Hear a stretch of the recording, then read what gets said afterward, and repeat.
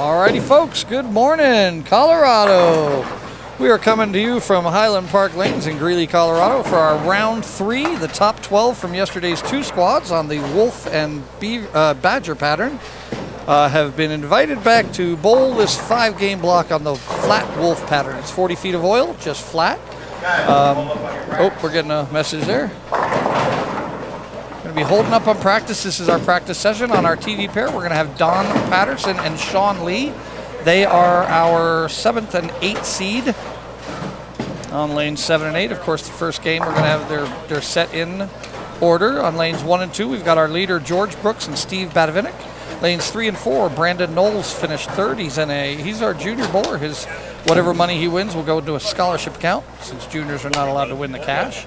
Ed Smaglick is in 4th. Jason Duran is in 5th. Chris Kelso in 6th. As I said, Sean Lee and Don Patterson, 7 and 8. Daryl Stone to your right is in 9th. Adam Ishman is in 10th.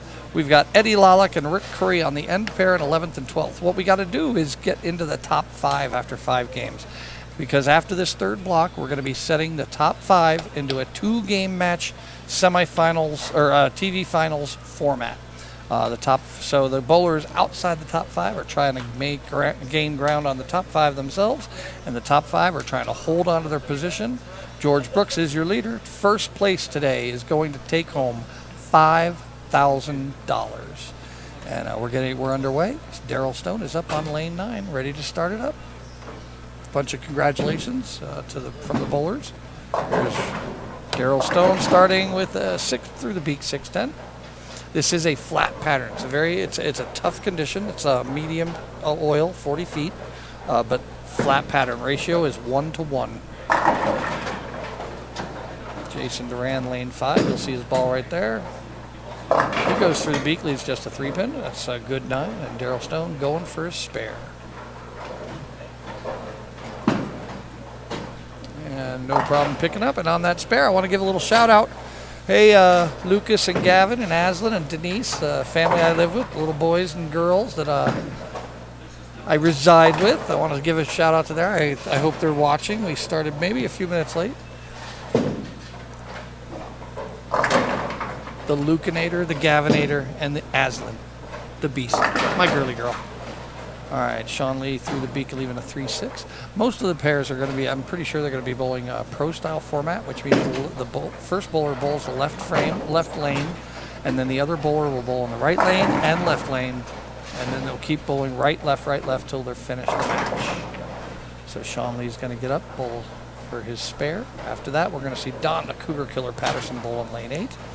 And you'll see to your left, Chris Kelso will be up after Sean bowls. Sean's a very methodical bowler, takes his time. There's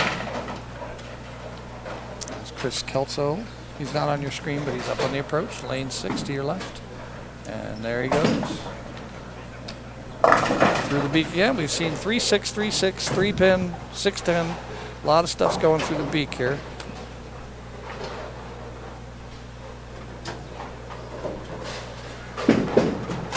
Don's going to go through the beak too. Actually, he almost crosses over Brooklyn, leaves a 6-pin.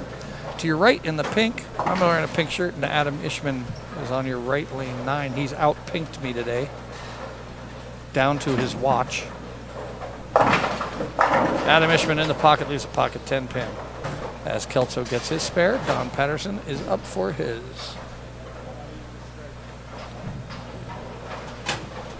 This is our championship of the CSBT. Steve Bavinck is in the points lead. If he wins the tournament, obviously he holds on to the points lead. I'm going to get I'll talk to Terry here soon and find out who has a chance to pass him. Ed Smaglick, I'm not sure. He doesn't bowl enough tournaments to get there. Brandon Nolles is a junior bowler. Of course, George Brooks is right there. So I know George probably has a chance to beat him. Maybe Kelso. Sean's not bowled enough this year, so it looks like maybe only 2 or 3 bowlers. Duran, Brooks, and Kelso might have a chance to catch Bavinck in the final standings of the year. The winner of the season title gets a bunch of benefits. They get a championship jersey. We did High Five gives out champion jerseys for every tournament you win, but there's special year-end season winners. Steve's already won. season title, I'm sure. I believe Duran, McCracken, Bavinck, and maybe Kelts. This is the 4th season, so I think those are your 3 winners. I'll get all that information for you too throughout the day. And as Don Patterson went light, leaves the 2, 4, 5, 7. Just got to be careful of the chop. Don's pretty direct at it. Shouldn't be a problem. Hits the left side. There you go. That's the perfect way to pick it up right there. As Jason Duran steps up on the approach, lane 6. You'll see his roll in just a moment. And he's going. Jason Duran, lane 6. That looks good. Oh, wraps a 10-pin. He's not creating a lot of angle. That's why you're going to get some 10 pins. You can't really, there's not a lot you can do on the outside of this place, on the outside boards right now. I think what they're going to be doing here these first couple games is burning a track, which means you're going to dry up the oil, giving you a couple dry boards where you can start hooking the ball and creating a little more reaction on the back ends. Oh, that's going to be high. Oh, through the beat, gets a break, gets a 7 out, but a 3, 6, 9, 10 is nothing to sneeze at. It's going to be difficult.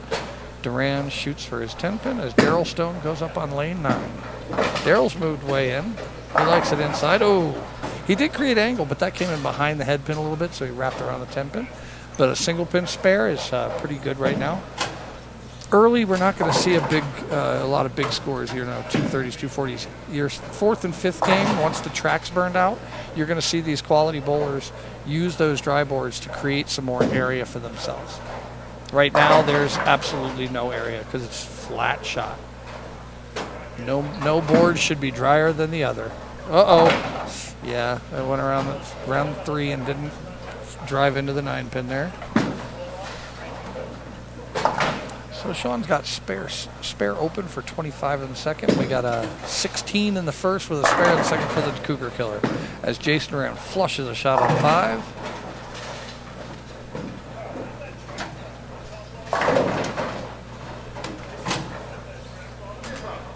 Duran's playing head games already. Playing head games, man. Jason, you're better than that. Play head games with a bowler. What's that? You're better than that. Playing head games with the bowlers. Come on. You gotta do whatever you can. Come on. Chris is one of my best friends. We play with each other all the time. Okay, Sean Lee is up on lane 7.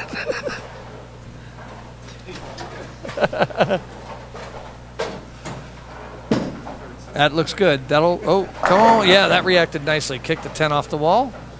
That reaction was very nice. And there's also, you know, your equipment, finding the right ball that works. I've seen Chris Kelso use about 7 balls and different equipment in practice. It seemed like every shot was, okay, this one's not working, try another one. And unfortunately, I can't inform you as to the next bowlers on the pair. Not sure how we're going to be doing it. If they're going to be, I think they might be doing the skipping a pattern, left goes left, right goes right, right goes right. We'll see. I'll ask Terry that too. Lots of questions I need answered. As Cougar Killer grips a 4-pin forward. There's Kelso with a spare.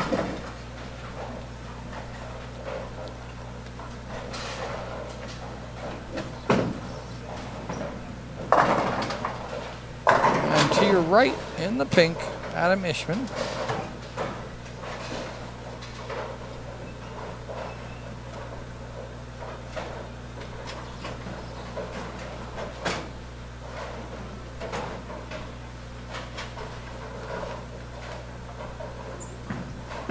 Nice smooth delivery. Nice shot by Ishman there. He started with an opening, missed a single pin, but then went spare, strike. And Daryl Stone bowling with him, so it's got 3 consecutive spares.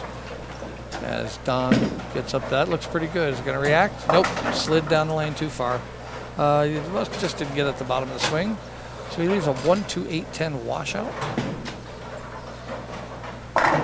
Rick Curry down on lane 11 just struck one nice. I believe he's the only left-hander in the field, actually, Rick Curry. He was our special exemption qualifier. Anybody that bowls the tournament that's not a champion or has made a top 5 can bowl the second classic division, the lower division, pay half price. But he can't win all the money, I believe. I think he can only win half. Since he's the special. Oh, Don Patterson wraps around a 10-pin. Looked pretty good there. I believe he can only win half of the money. I'm not sure how that's going to work, but he might. Another question I have for Terry. Terry.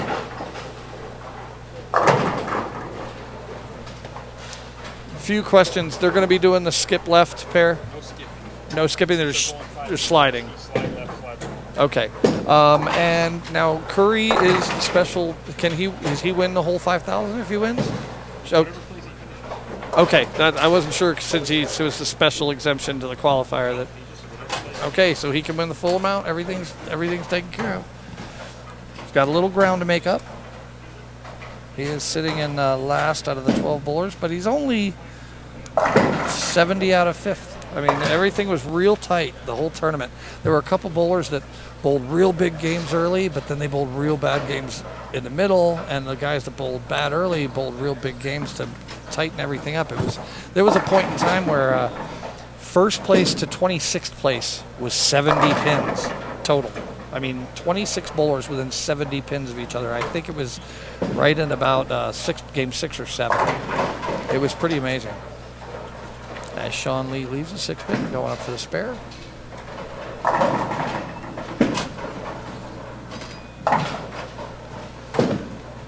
And Jason Duran on lane 5 going for a 7-pin spare, and Adam Ishman going for a 610 on lane 10. No problem for Adam. And no problem for Jason. As Sean Lee gets up in the 5th frame, he's got spare, open, strike, spare, 45 in the 3rd, spare in the 4th, bowling in the 5th.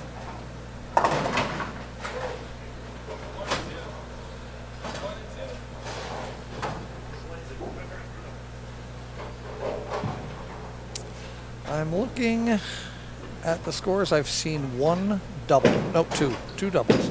Rick Corey and Daryl Stone have doubles. Ooh. Sean tugged that one and went. Brooklyn left a 5-10. It's going to be pretty difficult. Got to really skim the left side of that 5-pin. As Kelso goes up, smashes the 10-pin, and Adam Ishman strikes on lane 9. Daryl going for Curry actually on lane 12 is going for our first turkey, and Daryl will be trying after him for a second turkey if Rick can do it.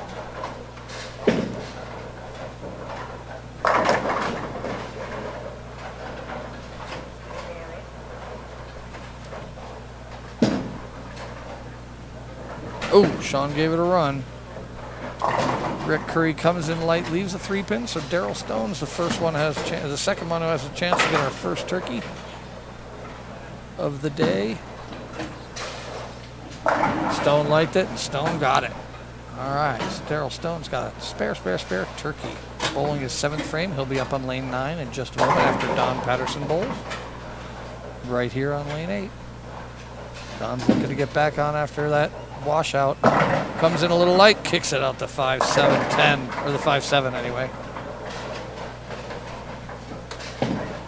We got another double down on lane 4 for Ed Smaglick. George Brooks has a chance to double down on lane 2. Daryl Stone looking for 4 in a row right here, lane 9. It's got to sit. Oh, got to sit. It had to come up. Left a bucket there after the turkey. It's going to be a difficult spare. Got to watch that back pin and the chop.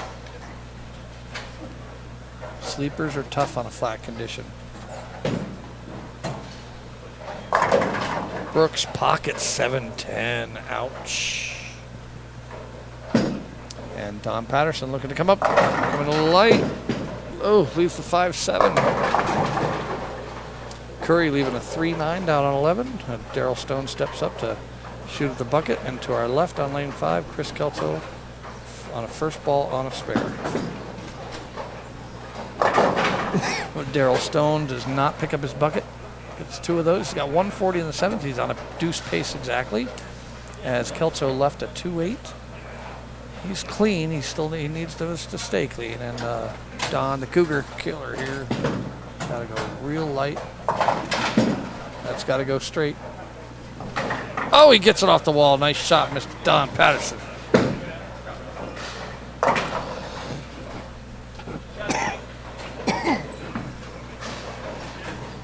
Adam Ishman tugged that one right through the beak, left a 4.67 on lane 10 as Kelso stays clean, picking up the 2.8. Sean Lee gets up after that pretty bad shot, especially for Sean. He's a real solid, methodical bowler. Fellow Nebraska Cornhusker. Go Huskers. All right, Sean Lee's got to sit. Got a little bit too much of that at the bottom. There's a 6, 9, 10. This is definitely more easy if that 3 pins. Oh, Ashman picks up the 4, 6, 7 over on lane 10. Huge shot.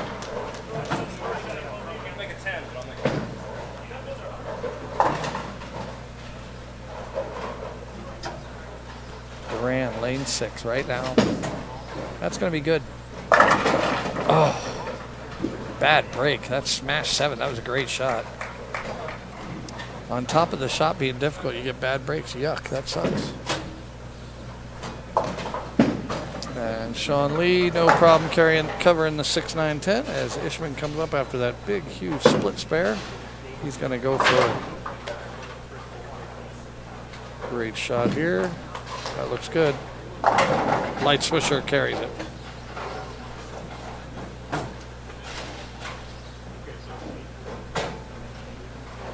All right, Duran for the 7-pin, lane 6. No problem. And Eddie Lalick, lane 11. Carries a 2-pin forward on a light shot.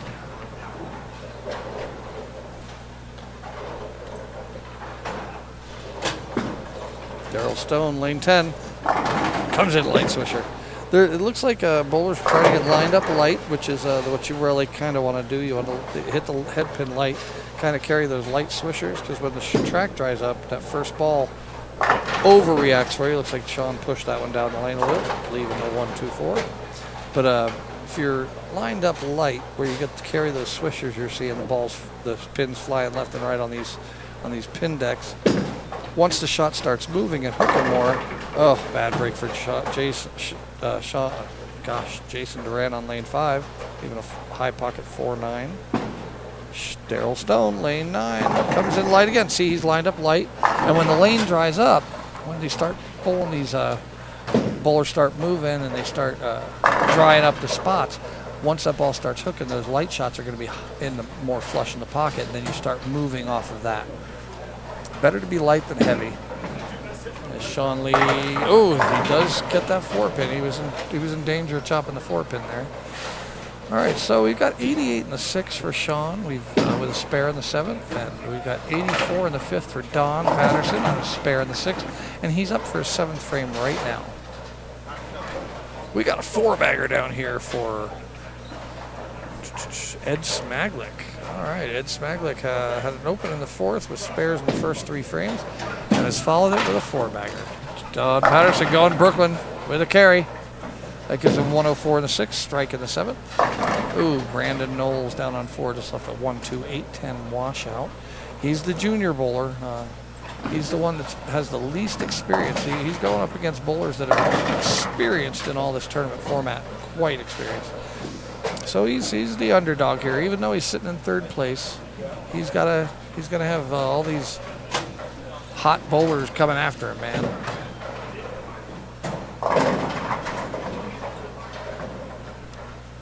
See how he handles the pressure of it. That's gonna go long.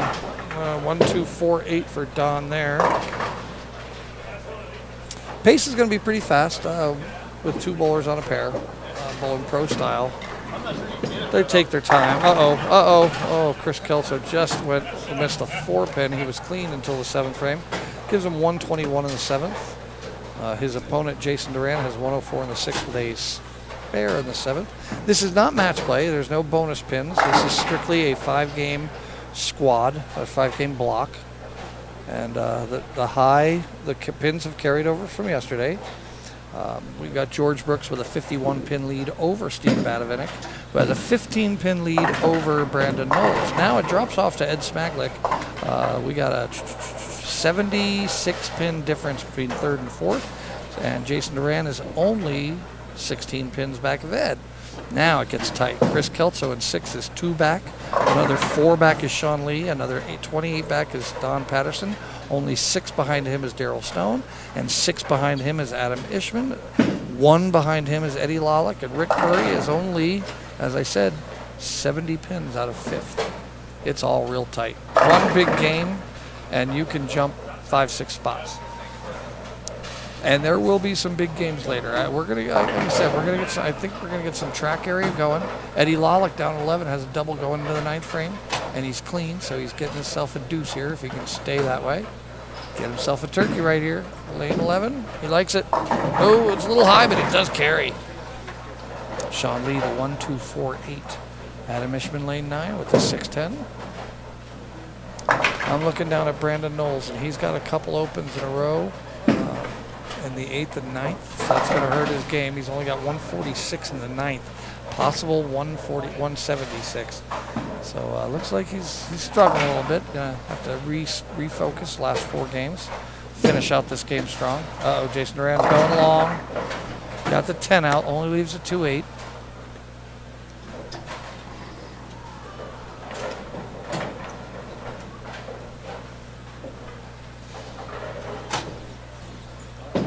All right, Ed Smaglick, it's up on lane 4. He's got a 4-bagger going for the 5th.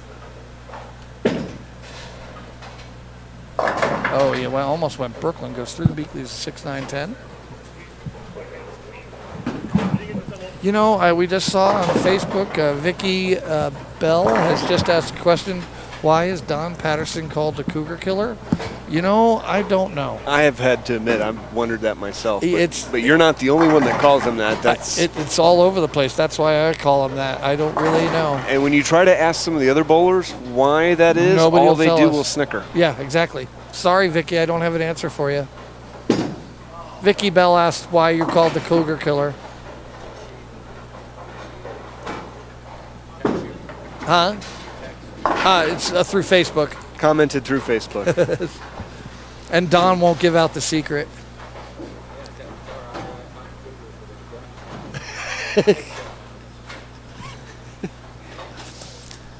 All right, we are in the 9th frame, foundation frame here. Sean Lee's, we're doing a little mechanic work on his ball. Taping the thumb hole. Daryl Stone with a 4-bagger going into the fell ball. He can shoot 230. That's going to be a big jump. Eddie Lollick's looking to make a big jump. Rick Curry's still clean with a spare in the on lane 12. He gets it. So the lower end bowlers. We got Adam Isham with a 188. Pretty basic score here. Can make some ground on some people. Sean Lee's struggling right now. With a spare, he can strike out the 10th for 173. Don can strike out the last 4 for 192. So Adam might make some ground up on these 2 here. Daryl Stone finishes with a 230. Great game for Daryl. We're coming up on the final frame here on a lot of the pairs. We got 188 for Adam Ishman, 230 for Daryl Stone. Rick Curry on the lane 11, goes through the beak, leaves a 2-4-7-8. The right-hander's 3-6-9-10, so he's got some work to do to stay clean. He needs a spare and a strike for 201. As Don Cougar's going for 192. Oh no, 9th frame, 5-7 split. He's already picked it up once. Might be able to do it again. Kelso, lane 6, goes through the beak. Oh, 4-6-10. He escapes the big 4. Yeah, well, the 7-pin is just a bonus. That's still just, that's the one Adam Ishman just picked it up, and Curry stays clean. He gets the spare in the 10th frame.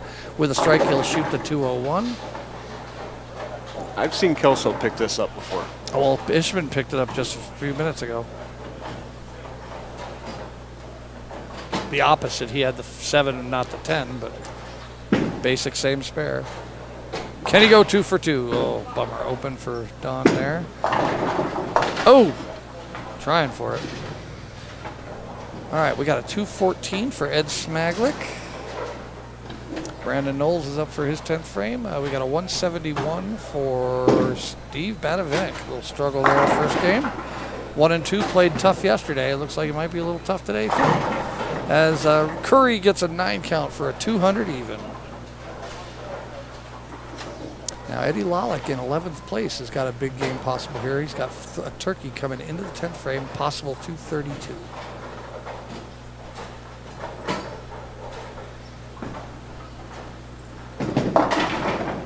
Kelso through the beak again. Oh, no. Eddie Lollick comes in real light, leaves a 2-8-10 split in the 10th frame.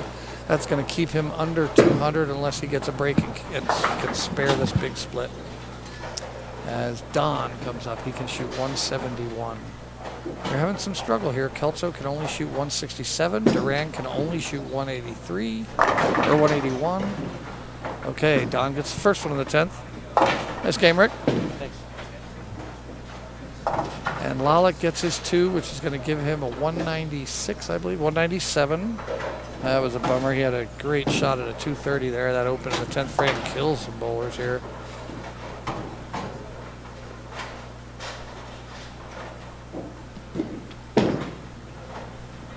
Brandon Nolles through the beak, leaving a 3-6-10 on his fill ball, gives him a 163. He looks like that'll be the low score of the day. Well, there's, I don't know, we'll see. 167 for Kelso possible on his fill ball. He's up on lane 5. As Cougar Killer goes for the double in the 10th and gets it. There you go. Fill ball for Kelso is flush. Switched balls and threw a flush shot. Maybe he'll be sticking with that. He shoots 167. Duran is up. Looks like George Brooks shoots 173. Looks like Smaglick's made the biggest move with Daryl Stone. They're the only bowlers that are over deuce. We got Curry at deuce, but we'll see where we go, where this takes him.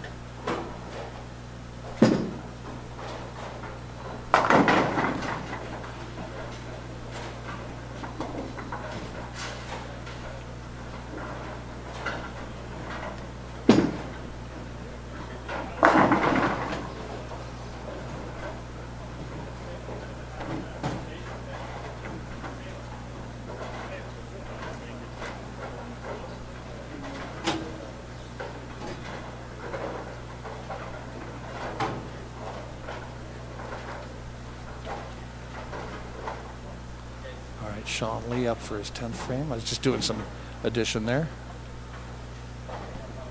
And Jason Duran has a possible, he got left the 10 pin. Sean Lee kicked the 2. Kick the 2. We got a score correction, Sean.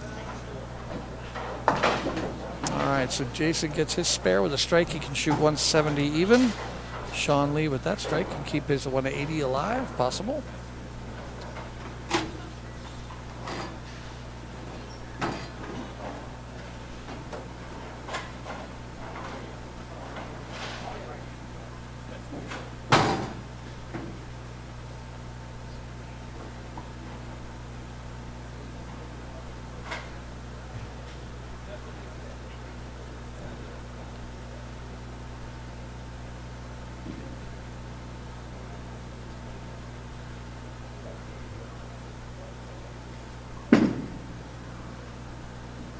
Oh, through the beak, 4-6. He's going to get one of these most likely, so that's going to give him 162. That's going to be low score for the day, for the first game, unfortunately, for Sean. As Jason Duran, lane 6, looking to fill in his frame for the 150, 170. Goes real high, but leaves 4 pins for 169. Jason and Sean gets his. So we've got our scores in.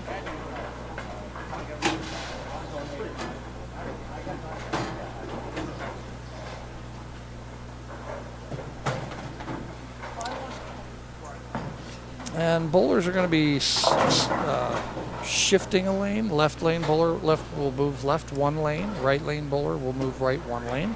So we on this pair, we're going to see Kelso and Daryl Stone. We've had a little bit of movement here, folks, in our standings, if my addition is correct, and tightened up a lot, too. Daryl Stone has jumped from 9th place to 5th. He's pushed Jason Duran out. Actually, Kelso has stayed in 6th. Sean Lee. How am I doing this wrong?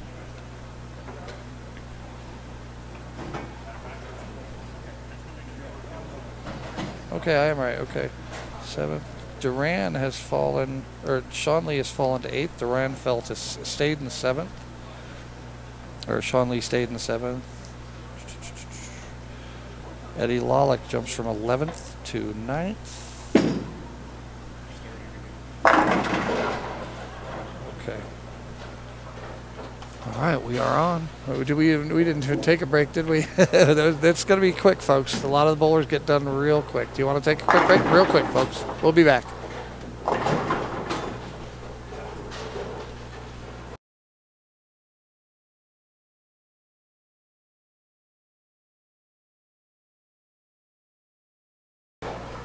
Told you we'd be back. Eddie Lollick got a shot in on lane 9. Got his first strike, and on lane 6, we're seeing Sean Lee try and come back after that first game. And to the left, we'll also Sean Lee's bowling with Ed Smaglick. Good shot by Sean. Great shot by Sean. See if we can get something going here after that first game. Daryl Stone with the highest game of the first block moves up to 7th place, and he's only where's 5th? No, Daryl Stone moved up to 5th. I'm sorry, he's in the cut right now for the TV finals. Wants to keep that going as Kelso leaves a 10-pin there. To our right, Don Patterson and Eddie Lollick.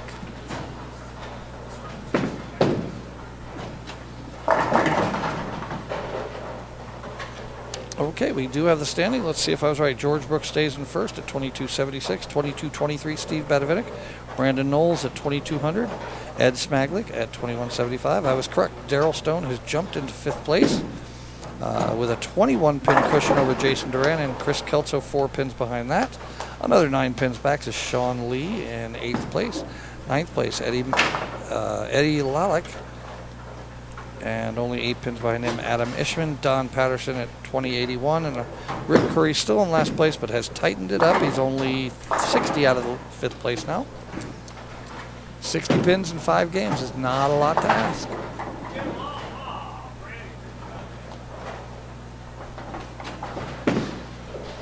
All right, Ed Smaglick to the left. You'll see him come into your screen right now. Nice shot by Ed, real flush. Keeping it nice and tight, not trying to do much to the shot. He'll wait for it to open up, maybe. There's Daryl Stone. He's going to flip. Oh, comes in late, does get a break, kicks out the 10, leaves only the 2-8. And Don Patterson, lane 9.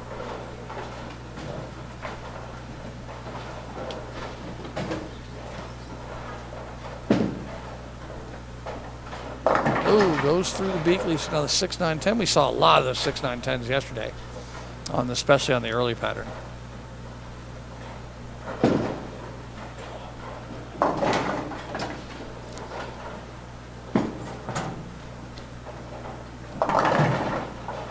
Looks like the only 2 bowlers we're not going to see on the TV pair today. We're going to bowl 5 games, and there's 12 bowlers, so 6 pair.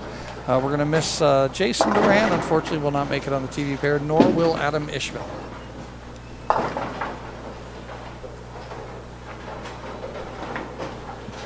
Oh, and by the way, we do have I got a little on Tuesday nights from 4 p.m. to 10 p.m. here at Island Park Lanes. Come on down here. It's a great deal. There's bowling for 6 hours from 4 to 10. Bowling is only $1 a game here at Highland Park Lanes. That is a great deal. I mean, I think it's probably $3.50. Most places, most bowling centers are real expensive for the single game, but you got $1 a game. You need to take advantage of that. Tuesday nights from 4 to 10 here at Highland Park Lanes, Greeley, Colorado. All right, Smaglick got a 9 spare in the 3rd frame. Jason Duran up for his 3rd frame, has thrown a double, looking for the open turkey as Daryl Stone easily picks up the 7-pin.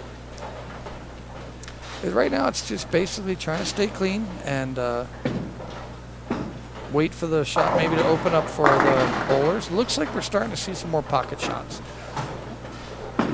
Might be tracking down already. They did get a good 10 to 12 minutes of practice to start. So they were burning up their own track as it were earlier. And now we got a full game of competition under their belt. This is basically almost the third game, and that's usually when you see some sort of transition. Maybe the track opens up, gives the ball. Uh-oh, that got wide. Yeah, he lost that one at the bottom of the swing. Didn't get through it clean. Left a 1-2-4-8 as Kelso is up on lane 8. Great shot by Kelso. Flushes 10 in the pit. He's so smooth and can create so much revolutions with no effort. It's really fun to watch. He thinks I hate him and talks bad about him, but I have nothing but respect for the guy and his game. All right, George Brooks down there goes through the beak, leaves a 6-9. Weird spare. And Eddie Lalick, lane 9 right now, flushes one. I think we're going to start seeing some shots ease up a little bit. Maybe some more. We'll get those doubles, turkeys, and four-baggers coming. Sean looking for the pocket, carries it. 6 spare after a double. Got to keep them clean. Hold your strings of strikes. Got to sit. Yeah, that one took off on him. Lane leaves a 6-10. Brooks with the spare. Don Patterson up on lane 10. He'll be coming into your screen in a moment. Sean Lee, lane 5, will be on your left in a moment. There's Don Patterson's shot on lane 10. Good, looks Brooklyn. Yeah, he went Brooklyn again. Hey, you don't have to beg here. You take whatever they give you. The bowling gods can be mean enough. When they're nice to you, go for it. Ooh, food. Where's the biscuits and gravy? They don't have biscuits and gravy again? We are going to have to talk to Zach about that. Zach Aurelius, where's the biscuits and gravy? All right, Kelso. He took him with him to Florida. He's got all the biscuits and gravy with him. Kelso gets his 6-10 spare. And Don Patterson up on lane 9 after that Brooklyn strike, looking to take advantage of it. It's going to be a good shot. Ooh, pocket, 5-10. Ouch.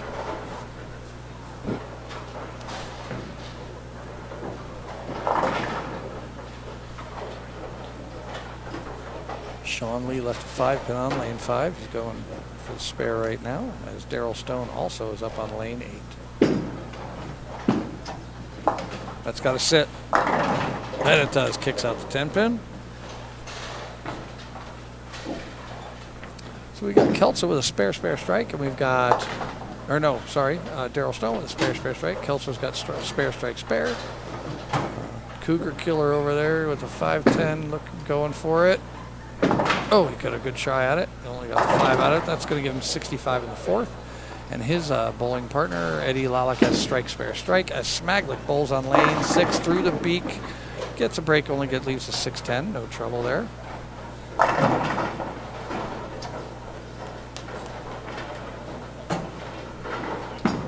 Stone, got to react.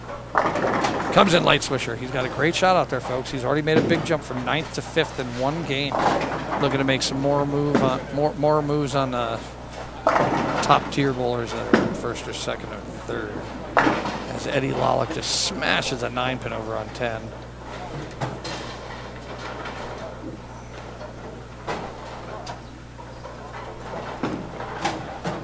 George Brooks is down there clean with a double, bowling in 5th frame. Holding on to his lead. Bavinck down here on lane 3 and 4, bowling with Duran. Duran's struggling a little bit early again. But Steve's got spare strike, just about to bowl in the 4th frame. Lalick picks up the 9-pin. Ed Smaglick, lane 5, into your screen right now.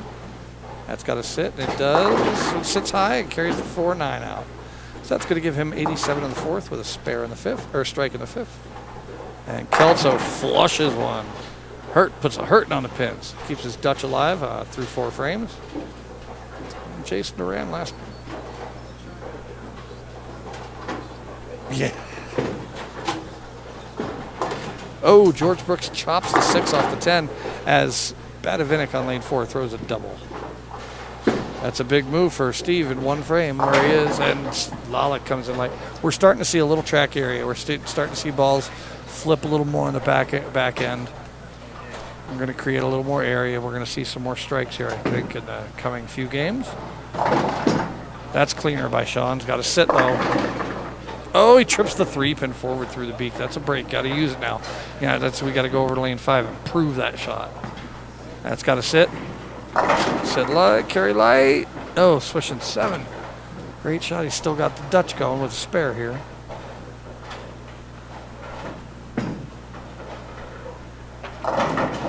All right, Brooks Kerr, after that chop, he comes back and swishes a 4-pin out as Don Patterson's up on lane 10. You'll see him come into your screen soon, as will Sean Lee in just a moment after he gets settled and goes through his ritual, his routine.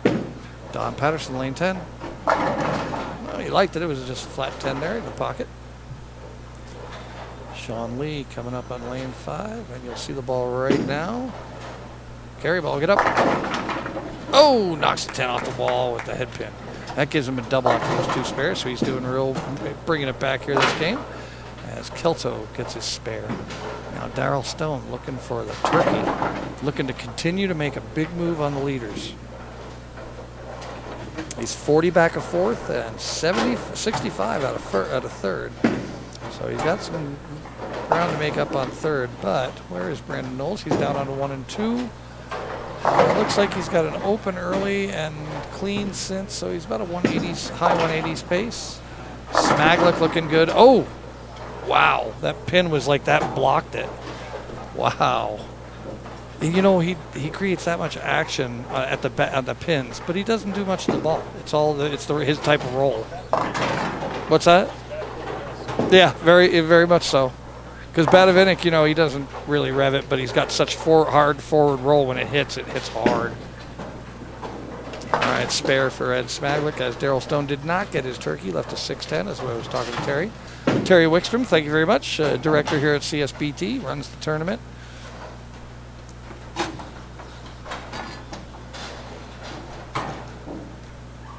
Oh, that's another question I wanted to ask you, Terry. Who has a chance to catch Bavinck?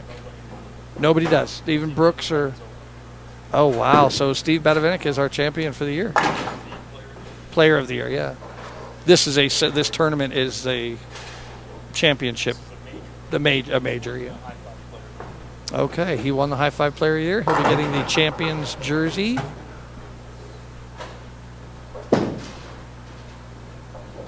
Oh, Jason Duran leaving a Kreger's, a 2-4-8-10 down on lane 4. That's Don Patterson Bulls on lane 9. Don comes in light. Oh, leaves a 7. Okay, Darryl Stone made that spare. That's 6-10. And Smaglick flushes one on lane 5. But Darryl's looking to stay strong, get back on the strike train here. That's got to sit. Yeah, that was not going to sit. A 4-6 is going to be bad news, unfortunately, for Darryl.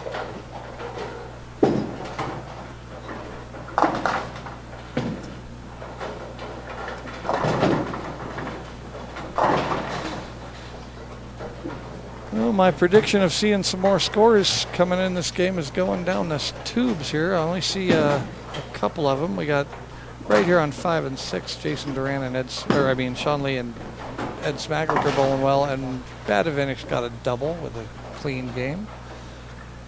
That gives Darryl 114 in the 6, dropped him under deuce pace, so he's going to need to get back here. We got Chris Kelso up on lanes 8, hasn't missed on lane 8 yet, but hasn't struck on lane 7 for a deuce pace. The Dutch. Eddie Lollick looking to double here, and does Sean go? Sean goes. Brooklyn leaves a 9-pin. Eddie Lollick looking for the double, and he gets it. So Eddie, looks like we might have 4 or 5 bowlers about deuce pace. Kelso crushes another one. Now he's got to get lane 7 down. Time for the double. As Sean Lee goes up to pick up his 9-pin, should be no problem.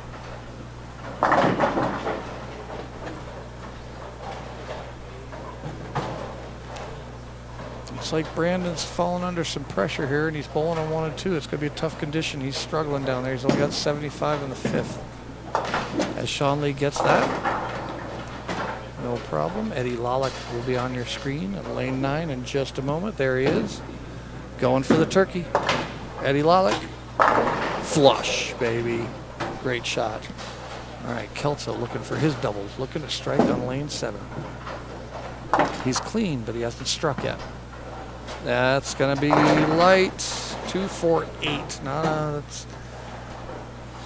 that's got to be careful. Hit the 2-pin pretty solid. Should be able to pick that up fairly easy.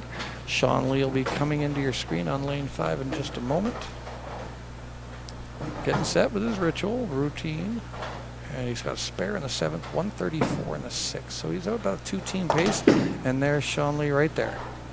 Ooh, comes in a little high, kicks out the 10, leaves only the 4-7. Bavinck down on lane 4, has a double in the 3rd, 4th, spare in the 5th, 89 in the 4th. Kelso getting the spare, no problem. And bringing the pin back just for good measure.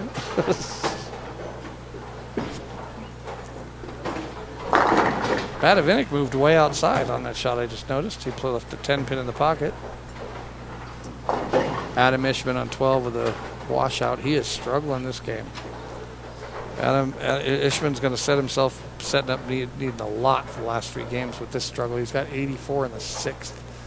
And a washout in the 8th with a strike in the 7th. Looks like he's going to be in the 1-teens in the 8th frame. So he's going to be hurting there. Don Patterson, another 9 count. Got to stay clean. He's at 103 in the 6th with a spare in the 7th if he can get this. 6-pin should be no problem. Darrell did not like it. Yep. Left a 6-7. Back-to-back big splits for Darrell. He's made a move. Now he's stalling here. He's got to keep it going.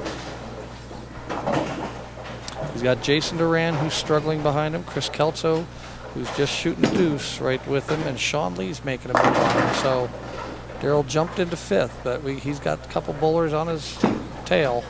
That's got, oh, no. All right, so that gives him 122 in the 7th. He's struggling. He needs to finish out with the last 5 for a possible 212. Ishman flushed down on 11 with a strike in the 9th frame. He's got a possible 182. He needs the last 4 for 182. Not quite the position you want to be in, especially when you're down the list here on the bowlers. Cougar Killer with a smash 4-pin. Eddie Smaglick with a 10-pin spare.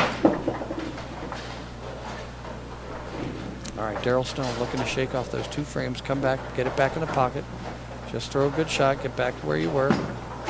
That's got to sit too. Okay, it comes in a little high, but it does trip the 4-pin. He's back on it. Keeps his possible deuce alive. All right, down on lanes 1 and 2.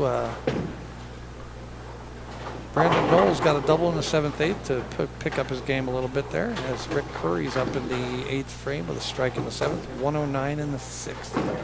The double get him about deuce, and he gets one. Smaglick light carries the 10-pin off the wall. Kelso coming up for the 8th frame. He has not missed on lane 8. He's real confident. Likes it. And he gets another one on 8. 9th frame's the lucky charm here for Kelso. He's going to get his double. He's got a possible 230. Jason Duran just carries a 410 in the pocket. That was a weird looking hit. But it struck. That's all that matters. All right. Sean Lee, lane 6, will be coming into your screen in just a moment. He's getting set up. He's got a possible 232. That would be huge after that struggle the first game he had.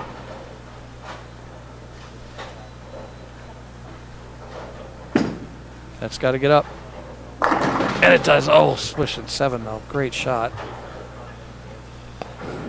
Let's see if Kelso can get lane 7. He's got it. Oh my goodness. Wrap 10. It was a great shot. Well, he's not bowling on lane 7 anymore after this, so he's okay until the finals anyway, is what his thinking. And by then it'll all be different.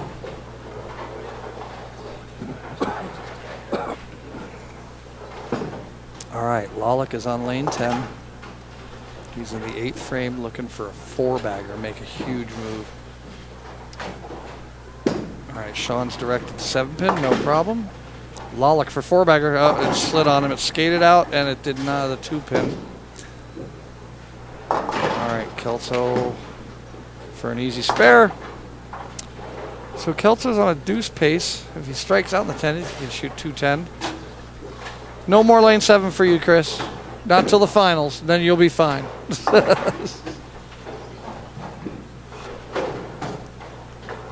Daryl Stone, lane 8, frame 9, foundation frame. Oh no, Brandon had the double but threw a big 4 in the 9th. He can only shoot 170 again. He needs a turkey for that. Daryl Stone through the beak again, 4, 6, 7, ouch. That's going to put a damper on his, looks like Sean Lee's going to pass him. Kelso with a deuce might be able to pass him again. Actually, Kelso will. He's only 4 back. And 13 back is Sean Lee. So it looks like Daryl's going to drop a couple spots because Sean Lee strikes in the 10th, possible 221. He needs a second ball to get into the 220s. As can Ed Smaglick shoot 220. Holding off everybody from 4th place. But Brandon Nolles is going to take quite a little bit of a drop here. Bowling his 10th frame with only 170 possible. As Eddie Lalick comes up with a strike, he can shoot 239. That's going to be the high game of the day if he can fill it out. Daryl Stone needs a turkey for 180. Oh, smash 8. Yikes! We need a check the rack on lane 7. Lane 7 has just been killing people. All right, Sean Lee, lane 5, looking for the double in the 10th. Got a Brooklyn. Take a break and use it. Keeps his 221 possible. And Daryl Stone, no problem with the 8-pin, obviously. Point A to point B hits point C. And point C is the pin.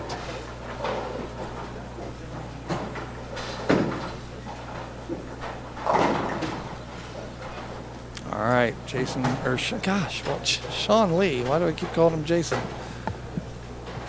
2 collegiate bowlers that I know real well. I'm mixing up their names. Sean Lee, lane 5. Fill it out for 221. He leaves 10 pin for an even 220. Still a great game. Good comeback after that first game.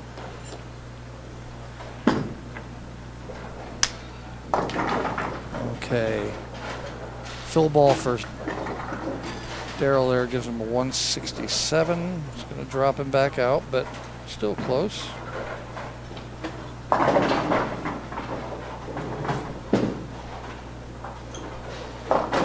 Hey, Nuther 72. Thanks for the comment. You're enjoying it. And I do not hate lefties. I only hate you, Chris Lawson. Thanks for the comments, and if you got any comments, complaints, or suggestions, you just let us know here. You can contact us through Facebook or ColoradoSports.TV. We're getting a couple comments there. Chris Lawson and Nuther, my friend Tony Nuth out in San Diego. Okay, Ed Smaglick finishing up. He leaves an 8-pin spare. It's going to possible 207. We got a 168 down there for Brandon Nolles, the youngster. People are making a move on him. He's got to be careful. I think Ed's probably going to pass him with a 207. Yeah, looks like Ed will be moving up to 3rd here. Kelso looking for the double. Uh-oh. Oh, bummer. Well, spare's going to give him his Dutch. An even Dutch is fine, and Eddie Lalick did strike in the 10th, keeps his 239 alive. Oh, I missed the scores down on 11 and 12. Darn it.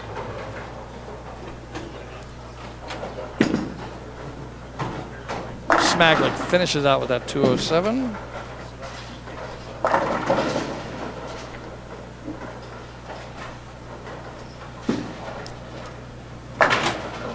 All right, Dutch 200 for Chris Kelso.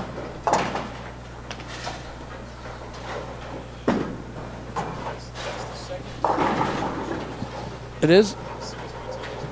No. Kelso, probably. Kelso? No. Bavinck. I don't. Who's that? Oh, Bavinck. Oh, Sean Lee. I'm all over the place. Terry's messing with me. Terry just told me in the entire history of the CSBT, that is only the 2nd Dutch 200 in history of the CSBT by Chris Kelso there. First one was done by Sean Lee. Yeah, he gave me the thumbs up, but I think there's another digit he wants to stick up there instead of his thumb. Okay, folks, we're going to take a quick break since our TV pair is done. The bowlers are going to be moving around. We'll be back right around the bend.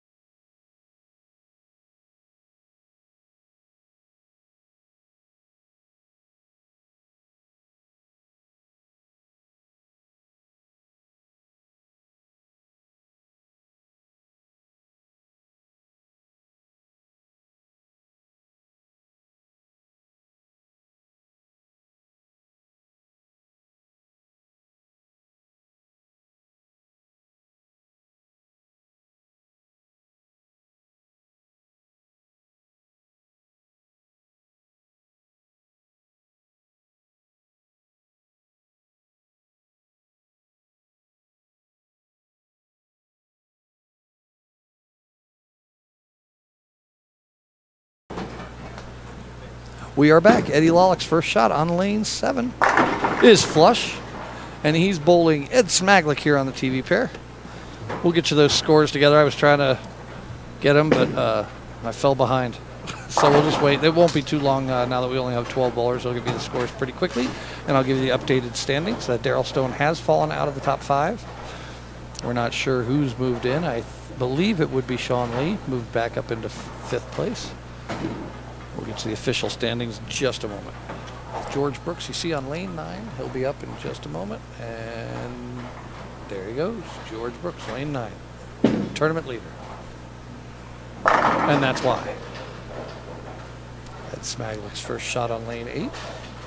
And that's the thing about the will keep the scores down a little bit. It's moving pair to pair, little differences in each lane. Ed Smaglick probably lined up off the same shot he had on 5 and 6, or one of the shots he had 5 and 6, because each lane is going to be a board or two different, you know, a little bit different tendencies. He probably took one of the lanes that he bowled there and tried that shot and went in light, so he'll make an adjustment off that 2-pin. Chris Kelso over on lane 10 swishes a strikeout on lane 10 for his first frame.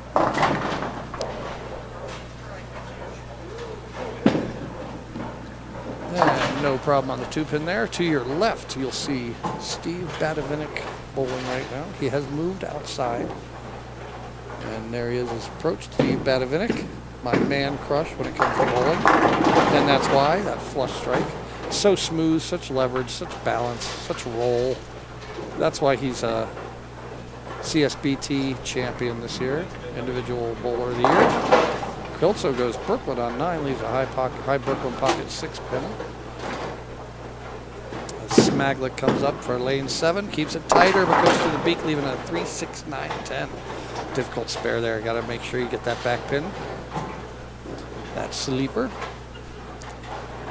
Sean Lee, first frame on lane 3, got a 7 spare. Trying to make his move. And folks, the TV finals today, we're going to do a stepladder final where the 5th seed will bowl the 4th seed, and the winner moves on to bowl 3, and the winner moved on to bowl the higher seed until we get the bowler that matches up with the number 1 seed, who is right now George Brooks. If we can hold on to it. Ed, we got that one wide, only took out 2 of the 4 pins there. But the stepladder final is a little different on this championship major. We've got 2-game matches to move on. So if you lose the first game, you just got to come back the second game stronger. And Steve Bavinck left a 6-10 on lane 5, going for the spare right now as George Brooks is up on lane 10. And following him will be Eddie Lawlick right here on our TV pair. We do have the standings. George Brooks has held on to the lead by 20 pins over Steve Bavinck. Steve has a 68-pin lead on Ed Smaglick in 3rd. Brandon Nolles has fallen to 4th. He's 14 pins back. Another 47 pins back is Sean Lee as our cut for the TV finals. Ooh, pocket 7-10 for Eddie. We got the 5-out lane too. Right behind him is Eddie Lawlick by 1 pin. He's only 1 pin off the TV show. 10 pins behind him is Chris Kelso. 8 pins behind him is Daryl Stone. Jason Duran is another 25 pins back. Rick Curry is tied with him at 25 pins back of Daryl Stone. Only 14 pins back is Don Patterson. And rounding out the top 12 is Adam Ishman. It fell into 12th place, but he's only 70 out of the TV show, 70 or 80. Anybody, with 3 games to go, it's anybody's match, especially with the scores coming up a little bit. If anybody struggles, 1 big game is going to drop you huge. One big game will pop you up in the standings huge, and 1 bad game is going to drop you. Brandon Nolles down there in the 2nd frame leaves another big 4, struggling again out of the blocks. It's not a shot you see at a lot of places, folks. This bear pattern, 40-foot flat shot, it's a sport condition. You're going to see it in your sport leagues or your PBA leagues, where you only see it 1 or 2 weeks out of the year, unless you bowl these tournaments where you're going to see it a little more often. But even the CSBT matches changes up their patterns a bunch.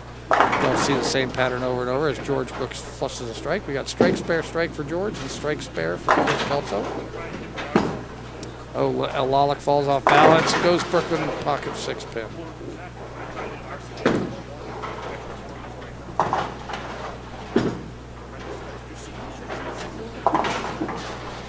All right, Stone picks up his spare on lane 5 for a double spare, and Bavinck's going to be up on lane 6, starting with strike spare. Here's Eddie shooting for his 6-pin. We got the 2 Eddies on this pair, Ed and Eddie. Oh no, Eddie missed the 6. Got to refocus, shake that off. Back-to-back opens early. Got to come back from that strong.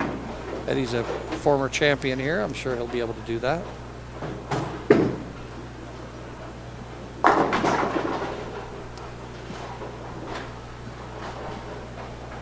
Okay, Kelso got a left a 3-9, must have gone through the beak. I didn't see the shot, but leaving a 3-9 means you went pretty high usually. And Steve Bavinck, the master, the points leader, the champion this year, striking on lane 6. Smaglick looking to get back in the pocket. There he is. After that open, comes back with a switch and strike. Kelso no problem on the 3-9 there.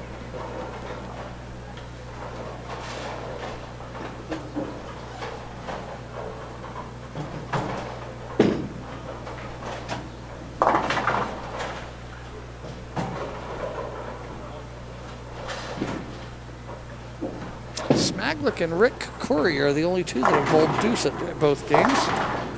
Everybody's had either one good game and one bad game, or been struggling throughout so far. Kelso, lane 9. Ooh, wrapped a 10-pin. That was a great shot. Ooh, Steve Bavinck crushing it.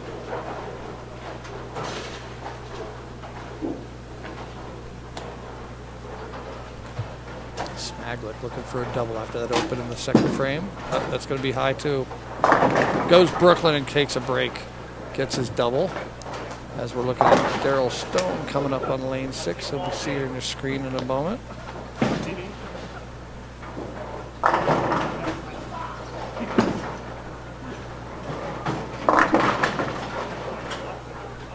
Daryl Stone with the 310. Distracted by a comment made by one of our bowlers down on lane 11 and 12. I won't mention Don Patterson's name. All right, Eddie Lollick after back-to-back opens, looking to get back on. Oh, tossed it out the door, leaving the 1, 3, 7, 8. Are you watching on your... Scott Sledgister, our president of ColoradoSports.TV, has got a little iPad, and he's watching our program. We've got it on not an iPad. What is it? It's an antique tablet.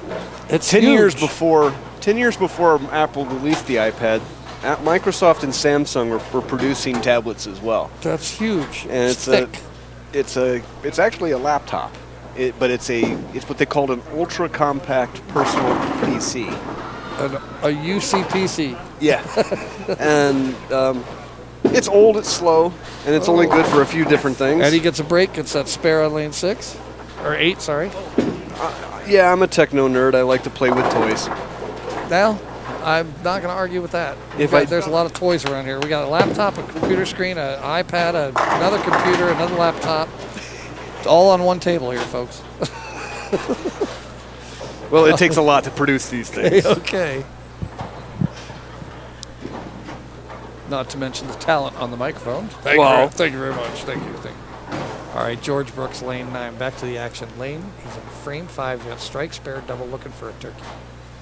George Brooks, our leader, lane 9. Looking for the turkey. Uh-oh, he tugged it. Yeah, only a 3-pin. That's a good 9 right there.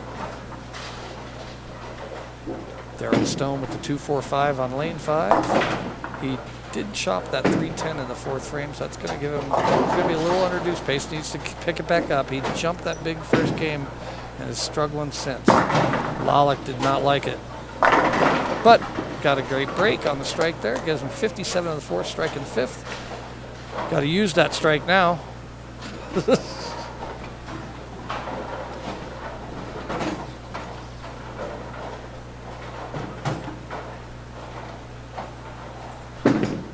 Oh, Steve, that's going to be high. Yeah, that came off his hand a little quick. Can he get the 6 out? Okay, so he gets 9 out of it. We're going to score correction here for Steve.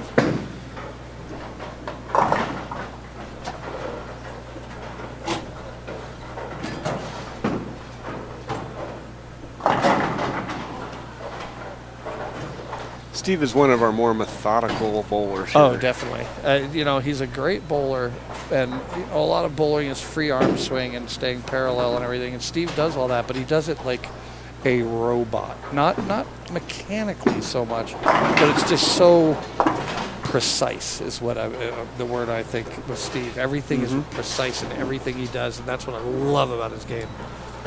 Along with the balance, the leverage, the trajectory, the roll. One of the best games I've ever seen. Ed Smaglick, lane 8. That's going to be high. He goes Brooklyn and carries for the turkey. Seeing a lot of Brooklyns here now. Again, I don't. Looks like we might need some adjustments going on here. Welcome to the CSBT Brooklyn Championships. Not Kelso. He puts 10 in the pit. And that gives, oh, there's a double. First time in 2 games. Chris Kelso gets a double. Watch out, folks. Oh, and I just see George missed that single pin. I didn't even notice that earlier. Looking at his score sheet. Dad's got to get up. I don't think Chris appreciated your comment, but his dad found it funny. What was it? Which one? When you were commenting about Chris's double, he kind of gave you a oh, did he? Yeah. He kind of shot you a bit of a look, but Chris's dad started laughing. Well, I like to think I'm funny. Other people might not. All right. Uh-oh, Steve coming a little high, leaves a 4-pin, kicks the 9 out of that split.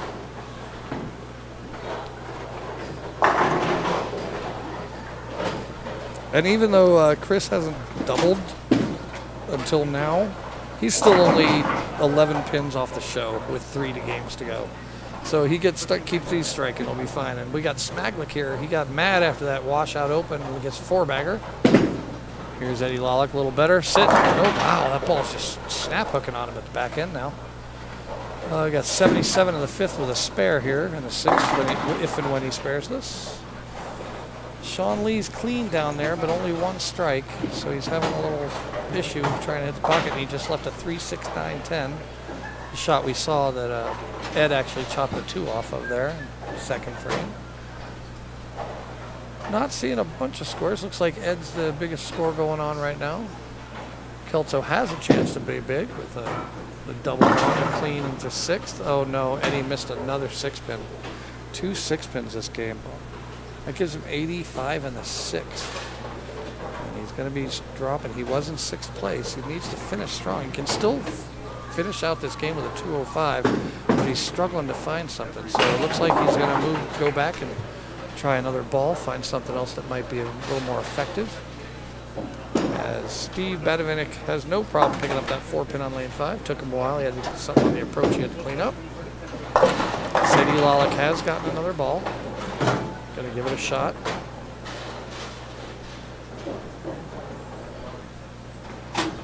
Taking his time, taking a little extra moment here after that open. Collect his thoughts and settle down.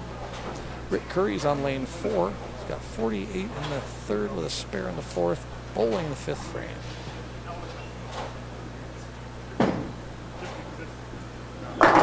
Great shot, but he wrapped a 7-pin down there. George wraps a 10-pin. See what Daryl Stone can do. Can we get a strike here? That looks pretty good. Great shot by Daryl. Great shot. That gives him 95 in the 5th of that strike in the 6th. So it's a big double here, and if he can get a strike in the 5th frame, he'll get back over a deuce pace.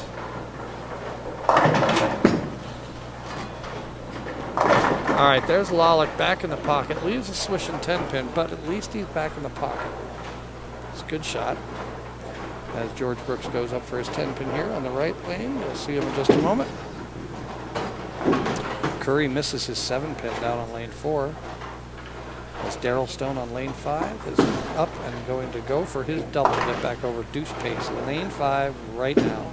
That's got to sit. And it did not. Leaves a 3-6-10.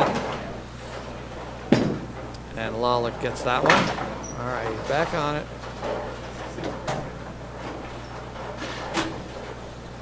That's a good ball. It's strong. Don't punch the microphone, Eddie.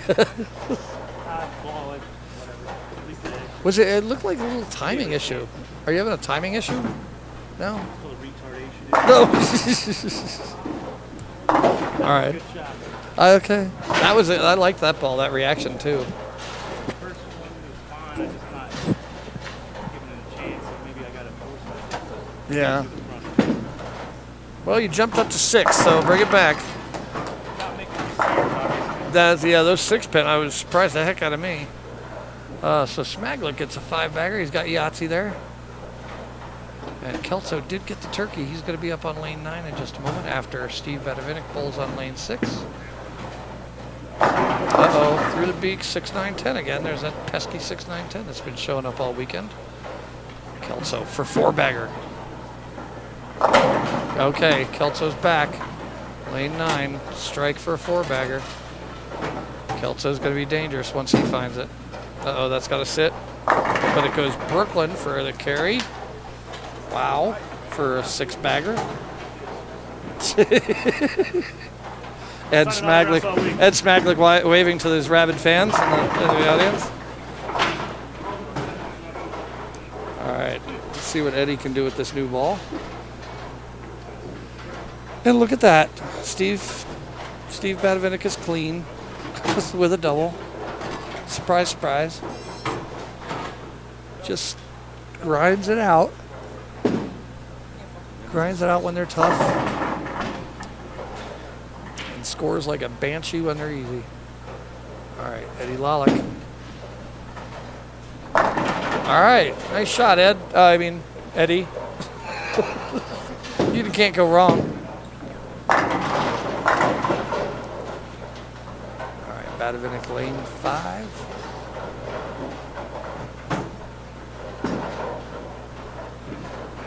Great shot. Great shot. And Brooks going for the 10-pin on 10.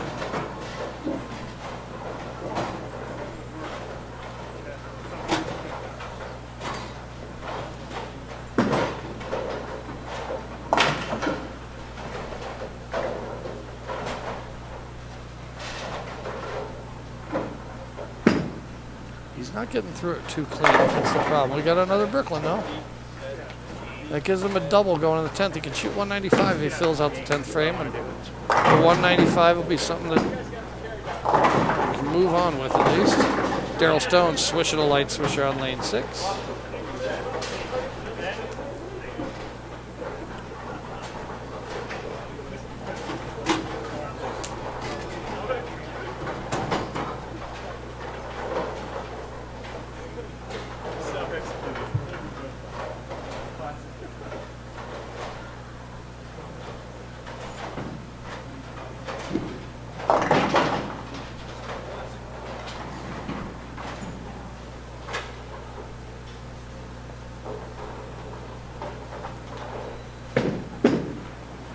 Stone looking for a double, comes in light, leaves a 2-8.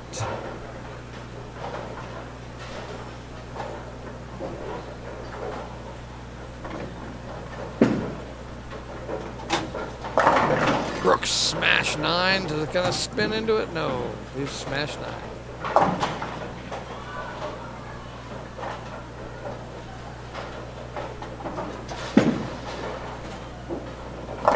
Ed Smaglick, oh well, 6-bagger ends with a 2-7 baby split.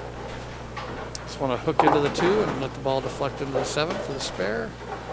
It's got a big 92. Can shoot a possible 242, be high game of the day if he can do that. So far, 230 is the high game. That first game by Darryl Stone.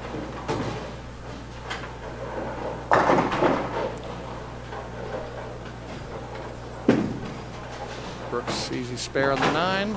Catches a little light, but he got it.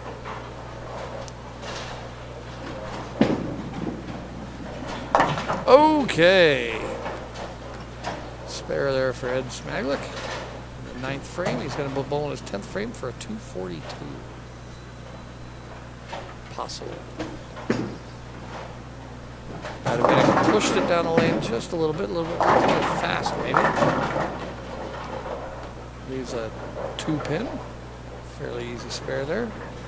And we've got the first pair is finishing up. Adam Ishman with a spare, and the fill ball will shoot 188, it looks like. There's Smaglick, that looks better. Yep, flush. So Ishman does shoot 188.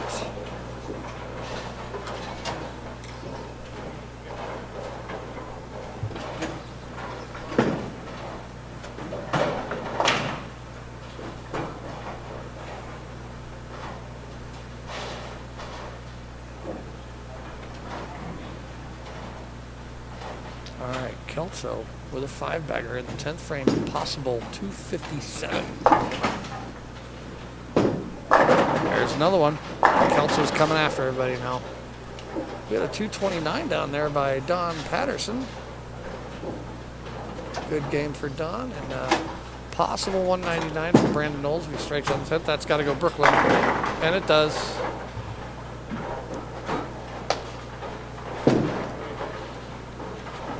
Brandon Nolles doesn't strike out, so he's going to be on the 170s with a spare in the 10th. Duran has the last 5 in the second ball in the 10th frame. A possible looks like 234, 244. We'll see.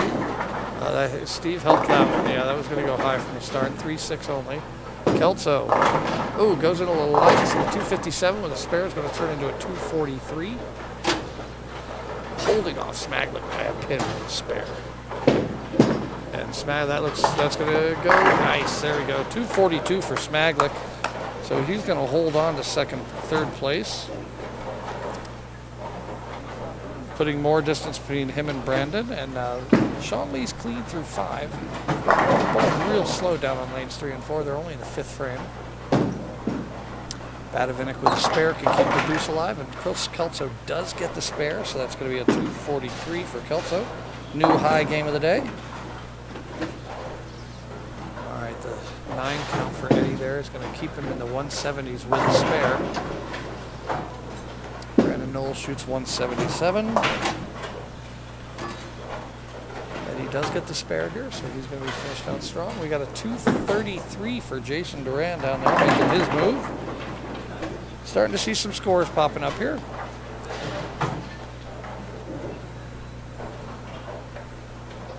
You see the full ball here by Eddie Lollick. Then we're going to take a quick break. We are going to have a little delay maybe, possibly, because lanes 3 and 4 are only in the 5th frame. Not sure what the situation is down there. Sean Lee's on the pair, but he's not that slow. Rick Curry. I don't think he's much of a slow bowler either. All right, fill ball here for Eddie. Got a flip. It's a 2 count, so we're going to shoot a 172 for Eddie Lollick. All righty, folks. We're going to take a quick break for editing purposes, plus get settled here till the bowlers get here, and we'll be back around the bend.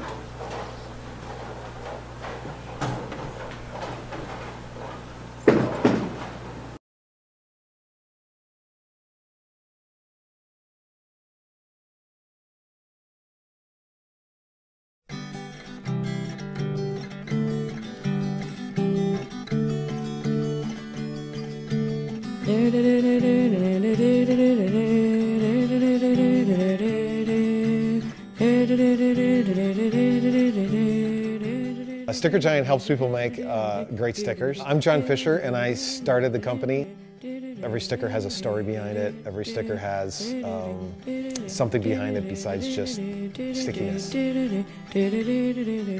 People seem to flock towards stickers no matter what they are all about. It's a portable billboard. It can go anywhere. I've seen stickers on little girls' foreheads. Cars, motorcycles. Stop signs, you know, we don't endorse that. Baby bottoms. I see stickers everywhere. I see stickers in my dreams.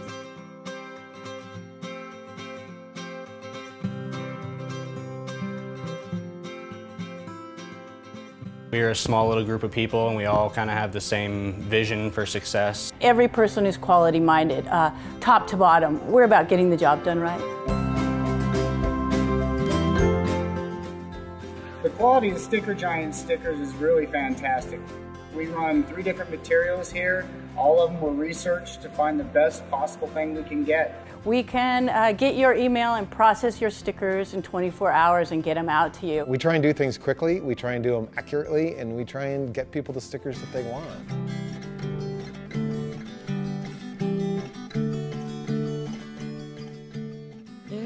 People ask me what I do and they go, we make stickers all day. There's this company in rural Boulder County and all they do is make stickers and labels. What makes Sticker Giant a great sticker? What the customer wants, because we can print any kind of sticker. Every day there's a sticker to where I see it and I just want to know the story behind it. I want to know the company. I want to talk to the owner. We take people's passions, things that they're really fired up about. We make it over and over and over so those people can tell their story to the world.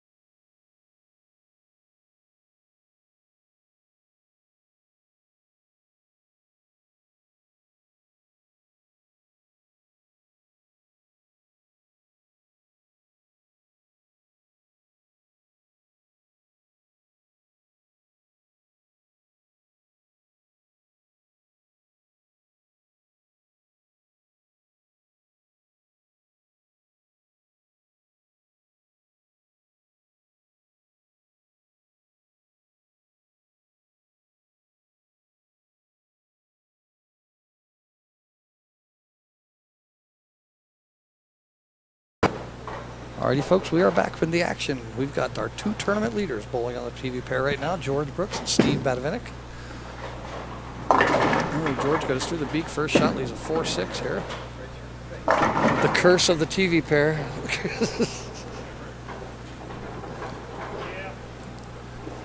I found out we had a reason for the delay on 3 and 4. Sean Lee and Rick Curry are in the 10th frame. They had a ball wedged in the bag. Oh, nice shot by Rick there, flushing one.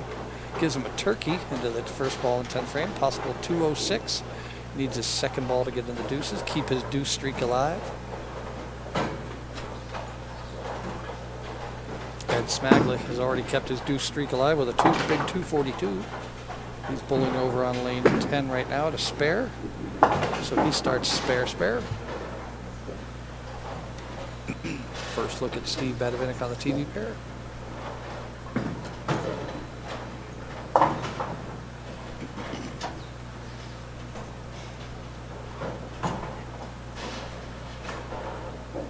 Steve Bavinck. Sit. Goes Brooklyn, leaves a high Brooklyn pocket 6. As Curry on lane 3 looks for his deuce. Nope, he did not get it. Left a 4-7-8 with a 3-6-9 on for the righties. But he's still going to shoot 193. Not a bad game. He did have 2 opens. Missed a single pin there somewhere in the 5th frame.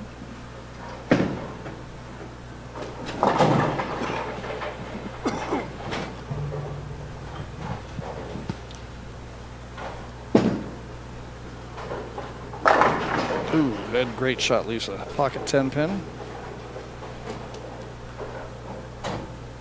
Steve Bavinck going for his spare. No problem with that, I'm sure, yep. And Rick Curry picked up his spare, giving him the 193. And Sean Lee's 10th frame, lane 4 coming up as Ed steps up on lane 9 to pick up his 10 pin. Sean Lee can still shoot a 212 striking out in the 10th frame. Needs the first shot to get into the deuces. Strike 8 spare in the 10th will be a deuce even. There's a spare for Ed Smaglick, no problem. Ed's been real successful when he travels here at the CSBT. He's already won a title.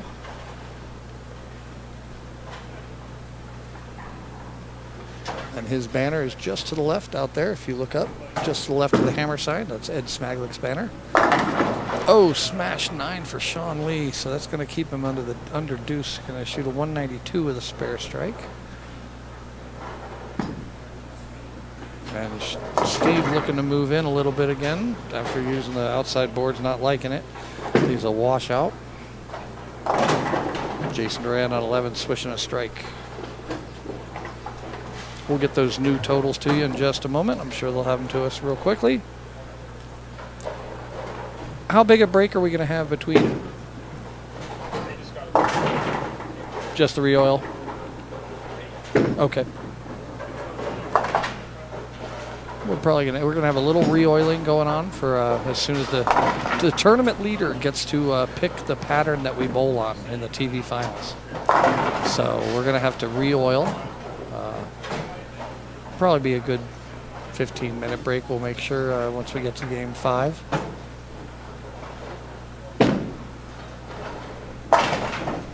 All right, Sean Lee did spare that. He's up in the 10th frame on lane 4 to fill out his game, and then they'll be moving on lanes 1 through 6. Haven't started yet. Put a little kink in the pattern we're bowling here. The pace. Sean Lee for 192 lane 4, and he leaves a he got it. 4-pin fill for 192. All right, Brooks, first shot on lane 8. He likes it. Swishing 7 goes out late. That was his second look, actually. My bad. That was 3rd frame. He's got 27 in the 2nd, strike in the 3rd. Steve Bavinck did have that open on the washout for 34 in the 3rd, so they're struggling here on the TV pair. Good chance for Smaglick and Kelso and Nolles and Lee to make a move on him. Of course, these are our tournament leaders, and these are 2 of the most experienced bowlers we have on the CSBT. An early struggle does not necessarily mean a bad game. We have new scores, so imagine that. Oh my goodness. we have a total change in the leader. It's George Brooks again. He's been leading since the 3rd game of the tournament, I think. He goes through the beak again, leaves a 6-10. Yep, we got George and Steve Bavinck in 1st and 2nd for quite a while. Steve has made a move on George, though. He's only 9 pins back. Now they're on the TV pair, struggling a little bit. Only 30 pins back of Bavinck is Smaglick. Chris Kelso made a huge move up to 4th. We're not struggling. Huh? The pins are just fun and falling. Oh, is that it? We got a microphone here for you. Okay. Brandon Nolles is still holding on to 5th place. Sean Lee's right there, 32 pins back at us in 6th. And 3 pins back him is Jason Duran, Daryl Stone, Don Patterson. Eddie Lollick took a little drop there with that 172. Tied with Don Patterson and only 1 pin behind Daryl Stone. Rick Curry, 22 back, and Adam Ishman rounding out the top 12 with a 24.46. He is 99 pins out of the show with 2 games to go. 99 pins out, last place. But nobody here is a loser. They've made the semifinals through 2 tough patterns and now are bowling on a 3rd pattern. Uh-oh, 2-4-10 for Steve. Trying to find it here. Eddie Lollick to your left with a 3-4-6-7. Going for it. Nah, didn't hook. Lost it at the bottom. All right, Sean Lee's down on lanes 1 and 2. They've been a notoriously tough pair all weekend. Steve gave it a shot, but just missed it. It's going to give him 43 in the 4th. He's going to have to get going here.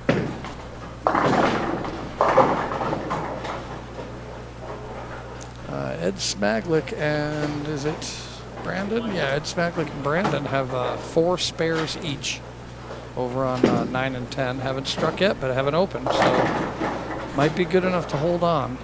It will be for Ed right now. As a matter of fact, Ed can make a move on both our leaders. He's only 38 out of 1st place right now. You're only 70 out, 2 big games.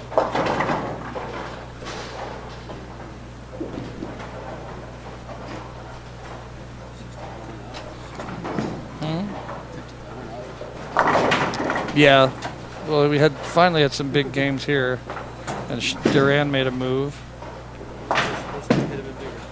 Yeah, I saw that. Yeah.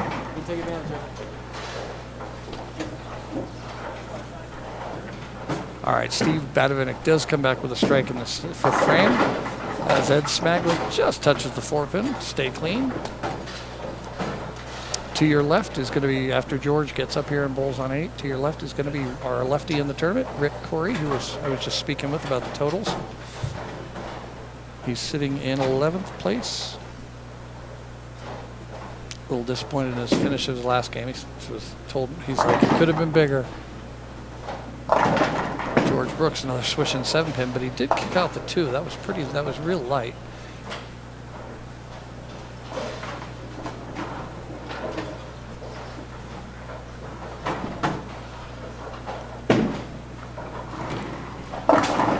Rick Curry, lane 6 right now.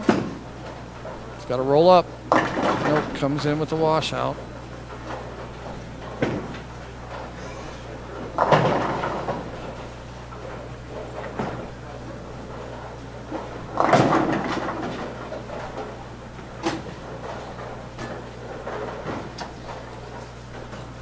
All right, George Brooks for a 7-pin spare, lane 8, 5th frame. We're down to 1.5 games left, folks. We're in our 4th game of the 5-game qualifier block here on the bear pattern. Once this 5-game block is done, the top 5 will be bowling 2-game. Nice spare by Rick Curry there on the washout on lane 6. We'll be bowling 2-game matches in the stepladder finals. This is a major, so a little bit extra effort to get the championship. We got a pin in the gutter on lane 10 we'll be taking care of here in a moment. George's going to let him take care of that first.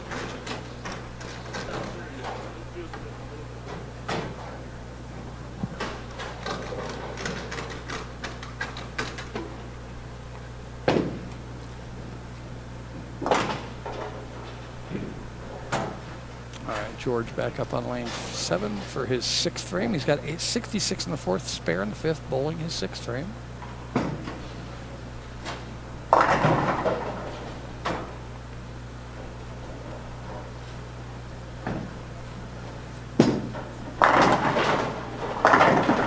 Oh, great shot by George. Leaves smash 9. He's going to give him 85 in the 5th with a spare. Moving on. And to your right, Brandon Nolles, our young bowler in, in lane 9. Sorry? Is that up to date? This is after 3, yes. And Brandon Nolles gets a strike on lanes 9 and 10. First strike. What's that? Ed's got a different number, I think.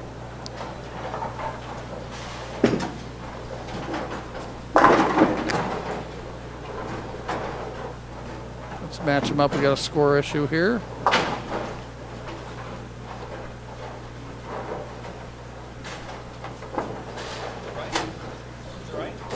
Something's wrong.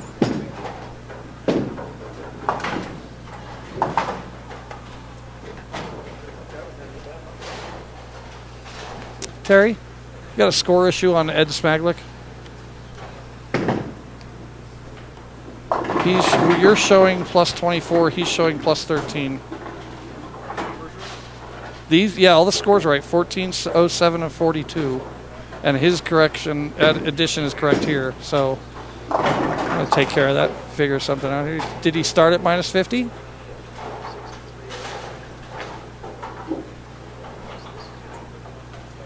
Yeah, that's what it was. Did he start it wrong?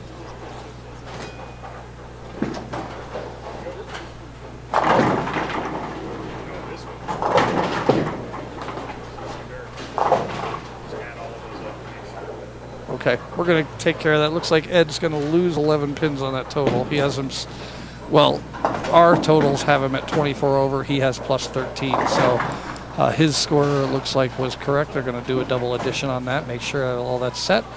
Steve Bavinck, in our absence there, did throw the double in the 5th and 6th frame. So he's up in the 7th looking for that turkey to come back after that early struggle. Duran on 11 still. He's clean with a double. He's making a little bit of a move. He had that big game last game. Him and Sean Lee. Now, Sean Lee's on lane 1 and 2. Notoriously tough this weekend. We're going to see if he can battle through that pair to stay tough. Steve Bavinck, lane 7, frame 7.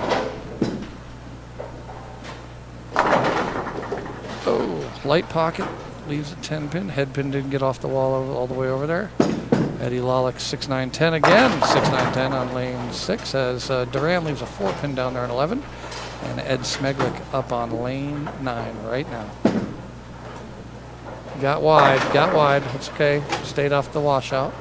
He's clean through 6 with no strikes, so he's going to hopefully have a 7th frame in a row, or 7th spare in a row here as Steve goes for his 10 pin.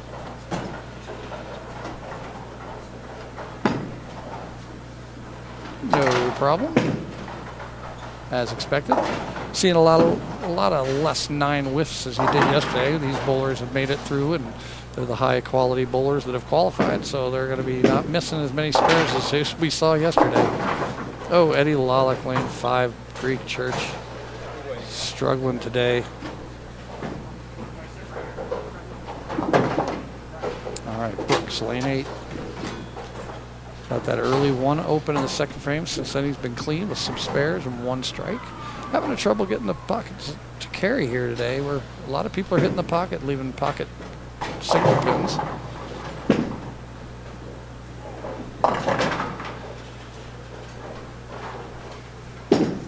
George Brooks with the washout. They got the air going here today. Drew's chilly.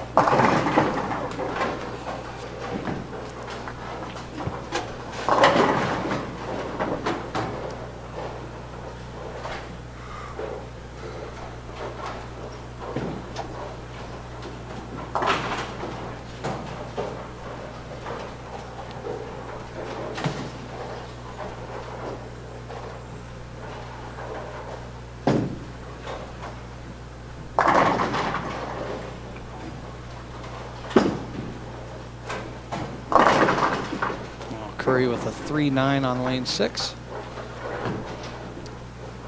As we're looking at the young bowler, Brandon Nolles looking for the turkey here.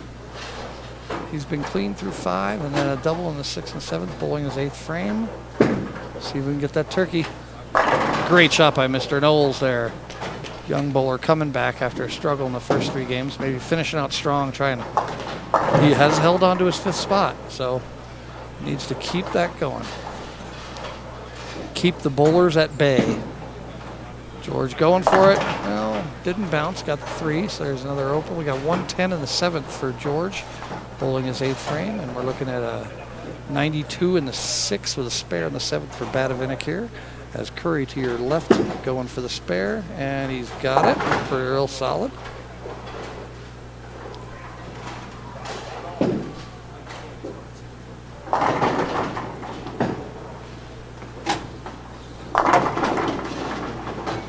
Down on 3 and 4, Daryl Stone trying to make a move. He's got a double in the 2nd, 3rd, staying clean through 5 with a strike in the 5th.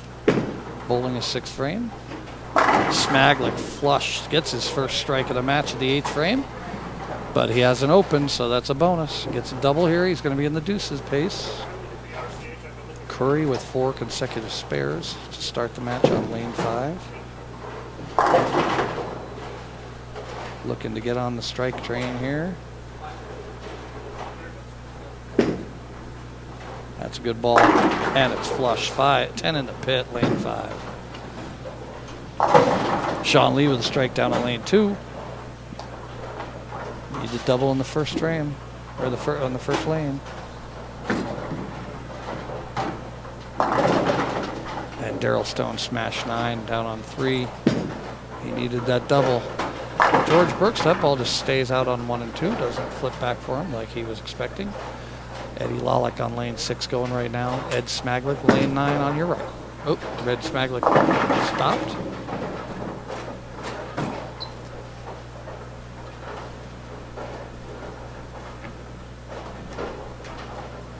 All right, Ed set up to get a double in the 9th here.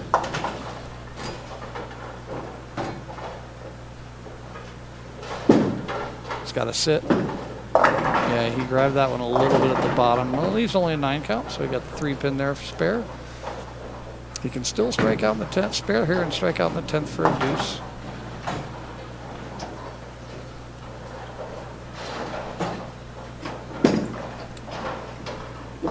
Eddie Lollick with the 10 pin spare there.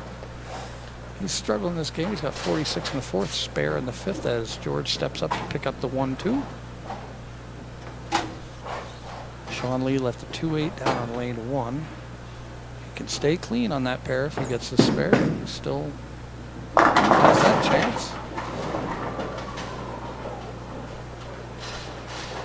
Starting to see some transition maybe for some of these bowlers here.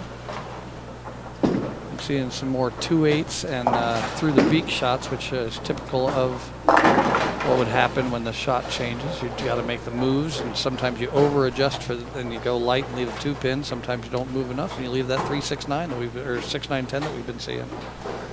All right, Steve Bavinck trying to finish strong after the early struggle. Oh, that's going to come high. He's a 6-10. It's going to give him 110 in the 7th, as does George have 110 in the 7th. Smash 8 for Adam Ishman down on 3. That's a bummer. That was a great shot.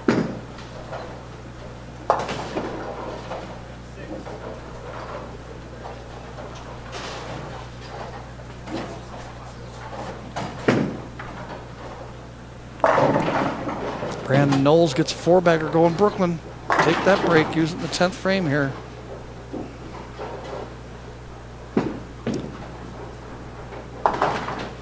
We've got 4 of our top 5 bowlers bowling right here on lanes 7, 8, 9, and 10. They're 1, 2, 4, and 5. Or 1, 2, 3, and 5 bowling right here. Sean Lee, our 4th bowler, is down on lane. Who was? Oh, Kelso down on lane 12.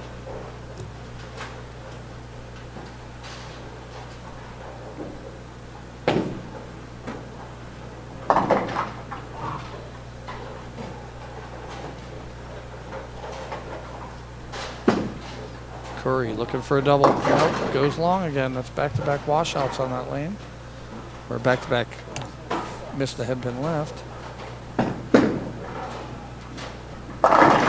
Oh no, 10th frame, 4-9, a pocket for Brandon Nolles. But you know what, for a junior bowler, he took that real well. A lot of junior bowlers would blow up on something like that. He's got a good head there. He's going to take his chance.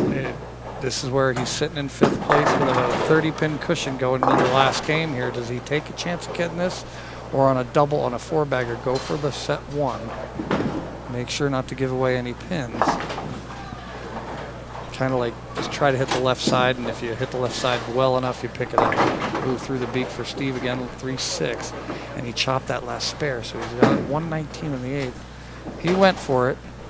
It's going to give him a 208, I believe. Yeah, 208 for Brandon Nolles. Kelso not doing real well. He can only shoot 180s. And he needs this one right now, and he doesn't get it. So he's going to be in the 170s down there. So Nolles has made his move back on Kelso. Sean Lee's clean with only one, with no doubles, so he's only shooting 190. It looks like he's going to make, I mean, Sean's still got half the game to go. But looks like he's making him, that 208's going to make a decent move on a couple of the bowlers. Smaglick hasn't gotten anything stringing. And he goes through the beak on a 3-6-9-10, a possible open. Got to watch the chop here, as does Steve. Steve can only shoot 169 with a spare and striking out. Oh, that was a possible chop, but he did get it. So he needs a double in the 10th to get in the 160s. And Smaglick's only got a 188 possible. That's if he spares right here. And he does cover it, so with the strike and the fill ball, he'll shoot 188. Sean Lee's got a, he's got the PBA washout down there, the 1-2-4-6-10. So that's going to hurt. Looks like Brandon, with 1 game to go, is going to have a pretty decent lead for that 5th spot.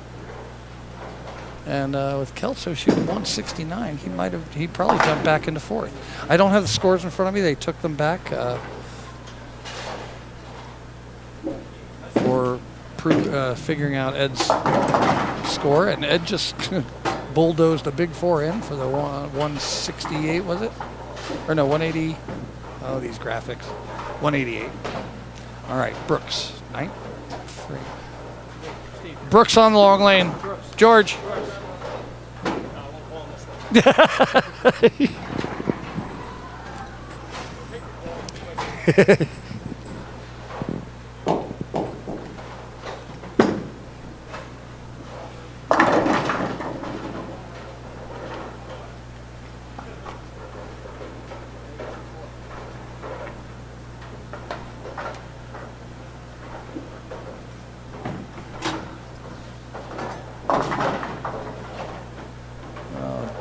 Sean only got 2 of those. It looks like he's at 118 in the 7th, so he's struggling.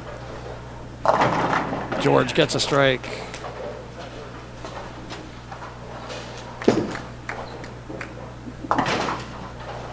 There's Eddie Lawlock with a 4-pin spare on lane 6. He's struggling. Needs to get something going here just to finish strong at least.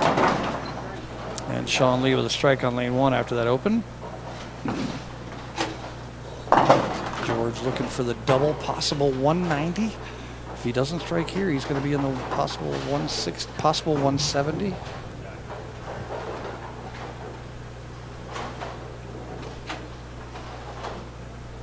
So Ed Smaglick has made a move on both the leaders if George doesn't strike here, even with that 188.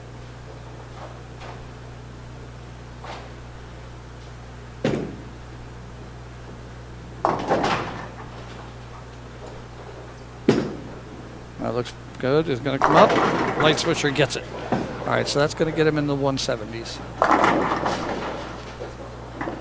This one will get him into the 180s. Possible 190, which will hold off Ed Smaglick's 188.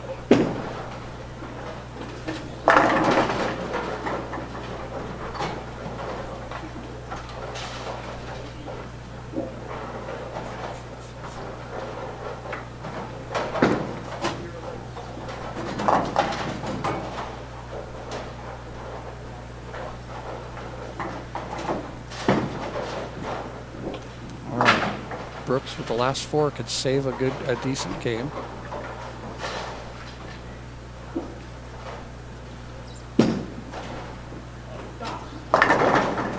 Ooh, high pocket 410. Well, he's going to go for one of these, just for the pin count, I'm sure. So he's going to be 177 with the one of these. If he picks it up, 178. So Smaglick's made a little 10 pin move or so on George, and a little bit more on Steve, depending on what Steve finishes out with here in the 10th frame. Good shot by Curry. Comes in a little high, but does kick out to 6-8.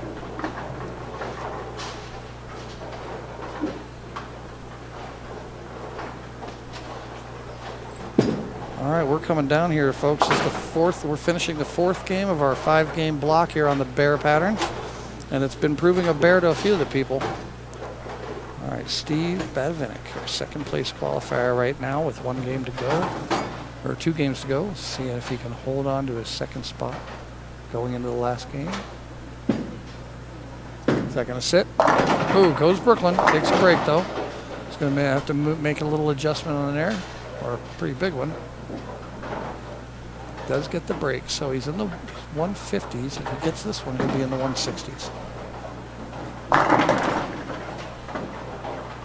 Sean Lee, baby split down on lane 2. He can, if he spares and strikes out, he's only 188. You know, he had to struggle on that pair again, and the 310 is no gimme.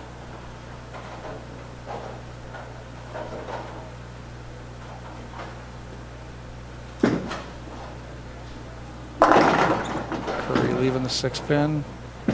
Lee picking up the 10-pin down on, there's 310 down on, oh, wrap 10. So that's going to keep him spare. He's going to give Steve Bavinck 159. Pace has caught up a little bit. The only pair that's behind now is 5 and 6. So after the spare shot by Steve Bavinck, we're going to take a quick break, so I can go out and get a little warm. I'm freezing. Yeah, we're going to be moving into game 5, the last game of the block. Oh, Rick Curry just missed the 6-pin. Ouch.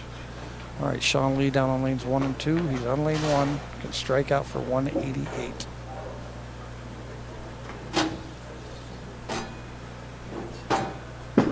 And Bavinck with the spare is going to shoot 159, lose a little ground on the leaders, but still pretty solidly into the show. We're going to get you those totals when we come back. We're going to take that quick break right now, and we'll be back around the bend.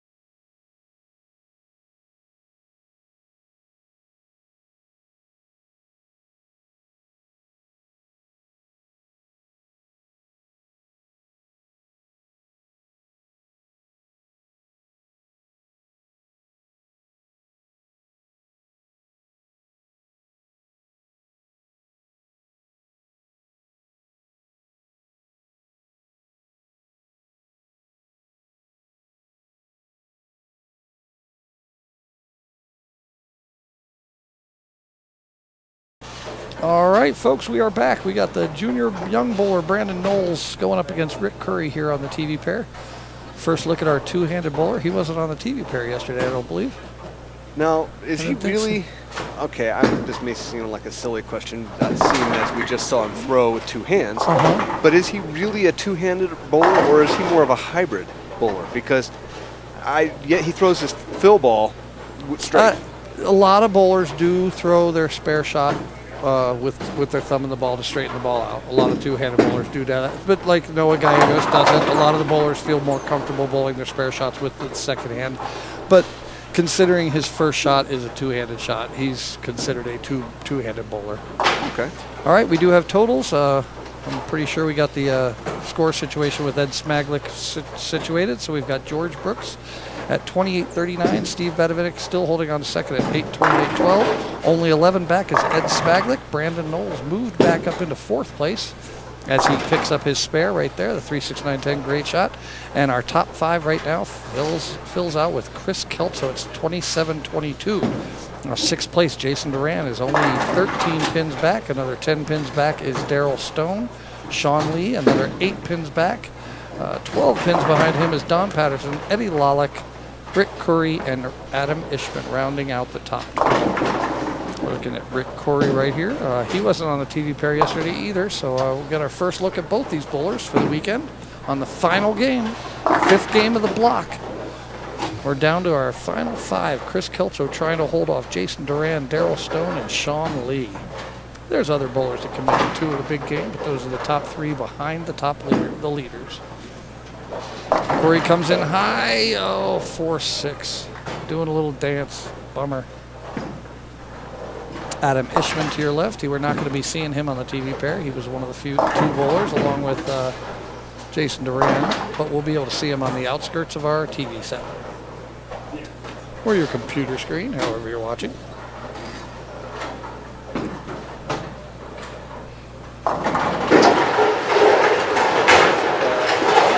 Jason Duran just to our right.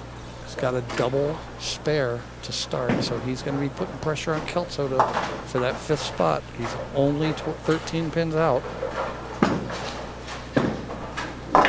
So, oh no, back-to-back 4-6s? Ouch. That's pretty rare.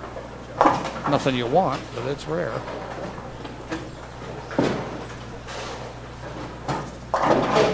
And Daryl Stone misses the head pin down on lane 1, leaves a 1-2-4-8. Oh, Bavinck. Wow. That 10 pin was stubborn there on lane 9.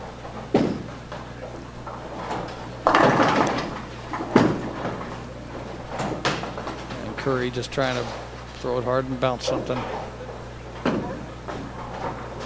All right, look at George Brooks, our tournament leader on lane 6.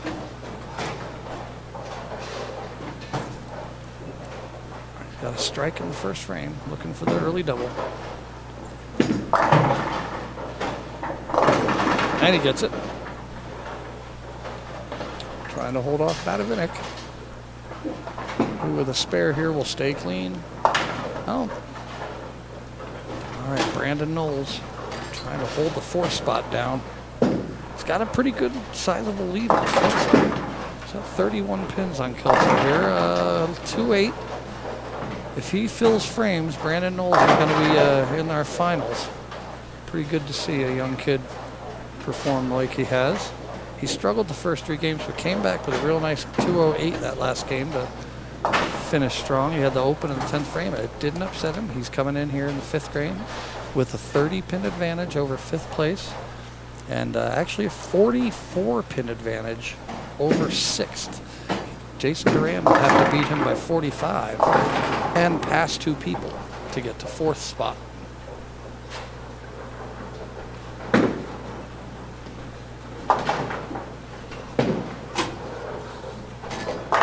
Just got to stay mistake-free, and he gets the 2-8. Ooh, he almost hooked it by it. He gets him hooked. Kelso with a strike down on lane 1. That's a, oh no, he left a 10-pin. I'm at an angle, I didn't see the 10-pin. It looked like a strike, but he's got, if he spares us up, he stays clean through 4, he's going to make Duran do something. Duran's got double, spare, spare. It's coming down. It's pretty close for this 5th spot, folks. A few bowlers are coming at it. Looks like Sean Lee, 26 in the 2nd, spare in the 3rd. So he needs some strikes maybe to get going here. Have a chance. And we got Daryl Stone struggling down there on lens 1 and 2 to come to hit the pocket. There's Nolles. That looks good. A little light. Okay, single pin's good spare. Yeah, Daryl Stone's got 33 in the 3rd. He went open, spare, open. He's bowling his 4th frame right now on lane 2. There goes Brooklyn, leaving a 6 pin.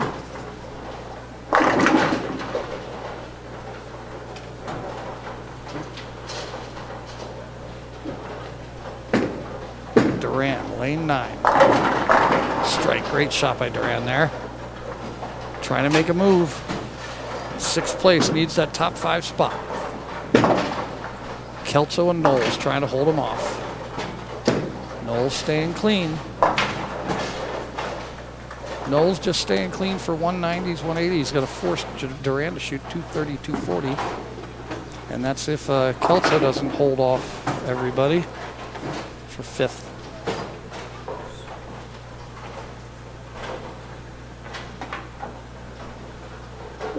Nolles, the underdog, trying to hold a spot here from all the big name bowlers that are sitting right behind him.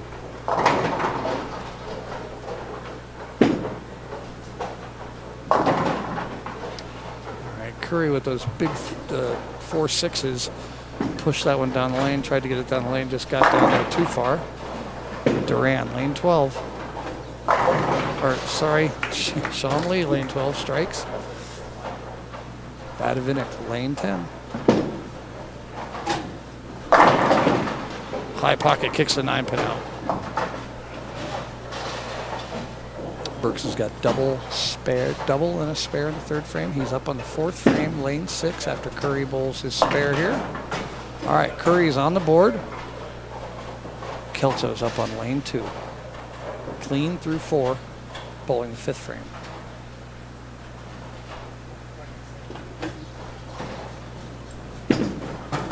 Ooh, Kelso goes light Brooklyn, leaving a 3-9.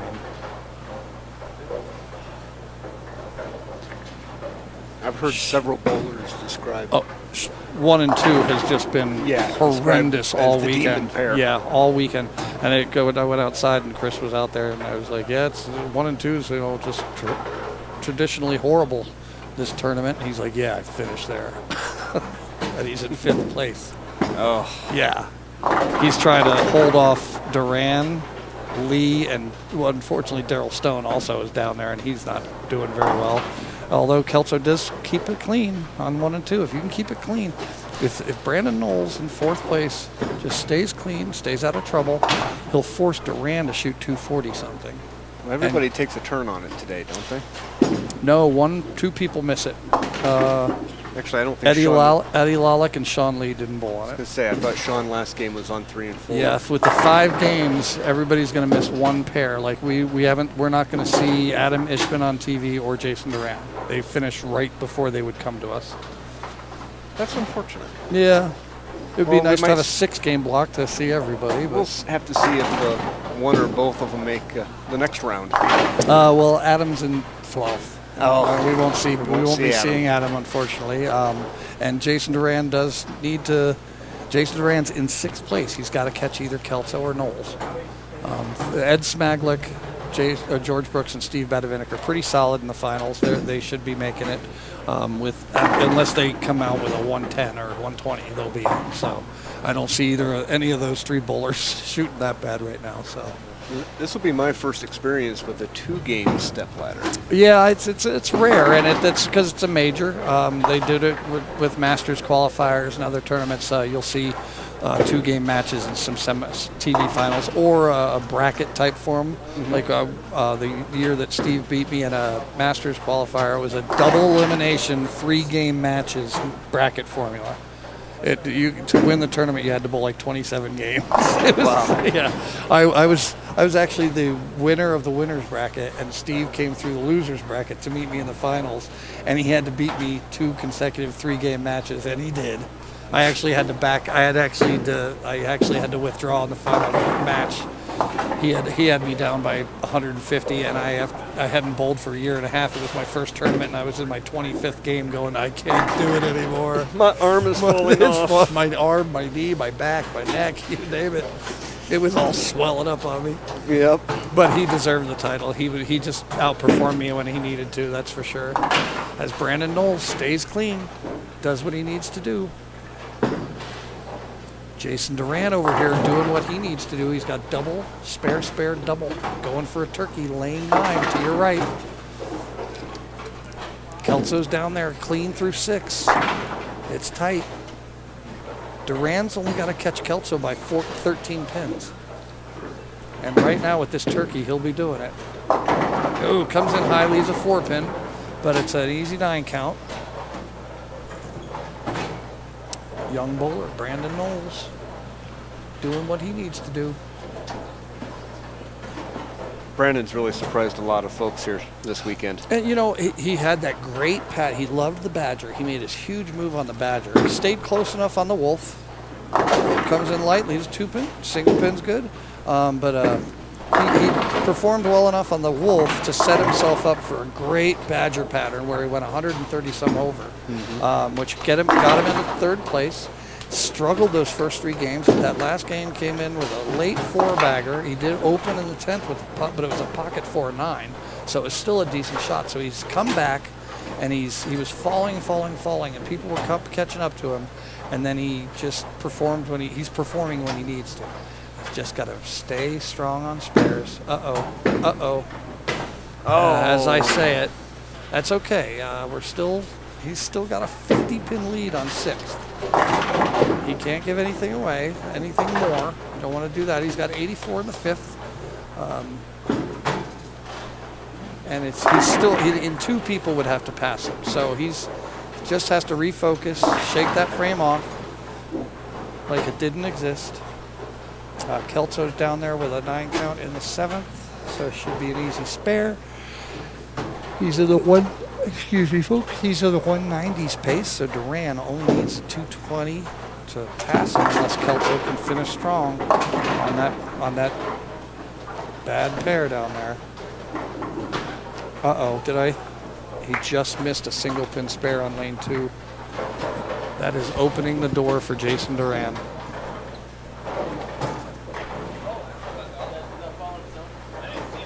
I did not see it. I was looking around. You got to shoot it. I guess. You got a score correction. It did fall? Okay, so he needs an 8 count.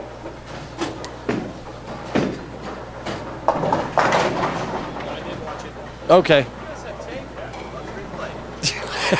We can't stop the tape in the middle of it. Though, folks, all right, the video player that we've been experimenting with does have some DVR functions to it, so folks could grab the controller, scrub back, and try to check that out again. Oh, okay. To return to live, just click on the live button, and that will bring you back to what's happening right now. There, you learn something new every day. It'll allow for up to 4 hours of DVD, so at this point they might even be able to restart the whole match. Restart the whole day again. Yeah, we're only 2 hours in, 2.5 hours in. Yeah, it's inadmissible, as Rick says. As evidence. We're going to rewind everything. Stop the tournament. That's it. Stop the tournament.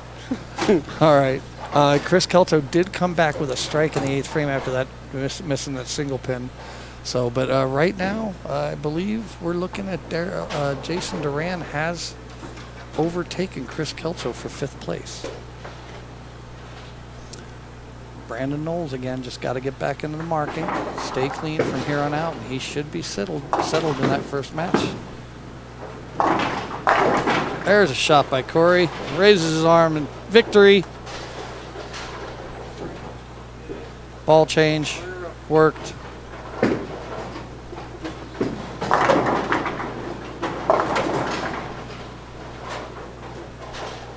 All right, we're coming down the last few frames of this 5th game block here. Coming down to a couple bowlers. It is now Jason Duran's 5th place spot to lose. Kelso pretty much has to go out for 212. If Kelso goes out for 212, Duran has to shoot 226 to overtake him. So he's got to beat him by 14 to take the 6th spot, or the 5th spot, I should say. So here's a question for you. Nolles with a bucket. We're halfway through this final game in round 3. George appears to have a steady lead. 27 pins over Bavinck. And Bavinck's not doing too well. He's about a 180 pace. Yeah, so. And George is clean, so with a double. Yeah, George will hold on to first. Yeah, looks like. Although my question would be valid with either of those two gentlemen, but which pattern do you think he'll choose? Oh, let's. If George holds on like he probably should, I don't think he'll be choosing the bear because he's 170, 190, 190, 170. Yeah. And he wants to have something that is going to be advantageous for him, but disadvantageous for the other bowlers. And seeing how Duran's bowling and Bavinck's bowling, Smaglick's, my guess, because he doesn't want Brandon Nolles to have the Badger. Right. My guess is he's going to go back to the original Wolf, the most difficult pattern, the score, because he had a decent. Okay. I think that's the only choice that he would make is the Wolf pattern. Let's go back to the Wolf. Yeah, he's not going to pick this one because he's been just an muddling through the day. Interesting speculation, especially since you're basing it on fear of Brandon. Well, that's just for one bowler because Brandon just scored so well. But a lot of these bowlers bowled well on the Badger. There were a lot of big scores in the Badger. Even George bowled really well on the Badger, but he didn't have that advantage from the other bowlers because they bowled well on the Badger. George had the lead after the Wolf, and other people just really struggled on the Wolf. So I think common sense would dictate that he would probably go back to that pattern. Okay. We're going to find out. We are. In about probably 15 minutes, 10 to 15 minutes. If George holds on to the lead with coming out of the 3rd round, he will get to pick the pattern. Yep, leader gets down. to pick it. Yep. And we will have to take a little bit of a break while they lay that pattern down. Yeah, it'll probably be about 20 minutes maybe. Yeah, because they don't have to oil the whole house. Yeah. No, they've got to do 4 lanes. Yeah. Oh, is that only 4? Yeah, the practice pair and the TV practice pair and the TV pair. So they have to do 4 lanes. So that won't take nearly as long. Probably 10 or 15 minute break. Yeah, they might do 3 pairs just in case there's a breakdown. Yeah, yeah. I can see that. Although somewhere out there, Zach's going, there won't be. Yeah, that's true. He's like, Drew, what are you talking about breakdown? We have no breakdown. The only breakdown in this place is when the shot breaks down. That's right. All right. Looking down there, Kelso finishes with 181. So Duran only needs a 195, and he's got 2 doubles and he's clean. It is Duran's to lose. And there's a strike. It looks like Duran. That's 1,675. Duran needs 6 pins in the 10th, 5 pins in the 10th frame. So Duran's past Kelso for 5th place. And it doesn't look like Daryl Stone or Sean Lee are doing enough to catch Duran. So with a few frames to go, it only takes Nolles. Let's see. Nolles has a 31. Nolles needs to shoot 151 to stay in the title in the first match. We're looking pretty set with our top 5 as long as Nolles keeps marking. You know, have you noticed the last few tournaments? There have been like 6 bowlers for 2 spots with 5 frames to go. This is kind of anticlimactic at a championship match. It's like basically it was only Kelso and Duran because the other bowlers in 7th and 8th that could have done it started slow and didn't get that push this last game to make it a challenge. It's now Duran in 5th trying to make a move, possibly to jump up to 4th. Well, one thing I noticed today when I was setting up and getting ready to go is that the mood or the energy, and I know that sounds a little funny coming from me, but everything was very subdued. When you get into these semifinal matches where you've made a cut, especially on a 2nd day where everybody comes back, if it's the energies, I totally agree with you, because if this had happened yesterday and we'd followed the 3rd block cutting it to the 12 after the first 2 blocks, the energy still would have been a little bit higher because you were still used to all those bowlers. A lot of the other bowlers would have stayed to watch some of the matches, and there would have been more activity. At 10 o'clock on a Sunday morning, when you've got 12 bowlers here, right. It's kind of like, hey, and also they're coming in with, you know, that mental, they're all focused, and they're coming in knowing that this is not a lot of chit chat. There's nope, yep. So I totally understand that, what you're talking about there on the energy. That's got a hook. Comes in a little light, leaves a 3-9. Yeah, actually, I think we've got more folks watching right now, and we thank you for that. Yes, definitely. We have more folks watching than we have here in the center. Yeah, I'm sure. Well, there's not too many people. There's not a lot of There's folks some here. family and maybe a few friends, but it's sparse right now here. That's the thing about the second 2-day tournaments, you know, when you cut into a TV pair. The bowlers aren't going to drive back up here from Denver or wherever they are to come see them unless they have somebody online bowling here. You know, and actually there's a bit of a Facebook conversation going on right now about that topic, about how everybody loves Highland Park, but the drive. Yeah, it's out here, but it's so nice. And I'm going to get some food. Oh yeah. I told him I want what Scott had. My perspective is different than most folks. I'm not a bowler per se. I'm a rec bowler. Yeah. You know, but so as a non-bowler, the lane conditions and the twisters and all that kind of stuff doesn't affect me at all. To He's me, like, twister pins, aren't they all the same? Yeah, I rate a bowling center by its kitchen. Yep. And we got Highland Park 1, and Holiday 2, and Arapahoe 3, right? Correct. And, Okay. and I'm having breakfast at Highland and dinner at Holiday. Oh, you're going to the ABT? ABT is at Holiday today. Yep. Going down, and You and Nick are going to run that today? Yep. All right. Tell him I said hi. I haven't seen him in a few weeks. I will. I missed it last week. Okay, Knowles, stay clean. Great shot by Knowles. Let's see. Duran can shoot 235. Knowles can shoot 213. That will not be enough for Duran to jump Knowles. So Knowles has his 4th spot in his own hands, as long as he can hold off Duran's 235 possible. And they're both finishing pretty close. Duran's up on lane 9 right now to finish, or 10, lane 10. He'll be finishing. Looks like Knowles will go first. If Knowles throws double here, he's pretty much shut out Duran for 4th. And it doesn't sound like a big difference. They're both in the first match, but the first match, the higher seeded bowler gets to choose who finishes first, who starts first. Oh, wrapped him, but a great shot. Just need to stay on it. Stay focused and make sure you get that spare. That's why I was asking about, or making comment on the 2-game step letters, because a lot of times we've seen the 5th and 4th place seed run through the field. Just run. And it's usually George Brooks. George Brooks loves to be the 4 or 5 seed and just walk through people, because George seems to get that mojo going where if he wins that first match, it just opens up his confidence level, and he seems to really run through the field. We saw Ray Rodriguez do that with ABT a few weeks ago. Yes, he did. All right, Knowles stays clean, keeps that one clean. And with Jason not striking in the 10th frame, 95-15, 215, and a 42 pins, right? 44, 15, 70. Yeah, he just needs to basically mark in the 10th, and he'll hold on to that 4 seed. That's a great. I'm so happy for Brandon. That's so cute to have a junior bowler make a champion, a majors final. Mm-hmm. I don't hope his scholarship. Cute's the wrong word, but I think I meant cool. It's cool.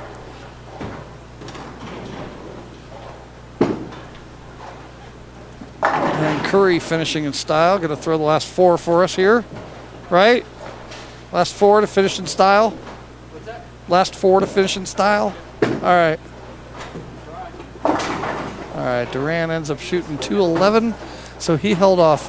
He passed up Chris Kelso, dropping Kelso out of the finals.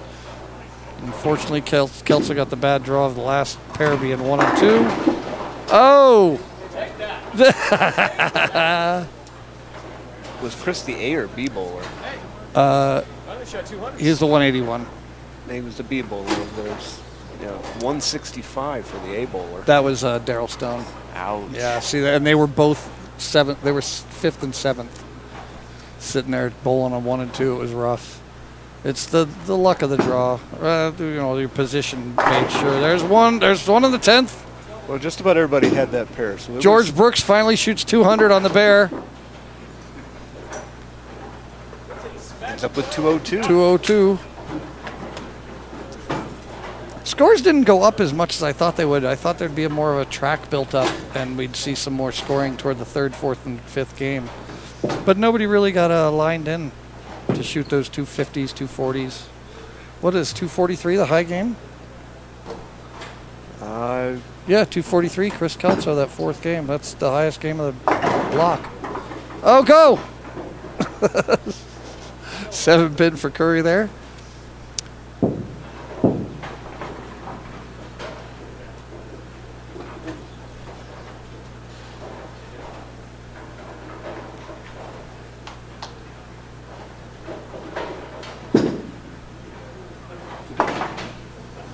Basically, 8 count or better for Brandon Nolles keeps him in the 4th spot. An 8 count whiff would be a 42 pin difference, and he's up by 44. So anything 8 or more, Brandon Nolles will be our 4 seed. Jason Duran will be number 5. Thanks.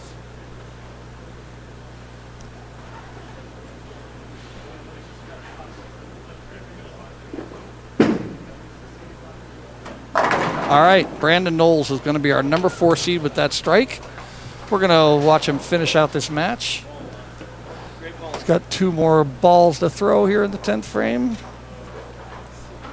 Looks like Jason Duran will be the number 5 seed. Brandon Nolles will be the number 3 seed. I believe we haven't had any changes. Looks like Ed Smaglick will be 3rd. Steve Bavinck will be our 2nd seed, and George Brooks is our leader here at the major final tournament. Nolles finishing in style. Fill it up for 193 here on the last ball, possible.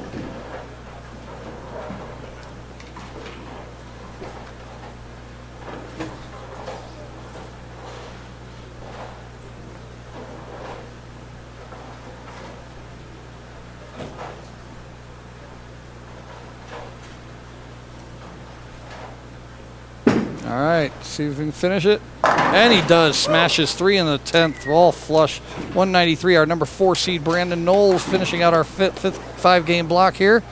We are going to take a little break, probably check in with us in about 15 minutes, I would say about that, yeah. 15 minutes, check back with us, see if we're back on air for our televised TV stepladder final. 2-game matches. First match will be Jason Duran, number 5 seed, versus Brandon Nolles, our young bowler, making a move against the big bowlers here. And we're going to be back around the bend.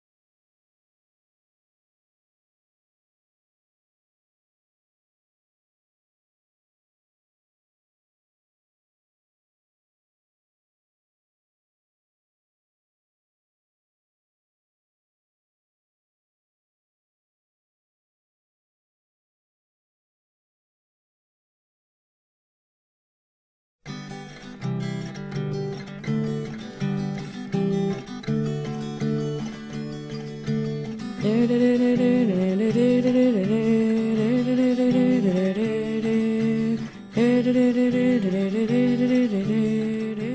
Sticker Giant helps people make great stickers. I'm John Fisher, and I started the company.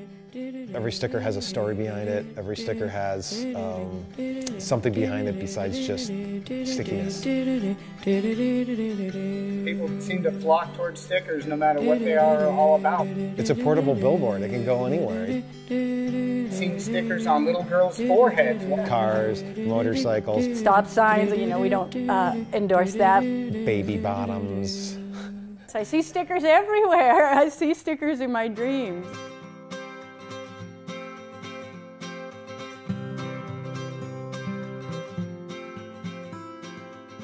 We're a small little group of people and we all kind of have the same vision for success. Every person is quality minded, top to bottom. We're about getting the job done right. The quality of Sticker Giant stickers is really fantastic.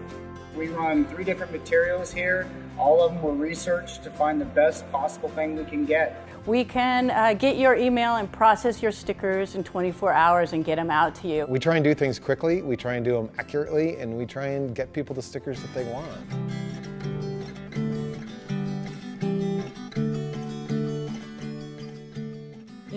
People ask me what I do and I go, we make stickers all day. There's this company in rural Boulder County and all they do is make stickers and labels. What makes Sticker Giant a great sticker?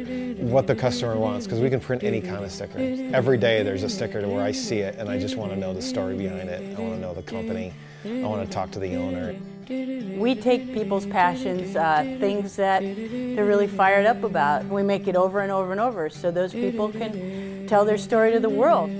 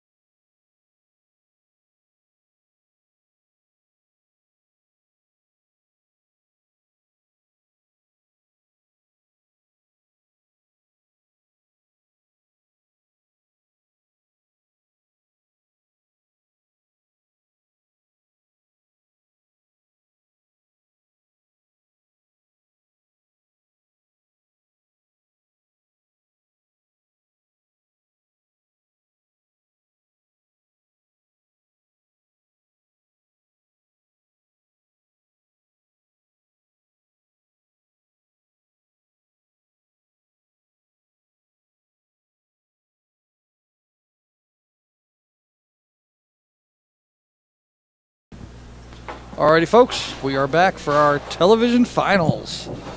We've got Jason Duran, the number 5 seed, versus our young bowler Brandon Nolles, who, against all odds, kept away all the big-name bowlers below him. We got Sean Lee didn't make it, Chris Kelso didn't make it, Rick Curry, we had Don Patterson, all these experienced bowlers. Brandon did enough to hold him off, and he is our 4th seed. He has chosen... Oh, George Brooks, by the way, has chosen, as we expected, the wolf pattern, bowling on the 32-foot first pattern they bowled on, the struggling pattern where only a couple people were plus all day, George being one of them. Very difficult pattern here. Brandon Nolles has chosen to let Jason start the match. And it's pretty good money already. First, 4th place here, the winner of this match, or well, the loser of this match wins $800. So everyone guaranteed $800 right now.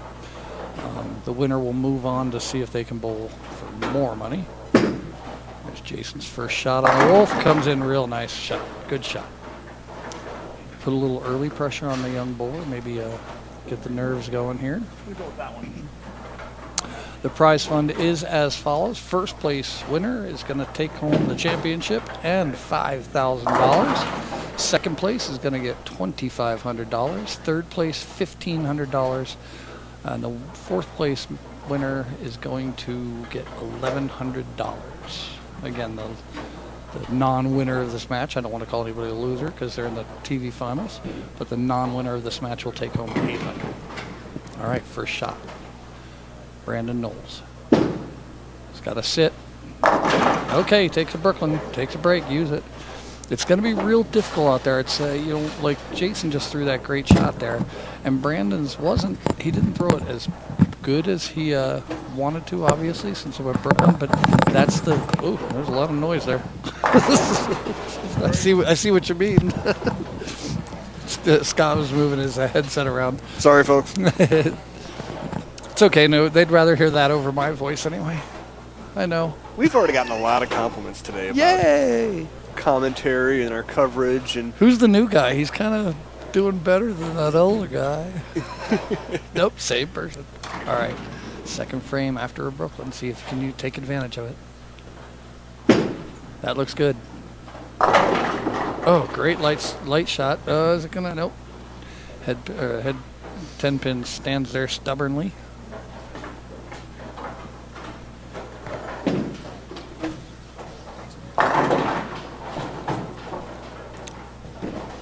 It's all the trajectory of the heads right now because there's so little oil. There's actually a lot of oil, but it's all concentrated in the first 32 feet. After that, there's no oil.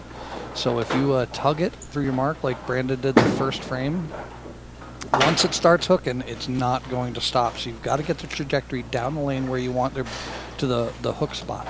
You got to try to create a hook spot that's either early and stops rolling, which is a lot of forward roll. And if you'll notice Jason Duran's first ball, he had a lot of forward roll. He's taking his hand behind the ball, projecting it through the heads with forward roll so that when it starts hooking, it stops after a while. It doesn't continue to hook, whereas Brandon has a lot of side roll. So it's even that went Brooklyn. Wow. So he leaves a Brooklyn pocket sixth in there. But Brandon has much more side roll, and that's why when that ball took off, it just kept going.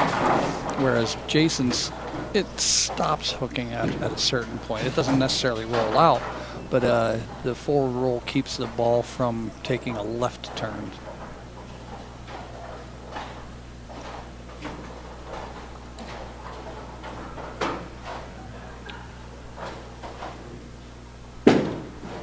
Uh-oh.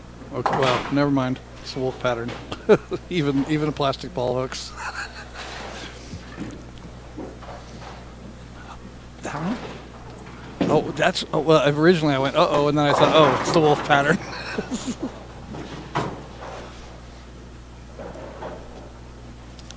All right, so we got a tie match. Strike spare for both bowlers. Jason Duran, third frame. Again, these are 2-game matches, so it's not... you can don't necessarily lose the first game.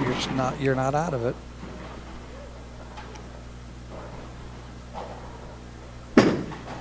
That's a good shot. Oh, light swisher, just like Brandon Nolles there, leaving the 10 pin. when I saw that 7 pin come across, I thought it was going to get the 10. Yeah, the head pin comes off the wall, but the 5 pin got in the way and knocked it out.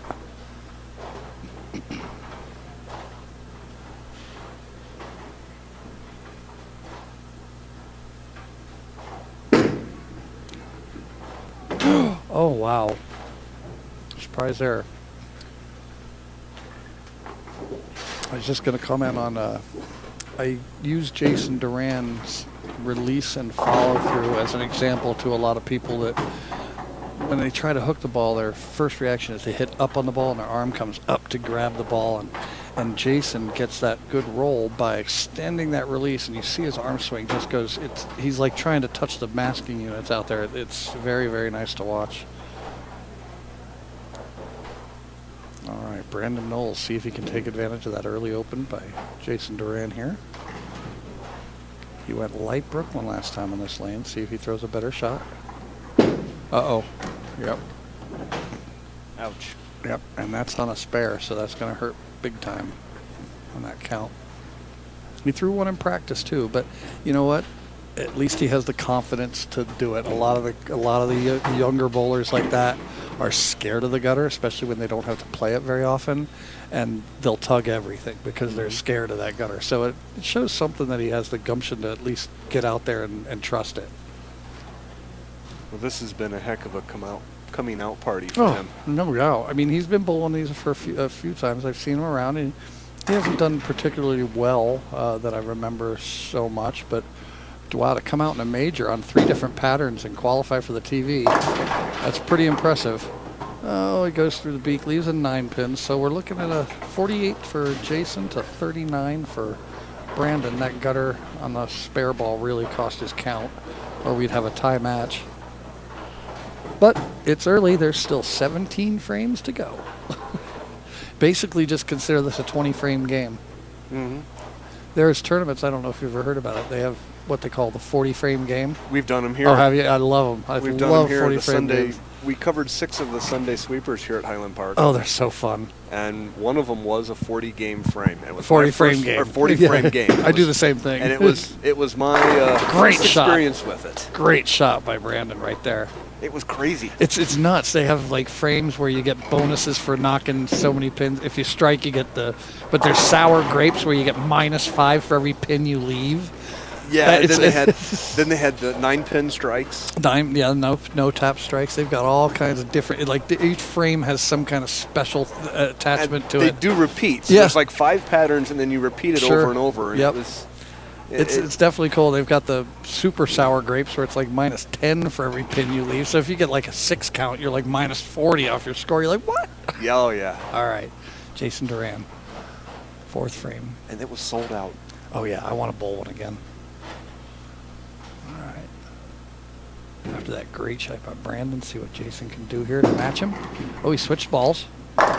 Goes Brooklyn, takes a break. Might see a lot of Brooklyn here again. We did see them a lot in the first squad. So Jason pulled something out a little duller. Maybe something that'll hook even less on the back end. Try and take the back end out of play here. As much as you can anyway. On 28 feet of dry.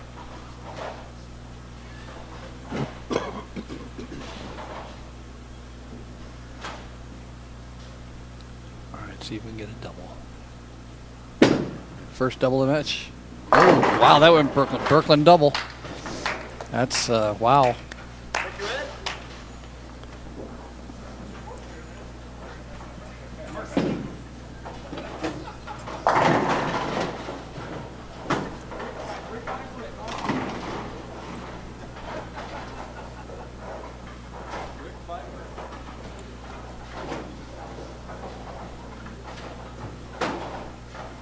All right, see if Brandon can match that double.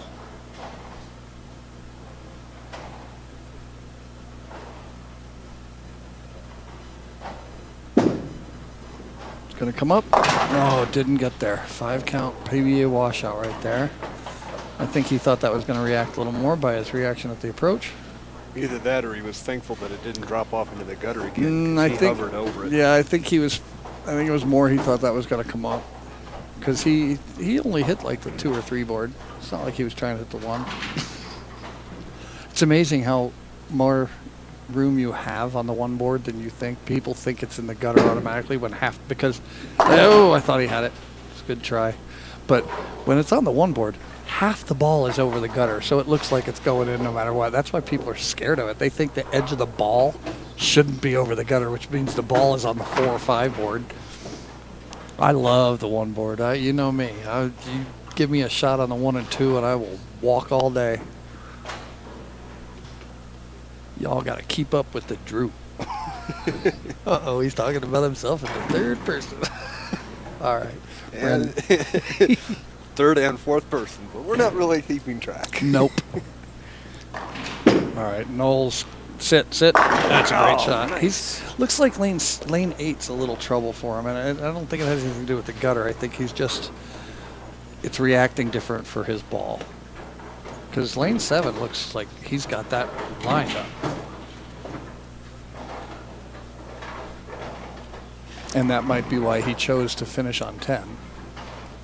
Right. Of course, it's 2-game matches. Next game, he'll finish on 9. It's not like an advantage. It's not the advantage that you have after a 1-game match because you know you're going to finish on. You're either going to force your opponent to finish on a bad lane or you're going to choose your good lane. Great shot by Jason Duran, putting a lot of pressure on the youngster right now with that turkey.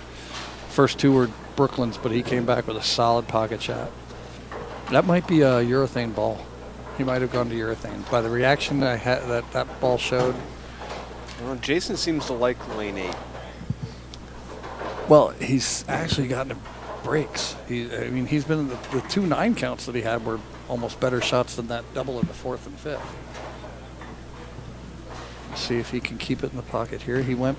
Did he stick with the urethane? I think it's urethane. Yeah, he stuck with that. That's a great reaction. I think he's finally found it, and now it's going to be a major uphill battle for the youngster right now.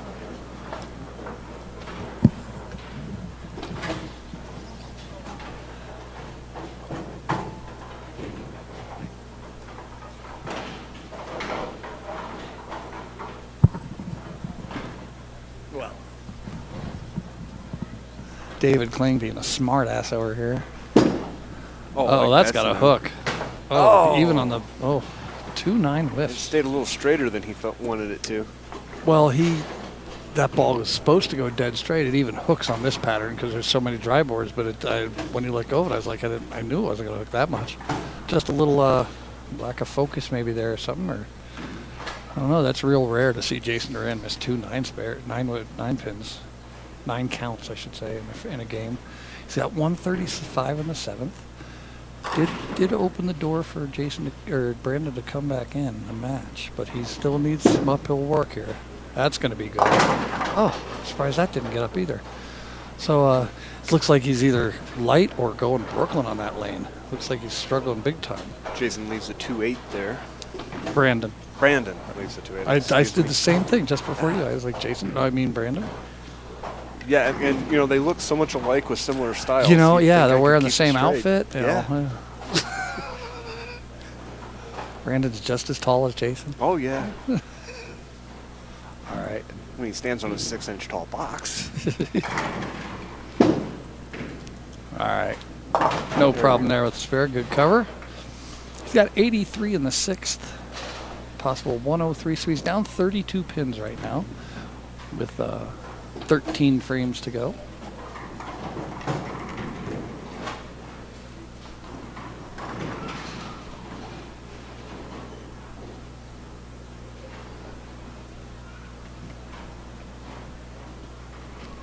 All right, 8th frame.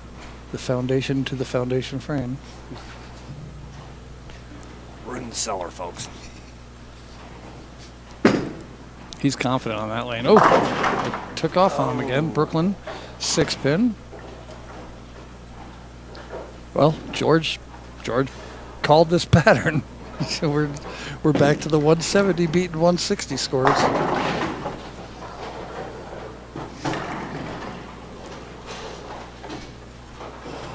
This is the pattern that I almost want to wish we had a straight ball shooter out there to root for. Because there you go. There he is. Hey, George. I have to whisper. I can't yell into the microphone. George is 8 feet away from me.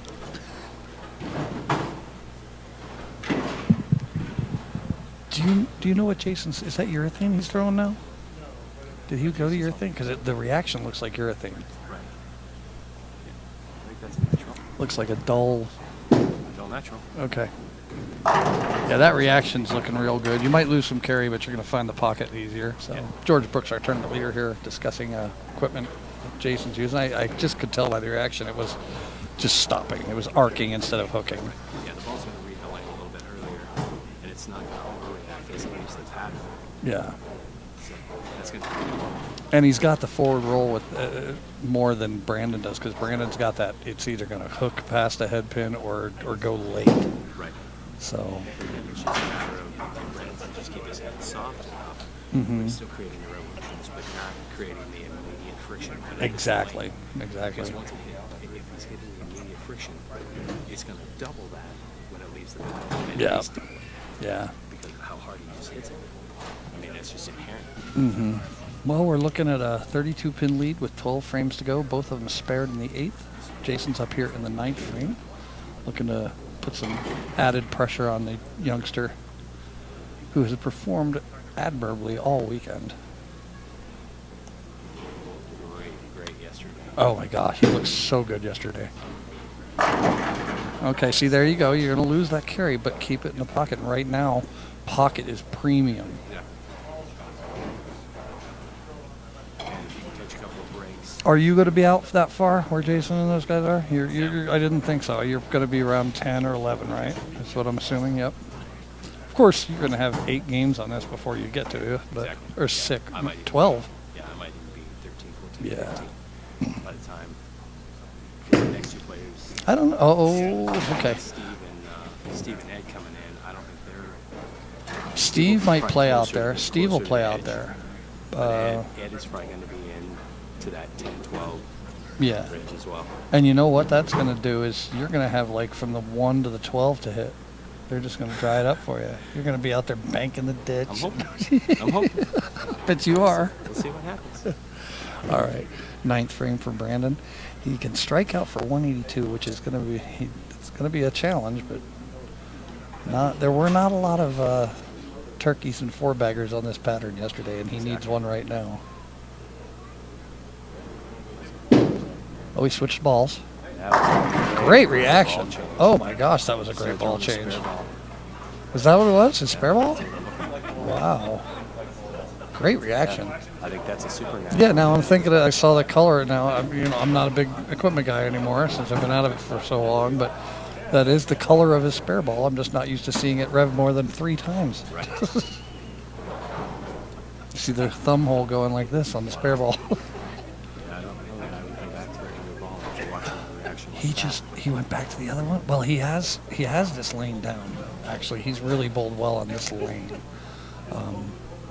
So maybe he doesn't feel comfortable changing from something that was working. Right. But that last reaction was so nice. We got that one way out. Yep. That's 2 on that lane. Yeah. No, he threw the gutter Oh, on I'm sorry. 8. Yeah, but I think with more experience, he's going to have some more experience in the future for sure. And right now with a spare, it's nothing hurt if he can make the spare. Right. But I think in future tournaments he's going to realize with that reaction he just saw, use it. You got to try. And now there's something to be said. There are many. Both of us have used a different ball in a different lane each time. But when you get that reaction, it looks so good. You stick with the reaction is more important than the equipment right now. Exactly. He's going back to it. He's trying it. That might be a good choice. Yeah. If he can get this spare and has that ball reaction, he'll do much better next time. Huge. Look at that. See, yeah, get it? Oh, blocked it. But you know what? He's got a great reaction now. This next game, he can come out with some confidence that he can keep it in the pocket without getting in trouble. And that first ball, those 2 gutters that he had in this game were because he's trying to get the ball through the heads and trying to get it down the lane before it hooks. Exactly. Where he won't have to do that for this ball. Right. And if Jason doubles here, I mean, you're talking about a 50 pin lead. That's against Duran. Yeah.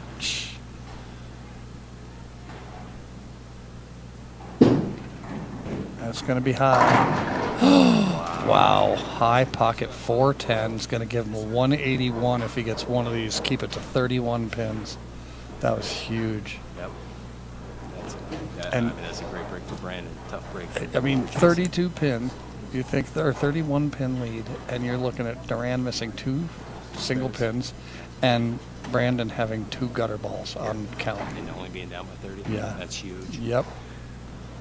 Well, He could have been but you're down still 70. Down 30 to Jason. Jason doesn't. I lose 30 don't look points. forward to that Yeah. when I'm bowling him. Brandon has to take it at this point. He's got to come out strong and reapply the pressure back onto Jason. But Jason's been in these situations so many times, it's like candy for him. He loves this. Wow, that was a hell of a try. You knew he was trying to just make sure he got the 1, but he was going to make sure to hit the left side of that 1. Oh yeah, no, in that instance, I think you go for it, and I think he did go for it.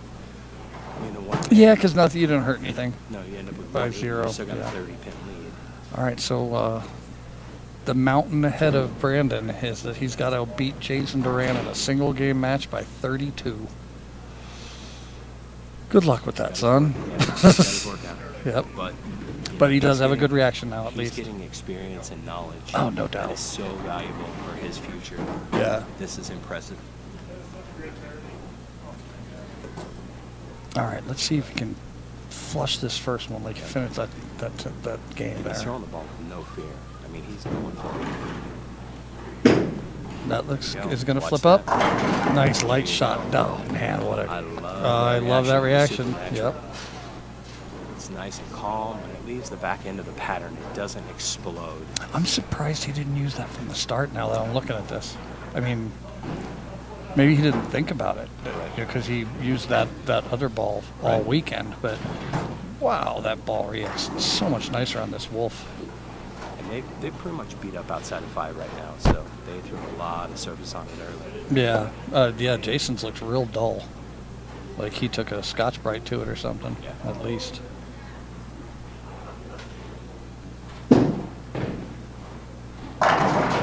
That was okay. For Jason, it was, no. A pin stayed on the deck for 2 seconds. I don't know. It's pretty solid. Pretty solid. Yeah, and you know Jason Duran's arm swing is so loose with a 30-pin lead. Oh, yeah. Yeah. He's going for it right now. He's going to put this away early.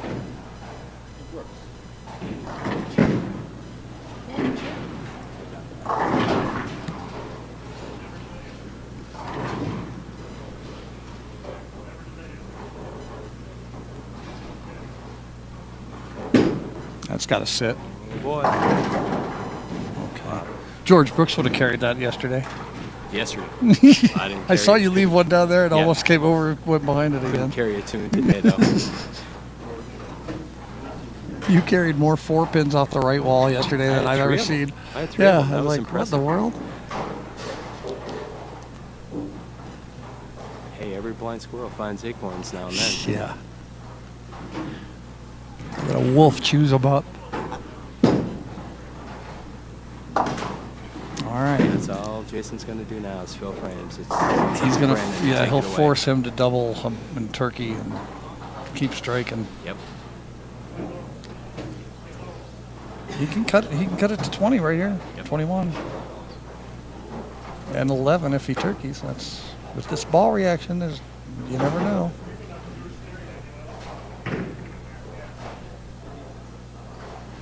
He's got to sit. 6-7. That's going to be Might trouble. Be his demise. Yeah, I mean, you don't want to call it with 8 frames to go, but Right. you just made that almost 50 pins. Yeah. Well, what I like, and up until that shot, he was so fluid going through the shots. The 3 previous shots he threw, that ball was so smooth, and that one He looked like he enabled it a little more and tugged it in. And it started immediately. Yeah.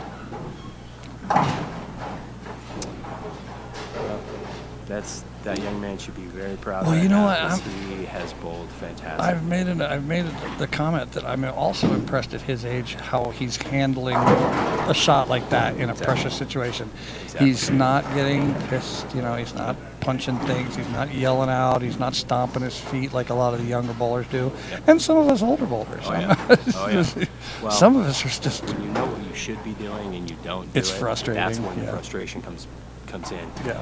Right now, he's just soaking this all in. That's got to a great sit shot. too. That's got to a sit. great shot. I knew it was just a tad high.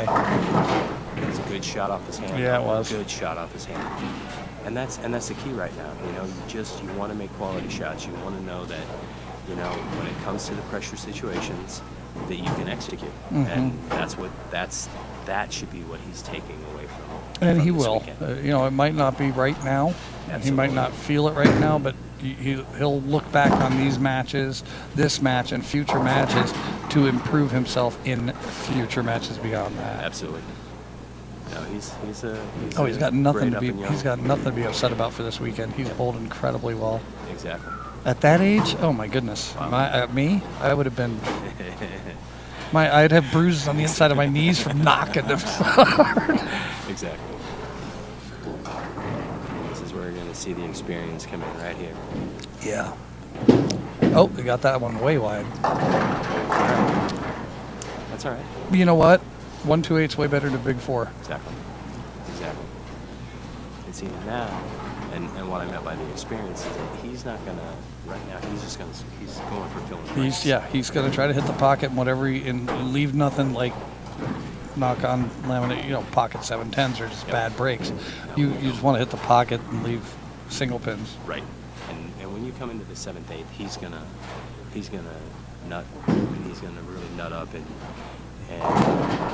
put the dagger. I was finish it off. Right, yeah. Right in the front. Yeah. It's amazing to watch that plastic ball hook like that. It's, I mean, literally, you're so used to seeing that ball almost back up because and throw a rooster tail of oil behind it. This sounds just little sparks. It is. Yeah, and that's all pattern right there. All pattern. All right, thanks for having me on. Oh, no problem. I give the odds about 1 to 1 that he hits the pocket right here.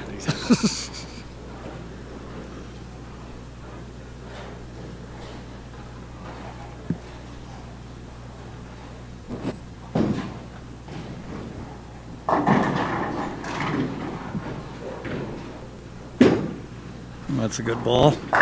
Yeah, that was in the pocket, I would say. All right, so Jason Duran's putting it to the young kid right here. He's up about 50. He's got 31 plus, 31 plus 9, so it's only 40. That's with a strike here. It's already, we're only in the 4th frame of the 2nd game, but it is it's go time for Brandon to have any chance. He's going to have to start striking right now. That's got to get up. No, 5 count washout. Looks like board 1 just has that hang spot. If he hits 2 or 3, it looks like he's in good shape. But the one board just, that's where he got that one out to, maybe 1.5, and it just skated on him. And with the blue ball, it wouldn't have made any difference with his other ball. It would have been either through the beak or the same 5 count washout.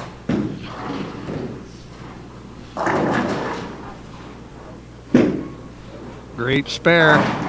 Oh, fantastic shot.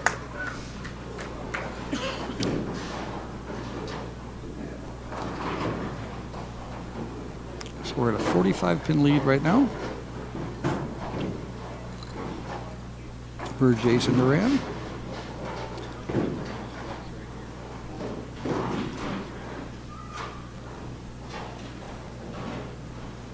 If he strikes out for 243, that means Jason Duran only needs a 213. So we're down to brass tacks here for the youngster Brandon Nolles. Lane 7, frame 5. 2nd game of the 1st match. There we go. That's got to be the start of a long string here to put some pressure on Mr. Duran.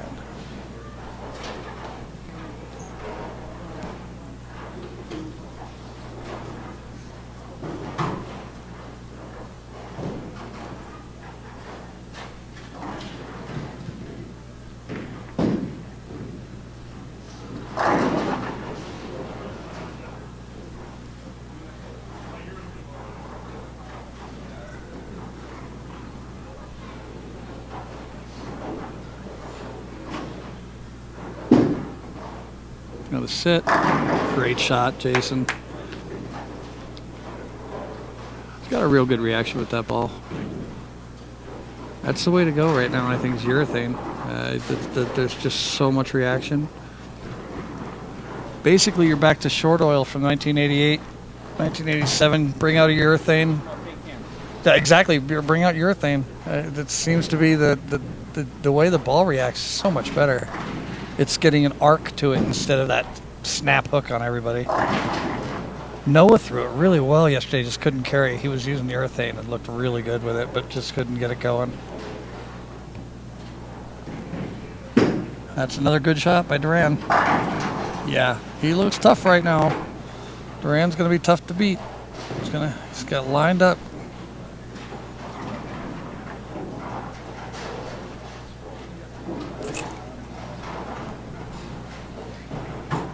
Every frame is inching closer to Brandon Nolles being knocked from the tournament by Jason Duran. It's up to Brandon Nolles now to do something here in the 7th, 6th, and 7th frame to force Jason to keep doing what he's doing. Just didn't get up enough to 2-8. That's pretty much going to do it for the youngster, unfortunately. But wow, what a week!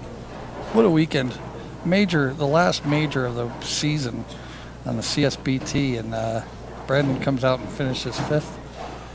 That's pretty impressive. And like George was saying, he's gained so much experience right now with this, and you get some confidence through it too. That you competed with the best out here in Colorado. You held your own, and you even maybe struggled early in a match, but came back and felt pretty strong about yourself. That Open's going to give him 91 in the 6th. So Jason Duran will be moving on, and we'll be finishing out this match, last 4 frames.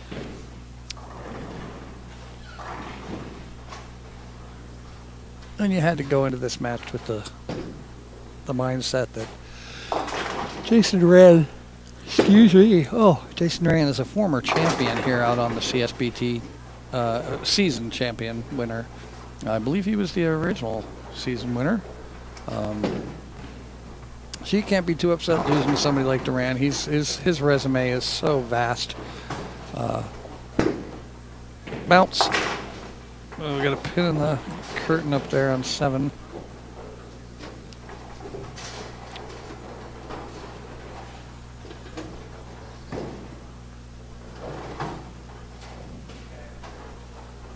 I know how Brandon feels. We've all been in that position of, when you're young and you get into that big tournament and do well, and then you come up against somebody that has had that experience and you haven't yet. You just got to try to take what you got from this tournament and apply it to the next time you're out here. Drew, if I may. Yeah. I just got back inside from the warmth. Where it's warm? Rotating in and out where it's warm. But you were saying before how doubles and turkeys on the Wolf is rare. Very rare. And we see that Jason is coming off a turkey. Well, he switched to a urethane ball. He's no longer using reactive equipment. He went back to a ball that's from the 1980s, 1990, early 90s. Well, he's still using his typical football spare ball. Well, that's a plastic ball. That makes urethane look like a reactive ball. Oh, okay. And it's still hooking on this pattern. That's how dry these back ends are. There's 28 feet of stripped wood where there's absolutely no oil whatsoever. It's friction all the way. And it's even causing that plastic ball, which is designed to go dead straight, to hook. So that's how you can tell. And that's why he's gone to this dull reactive ball, because the reactive equipment is just sliding on oil and snap hooking on the. You notice that ball's arcing. It's not hooking like those other balls that go down the lane and take a left turn. This ball is just arcing down the lane, and he's got the pocket. You're going to lose a little carry with the lower level ball, a urethane ball. You're going to lose a lot of that carry, like a 10 pin there. But to hold the pocket on this Wolf shot is much more important than trying to create carry with a reactive ball. If you can't hit the pocket consistently, there's no reason to want to get carry, because you're not going to be hitting the pocket. Whereas you can get the pocket, keep the pocket, hold it, and try to create get those shots where you're going to get the breaks, where you're going to get the carry. There's going to be frames you don't, but at least you're in the pocket, because the most frustrating thing for a bowler is to go up there, throw a great shot, and not know where it's going. Mm-hmm. And if you notice while you were gone, Brandon did start. He finished the 10th frame. He switched to a spare ball. He's using a spare ball that he throws straight. He's now using that because it's drilled to not hook. Right. But even with his rev rate, he's going to hook the ball. But even that ball's just arcing more than it is snap hooking. Like that blue ball was just out of control. Yeah. When I departed, he had just discovered this. Okay. Yep. Ball return on 8. Ball return on 8. Ball return on 8. The ball is stuck down there. Not sure if you can. It's just spinning back there. Yeah, I'm not sure if you can make it out, folks, on the screen, but I can see it. It's stuck behind 2 pins. It's right there. I'm pointing at the screen right there. Can't you see me pointing at the screen, people? It's right there. No, Drew, they can't see. Oh. Then why are we doing this? All right, 9th frame. They feed us. Yeah, they do that. All right, 9th frame. for Brandon Nolles finishing out his match. He tried a little different line up there. Goes Brooklyn, gets a double. You know, finished strong. I'm sure he's a little, of course, he's disappointed, upset that he's not performing to the level he had all weekend, but still such a great tournament for him.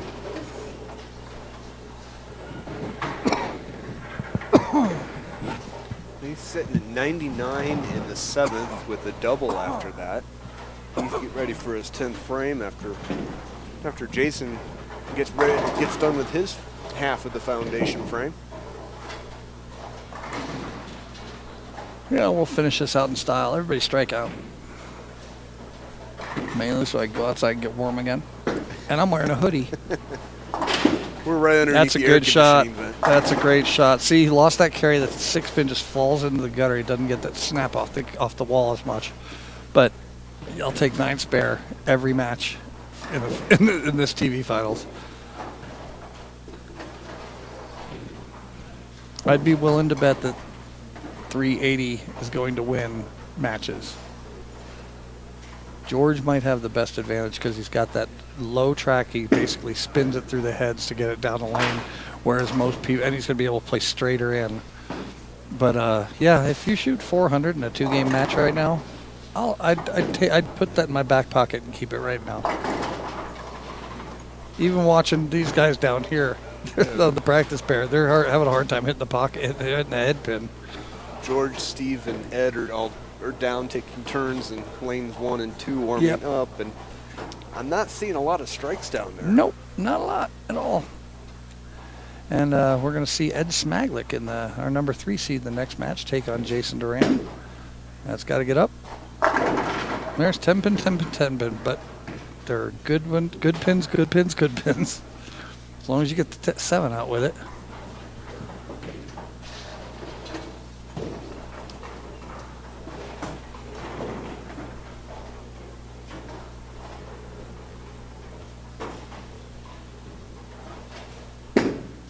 See, even Jason Duran right now with a spare strike, shot 180, 211 is 391. I'll take the 400. Thank you.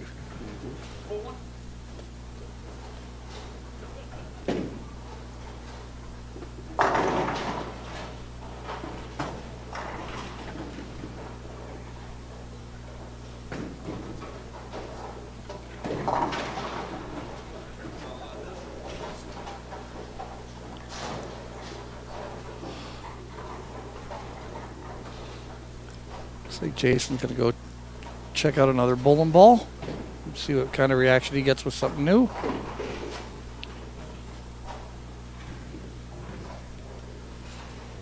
If you can keep the pocket with something else and carry a little better, why not give it a shot?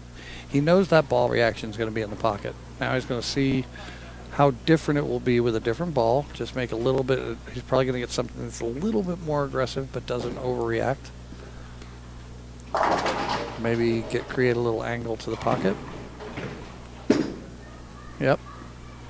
Exactly what he did, and it reacted a little bit more than he expected, I think.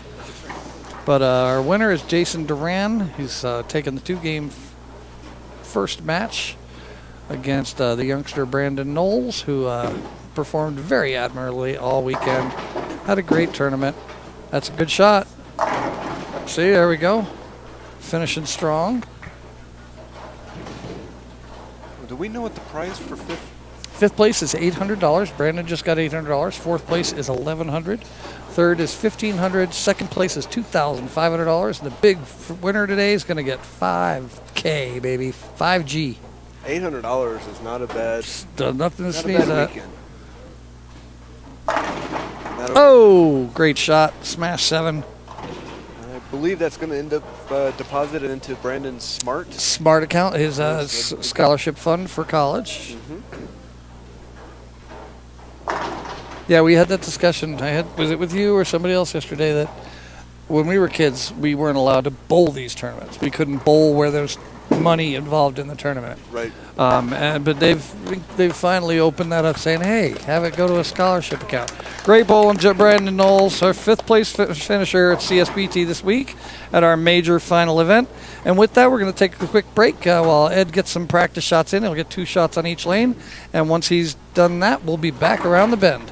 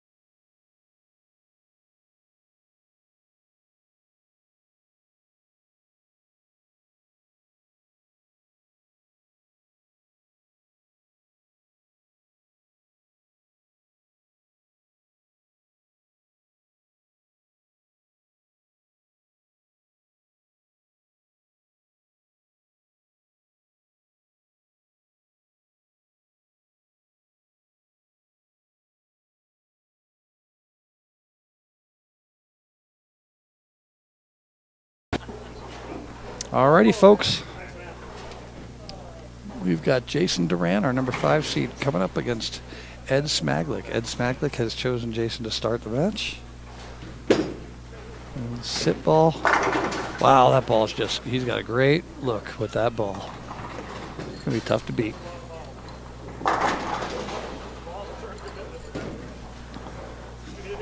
But coming up, we got the 3 top seeds he's got to go through. He's got to go through Smaglick, Bavinck, and Brooks.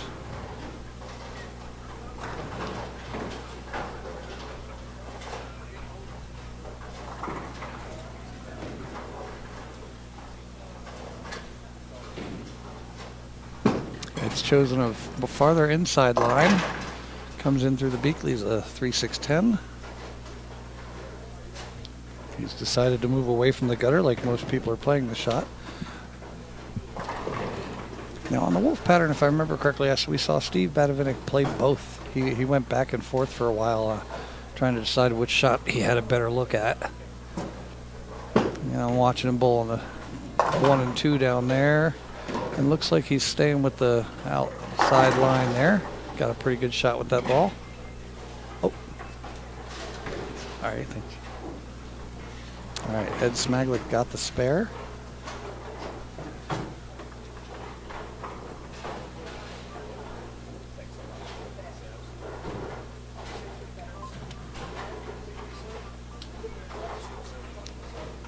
All right, Ed Smaglick, second frame. That ball he got out far, but it didn't recover enough. That's the problem with the urethane. If you're not going to, on this type of shot, if you're not going to get it, have a good one. Sean Lee's heading out. Sean Lee has left the building. And by the way, I just want to, I said it earlier, but I just found out they missed it. I want to give a big shout out to my family that I live with, the Finleys, the Lukinator, Gavinator, and Aslan, my girly girl, and Denise, their mom. They're watching today. Oh, Ed just chops off the 4 there, giving a little opening to Jason. But I want to give out a shout out to the Finleys. Thanks for tuning in, and I'll see you guys probably about 4. Well, we'll be done around 4:30, maybe 5. But they bowl their adult child league tonight. Good luck bowling tonight, guys. Bowl well. All right, Jason Duran, second frame. Looking to take advantage of an early open by Smaglick. That's going to be good. High pocket, kicks the 4-pin forward.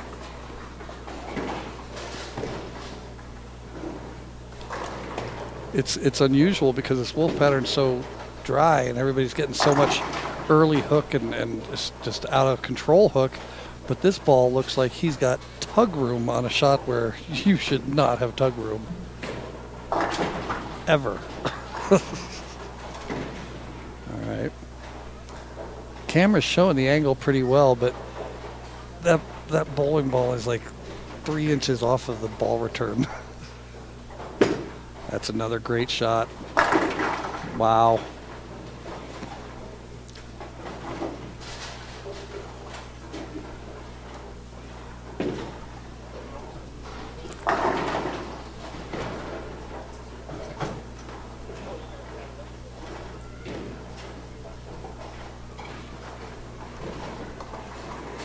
Depending on how the lanes break down now, because Smaglick's inside, he's not messing with Jason Duran's line so much.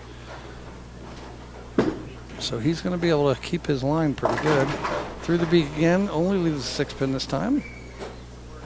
Don't have to worry about chopping it, just got to make sure you hit this one.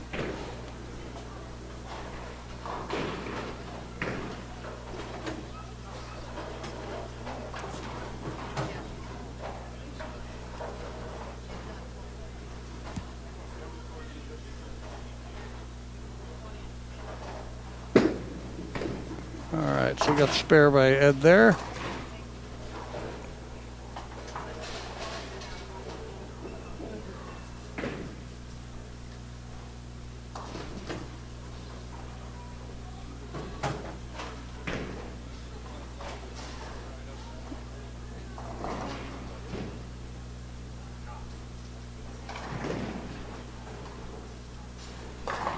Smaglick. 4th frame. There's the shot he wanted. All right. Maybe that'll get him going here. He's got 46 in the 3rd, striking the 4th. Duran with the first 3 coming up in the 4th frame right now.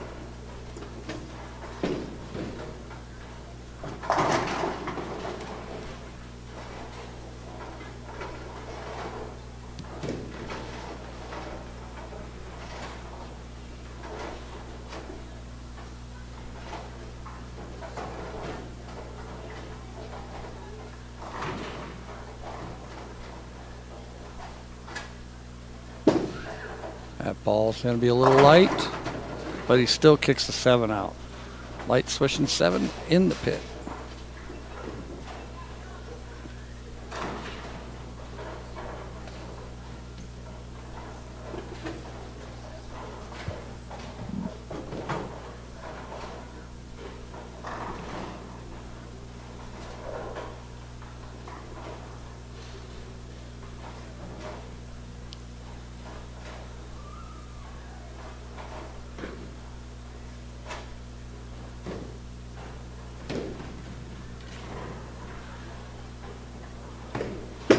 Looking for a 5-bagger. Oh, Light Swisher doesn't get the 7 this time, but still nice, easy shot, arcing ball. He's not getting the ball to overreact. Just keeping it on line, keep it in the pocket. Pocket's premium as our spares.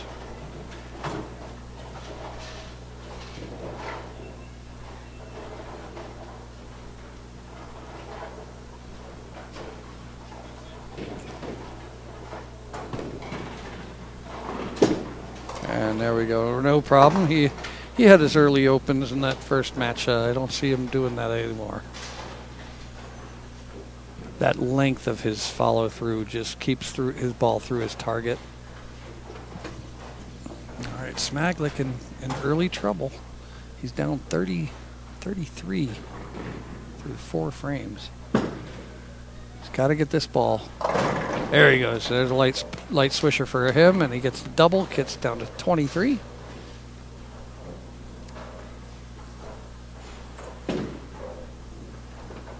I'm sorry, that keeps it at 33. This can get it to 23.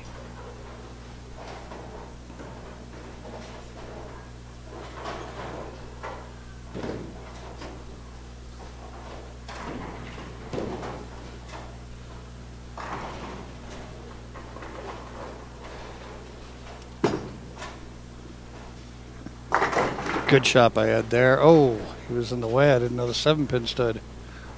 Looked like a strike. All right, so let's a spare here is going to get him back to 190 pace at least. Unfortunately for him, Jason Duran's going nuts early with a great reaction, good ball reaction, great bowler. See if he can continue his domination here in the early going. All right, easy spare there for Ed Smaglick. 95 in the 5th, spare in the 6th. With a strike here, we'll have 129 in the 5th.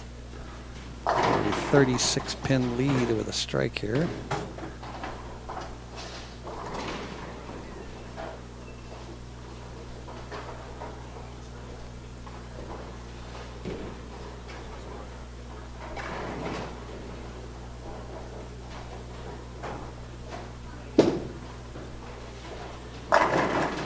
Gets the 10 head pin off the wall to get the 10 out. So we're looking at 36-pin lead. He could make it 46 pins with a double right here.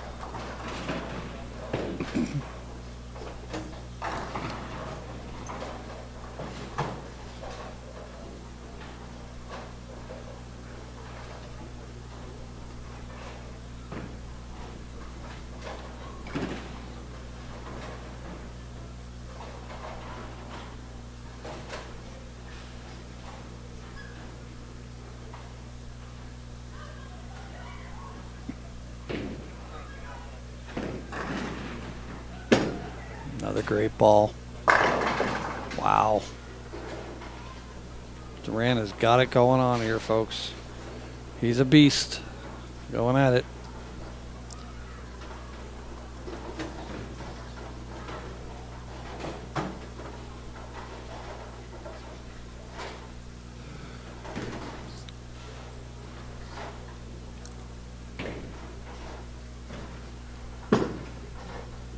Got to come up.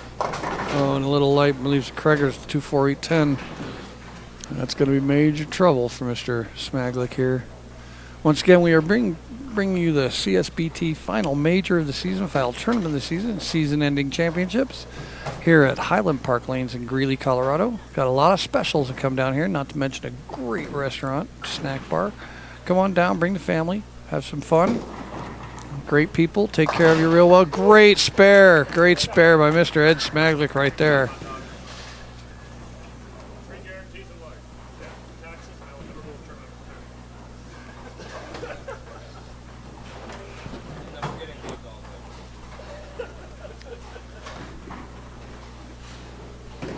All right, so Ed Smaglick in the 8th frame.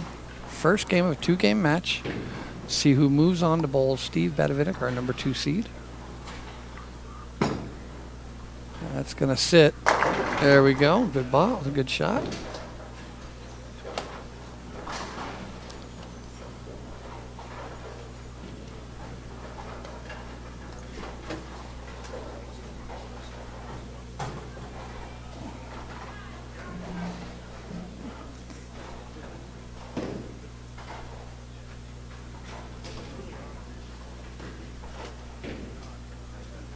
All right, Jason Duran, 8th frame, looking to keep his 279 possibility alive.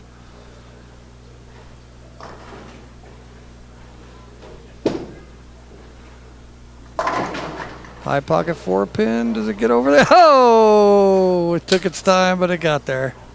Wow. Can't carry a 4-pin. It's a matter of time.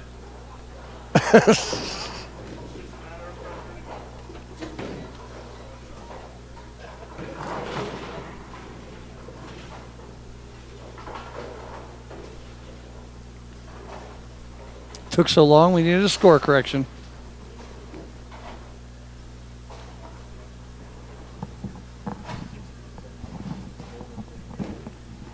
Hi, Scott. I was just talking with Terry, Brandon, and his family, and it's starting to sink into Brandon how good the competition he was bowling against is. Yeah. Now that it's over, he's kind of starting to realize He's going, that, holy cow. you know, the caliber of folks that he was bowling with and beat And to get to here. Dude, Sean Lee, Chris Kelso, Yeah. they're previous champions in this the year-end champions. And PBA champions. Yeah, PBA champions. Mike Kiley didn't even qualify. I know. And he's a PBA champion. I know. It's amazing, but his tournament was really, really special. In some ways, he's more nervous now that it's over. You know, there have been many times where I bowled matches, and during the matches, I'm fine. Once I win or lose, that's when I get a little shaking, and like the nerves kick in. So, once again, congratulations to Brandon, our 17-year-old 5th place. That's awesome. Winner. Yep. All right, so Jason Duran's got a 258 possible to open up here. Smaglick can still strike out for 221. Keep it tight. There's a great shot. Finishes strong, and Jason gets a spare. We're looking at only a 20-some pin lead after the start. He could make it interesting. That's recoverable. Sure. Jason Duran's, he's in the pocket pretty solid, so it's going to take some doing, but... And Jason seems to have turned it on a little bit, too. Yeah, a little bit. He kind of went into a zone. Uh-oh, that's got to hold. That's got to hold. It does. Oh wow, nice. That ball's set. I was a little surprised, but that's a great shot. That's a turkey for Ed. Mm-hmm. And that 6 split spare is looking bigger and bigger every frame he throws. All right, so Mr. Bowling math, if he strikes out, 221. 221.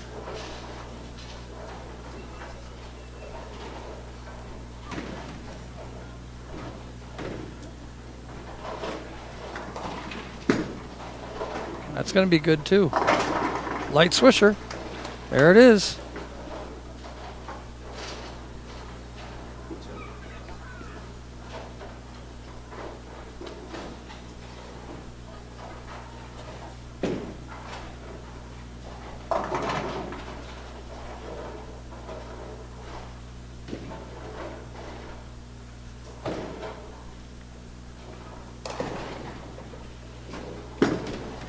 That's going to be a little tight. Gets the 9 out, though. Looks like he's got a great reaction now with that ball. Finally got himself in the pocket consistently and striking now. Pressure's back on Jason to finish this out as strong as he can to get as many pins as he can as an advantage going into the second game. Basically create his own handicap. He can end up with 37 pins.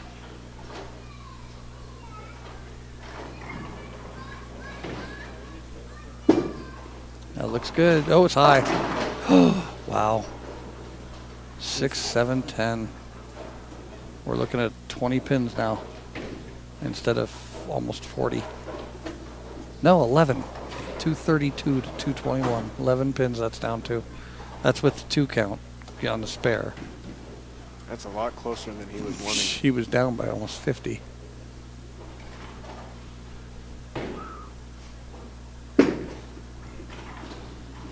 Oh, and he picks it up. Wow, what a great shot by Jason Duran there in the 10th frame. I thought he was just going to go for 2. He's like, nah, I'm Jason Duran. Why go for 2 when I can get a spare?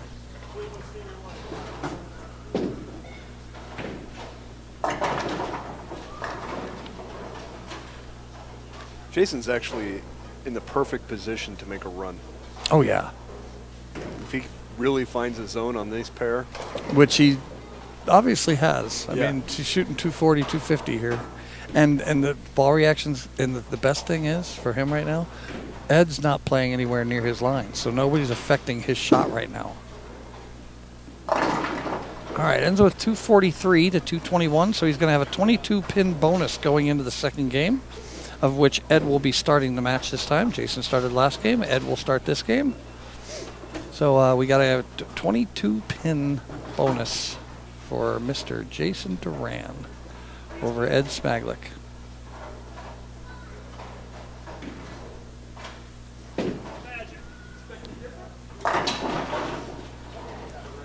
Now, I don't know if you've talked about this or not, but in some ways Jason also has a different advantage in that he grew up here. Yeah, you know, he's comfortable here. This he literally he's told me that this was junior bowling. All of his junior bowling and all of his bowling training and coming up. He grew up in Greeley, and this was his youth house. Now there's a different philosophy for me on that. Is I hated bowling tournaments in my home house.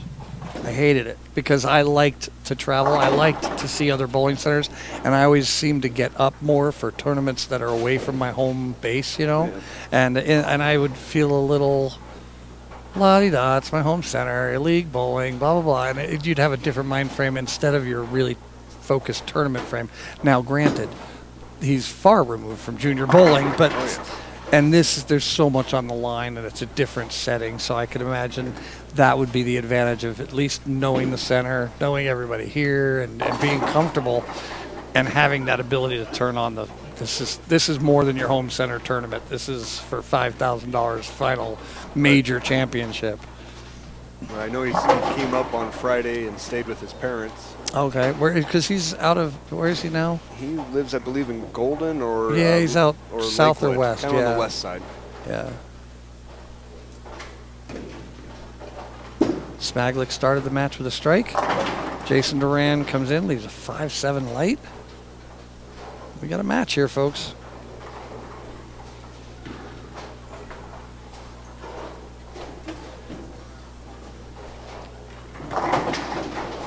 Basically, they both picked up very, very difficult spares in that first frame, or first game. Smaglick with the 2-4-8-10 cover, and Jason Duran in the 9th frame, or 10th frame, picking up the 6-7-10.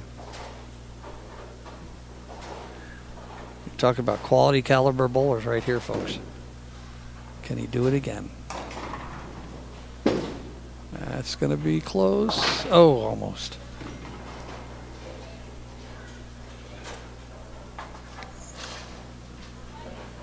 So with a double by Ed, if he strikes in the second frame, we're down to like two pins again. Basically a scratch match again if Ed strikes. And that depends here on what Jason does in the second frame.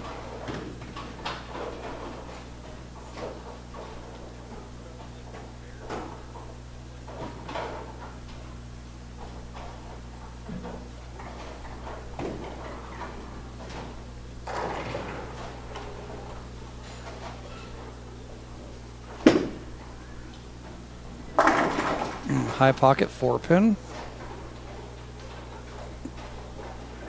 It's all real close, folks. It has tightened up considerably.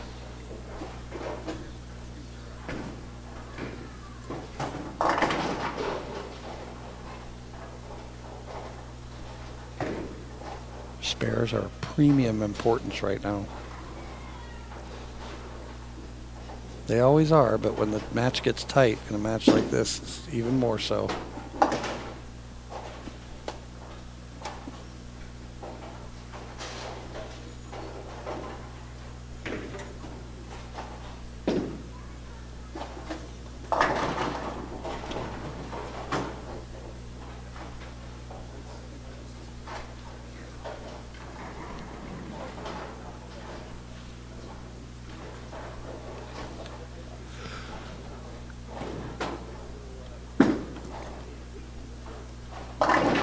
Oh, Smaglick kicks the 4-pin forward that Jason didn't that frame, so we're looking at single pins right now.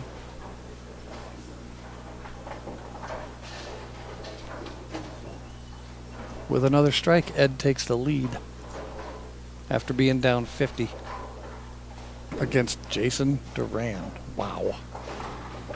That's something you don't hear every day. Well, it's not exactly like Ed is a slouch. That one's in tight. That one's in tight. Oh, and he gets the break, Brooklyn. Gets the Brooklyn turkey. Wow. Ed is in the Nevada Bowlers Hall of Fame. Oh, really? So he's not... He's no scrub. He's no scrub. You don't travel across 2 states to bowl a tournament and not have the confidence that, well, we're going to qualify. All 3 of the bowlers, Adam Ishman, Chris Clerk, and Ed Smaglick here, have all got a resume that's quite impressive. And they travel when the money's there. They're going to travel, and they're going to come take our money if we don't stop them. Well, some of Colorado's best are here to try to do just that. And that's what they're trying to do. We got 3 of the best bowlers in Colorado they got to go through. Or Ed's got to go through right now. Oh, he's missing that 4-pin carry this time. He had that carry early in the first game. He's got to see if he can get that back. If I remember correctly, we had Ed Smaglick with the tournament he won. He walked through quite an impressive field from down in the position. And he even did it when Zach and I got loud on the microphone in the middle of his approach.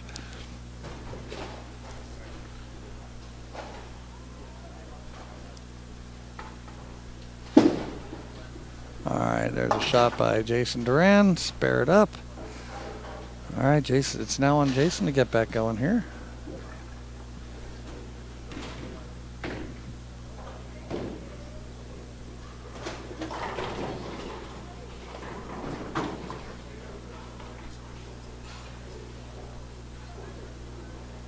If you can bowl through a field of Jason Duran, Steve Bavinck, and George Brooks, you deserve the $5,000. You deserve $5,000.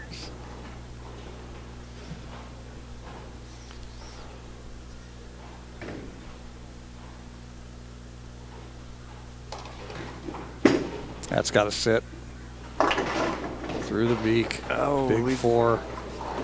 Yeah, he really helped that one at the bottom of the swing. Got around it early and got inside his target. And even the urethane's not going to stop that from hooking. That was a trajectorial problem more than a toss problem. We have seen him do these before, but not today. No. That's a shame. Well, Ed's got all the momentum right now. See if he can continue it.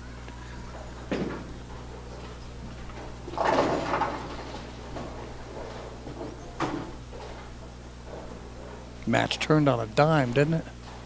After 7 frames last game, he was up 45, 50 pins. He's now down 30, possibly 40. Okay, high pocket Brooklyn 6-pin. But it should be an easy spare for Ed. 79 on the third, 99. He's up 26, actually, with a spare. I forgot to take off. It was 40 pins this match. It's minus the 22 he had bonus. So look at 26, I believe. Which is, you know, that sounds more comebackable than 50 I thought he was down at originally, almost. Well, Jason gets on another run. Yeah, it's basically 21 pins is a 10-pin spare inside of a 4-bagger. You know, it's a string of strikes. So any tap is 20 pins off your score. Jason just needs to. He's been in the pocket. That big 4 is the only time he really was out of the pocket.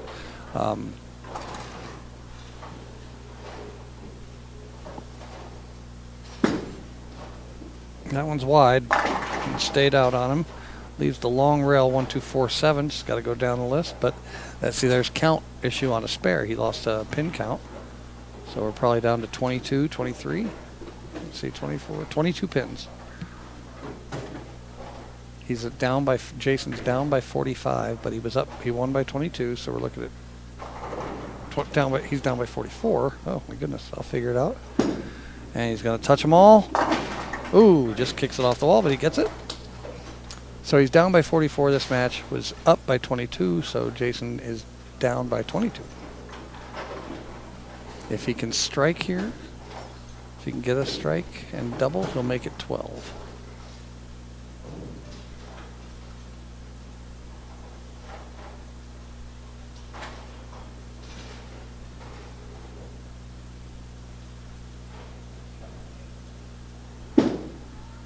Got to get up. Same thing, 1, 2, 4, 7 down the rail. But he didn't lose any count because he was on an open. So that doesn't, the 6 count doesn't hurt him as long as he makes the spare.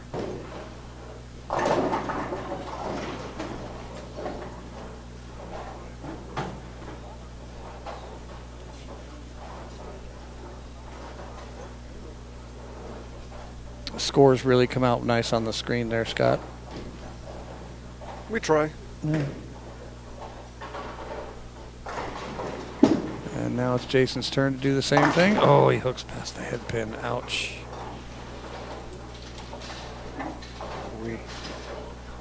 He's now down 33 with 5 frames to go.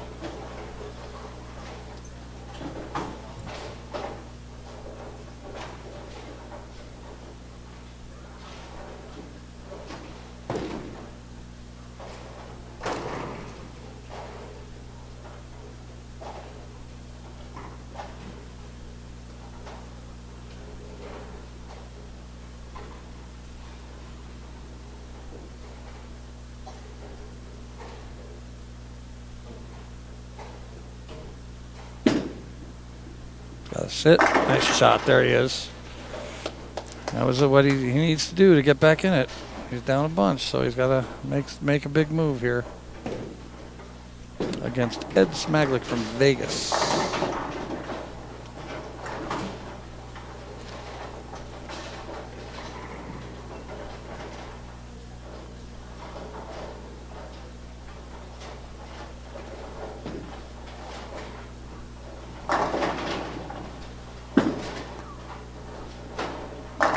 Oh, wrapped 10 pin, even moved a little bit, but did not go down. But you know what? Right now, spares are good. It was like last match against Nolles. Jason just got that big lead and needed to make spares late.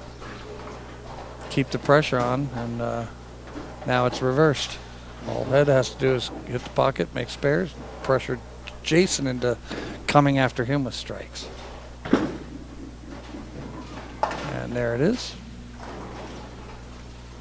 Fill frames.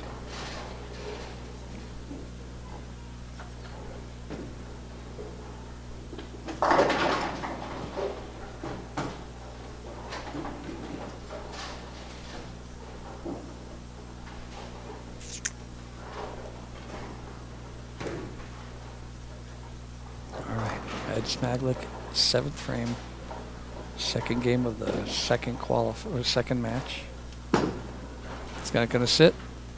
Nope, through the beak. Gets a 3 out of the 610. That made it considerably easier.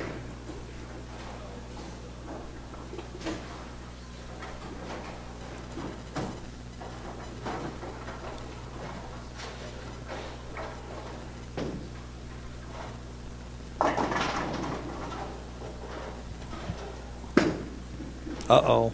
Uh-oh, he just gave it away. Gave it back. He got the 10 off the 6. Gets 141 in the 7th.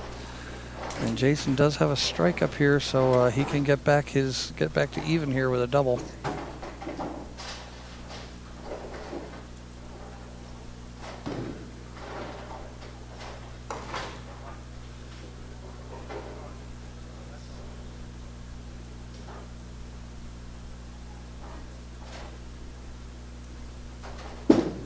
It's a good ball. Got to get up. Oh, wow. Just did not finish. I was surprised there. Washout. 1-2-10. He's going to have to pick this up. Don't want to give it right back.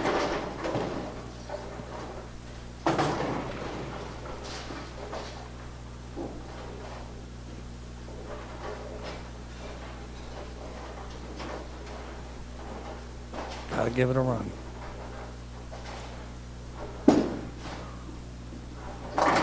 Oh, and he goes around it. Great effort. It's going to give him 88 in the 7th. Really struggling this game after that big start last game.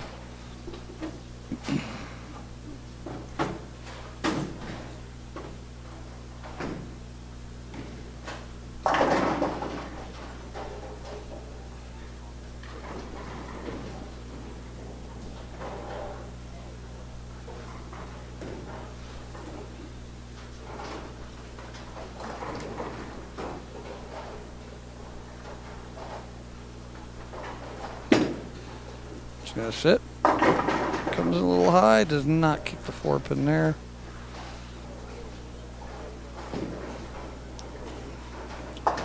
It's getting real late here for Jason on this last game. It's just turned into a struggle for him. He was so wired, and now he's having a little real difficulty even when he hits the pocket to carry.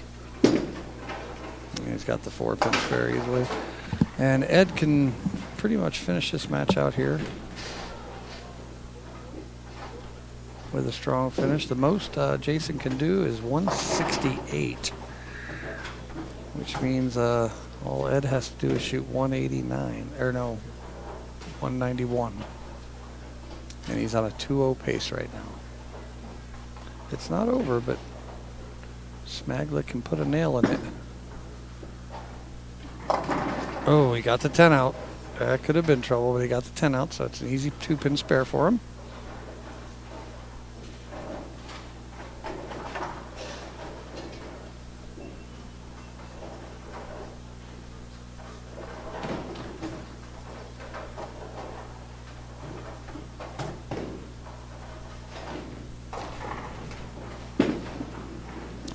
No problem.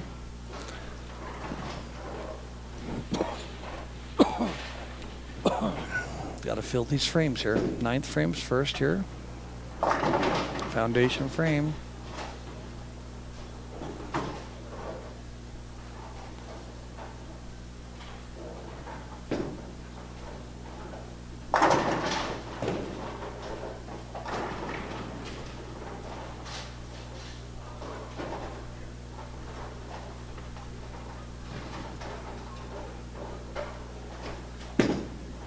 That's going to be pretty good.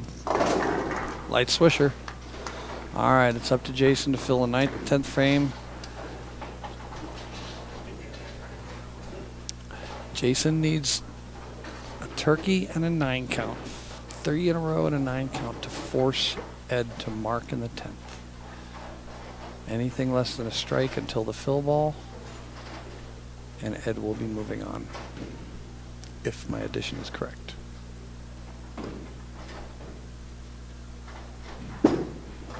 That's a good ball. Great shot. Got the 10 out there.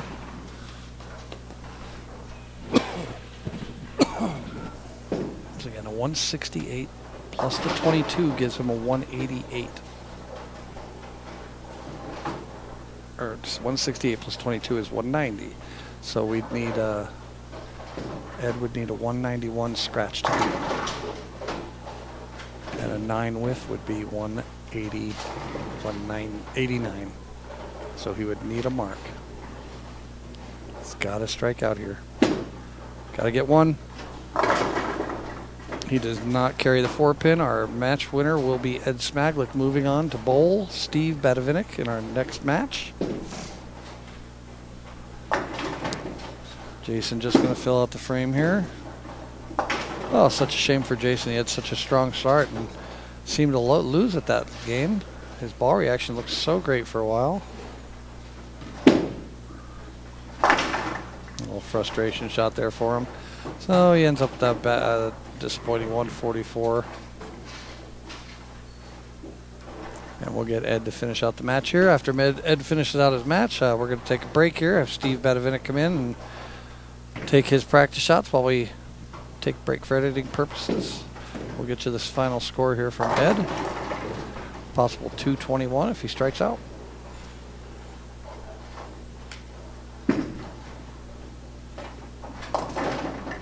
Oh, wash out there.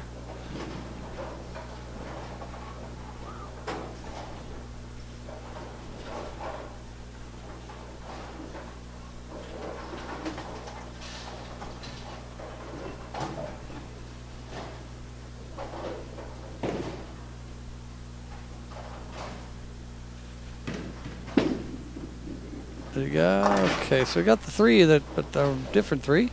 Ends up with a 189, which is enough to move on to bowl Steve Bavinck, our number 2 seed. Coming up in just a moment, we'll be back right around the bend.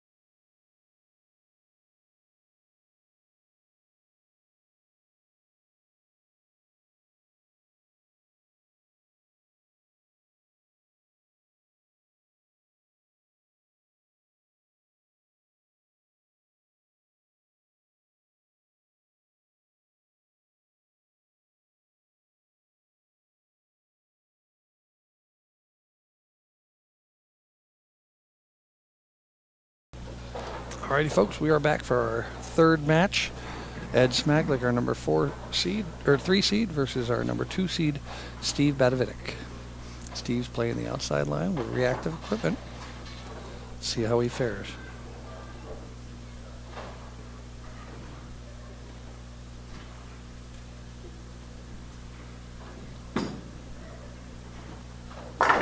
Great shot by Steve there.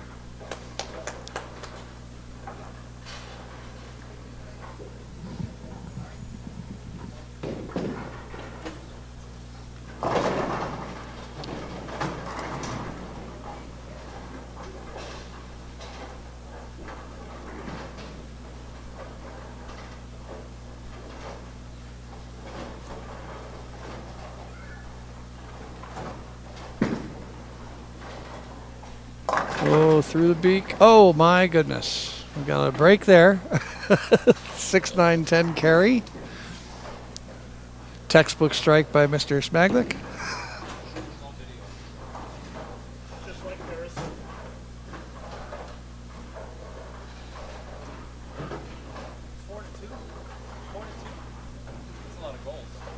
Yeah, it is.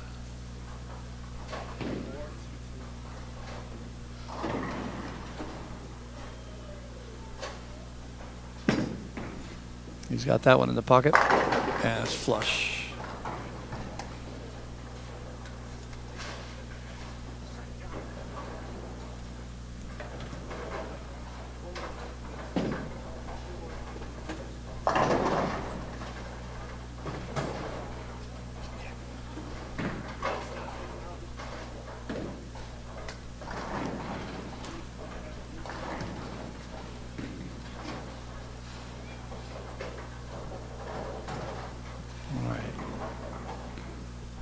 Bavinck looking for the early double to match. It's got to sit. Oh, wrapped him in a great shot.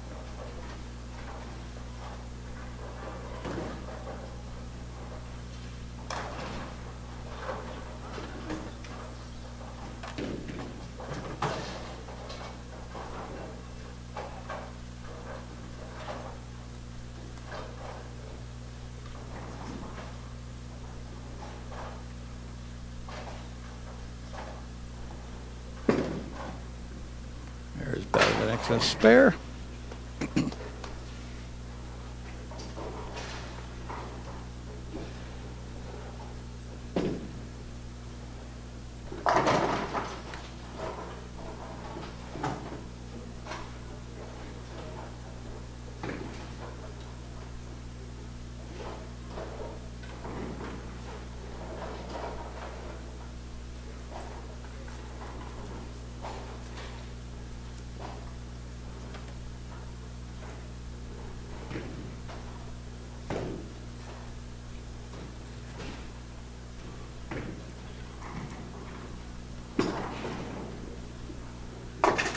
That one got down the lane and did not recover late, leaving the washout for Steve. Looking at the washout. 1-2-10.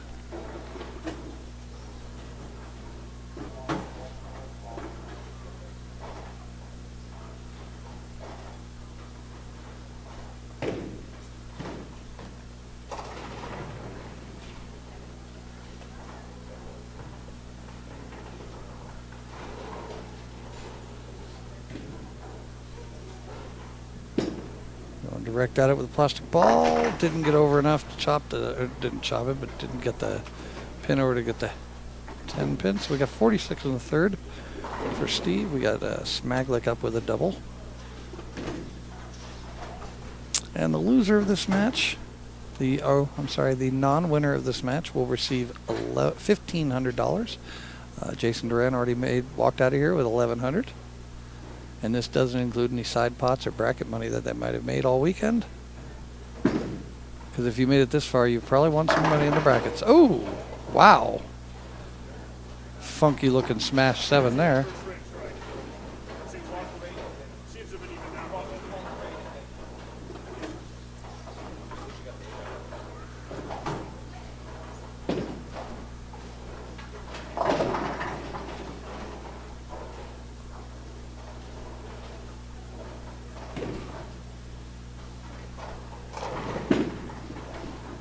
There's a spare for Ed, as expected.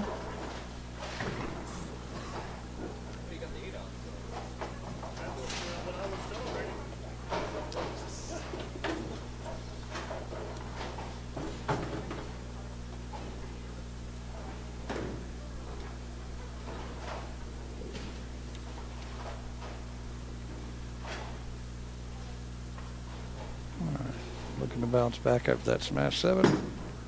That'll be cut tight. Oh, it's through the beak of 4-6. So we've got an open frame coming back at Steve. He needs to take advantage of. Most likely, there's a slight chance he can bounce it out and make it. All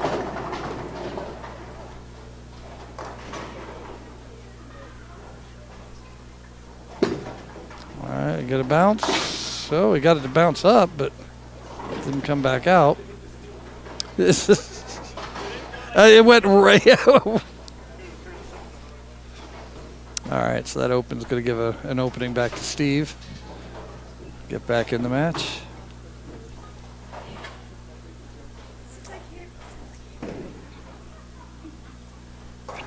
All right.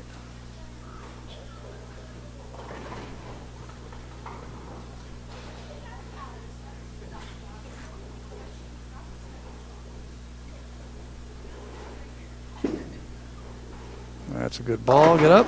Another light swishing 10 pin is going to roll. Touches it but doesn't knock it over.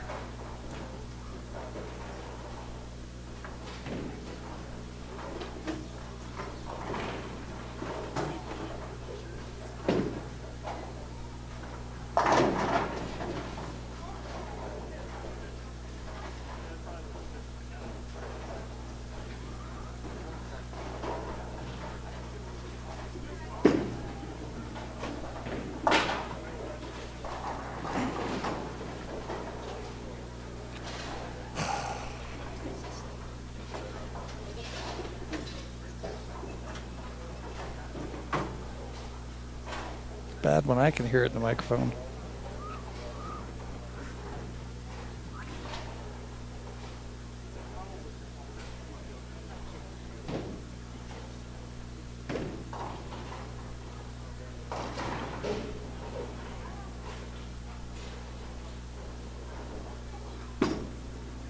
That's gonna get up. Flush shot. Oh, and the rack 10 pin.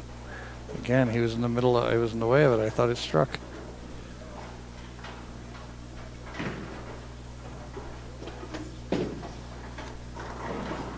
In the pocket. Eventually they'll carry.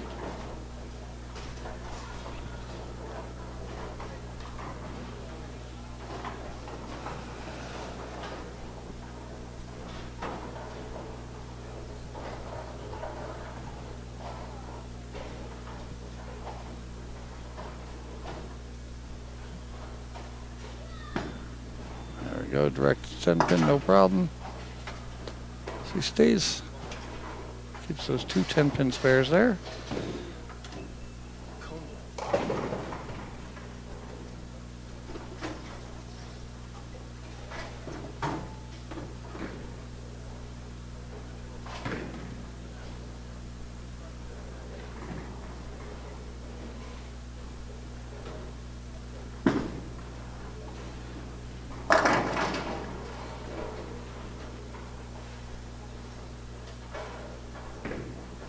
A 10-pin for Ed, right back at him.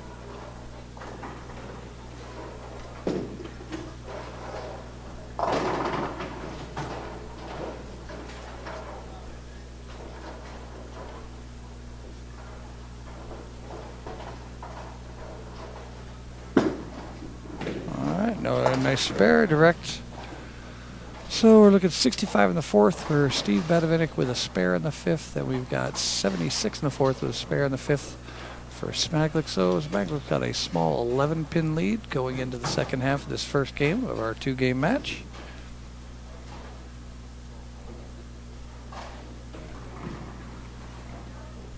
It's been pretty solid on this lane until that 4-6 last frame.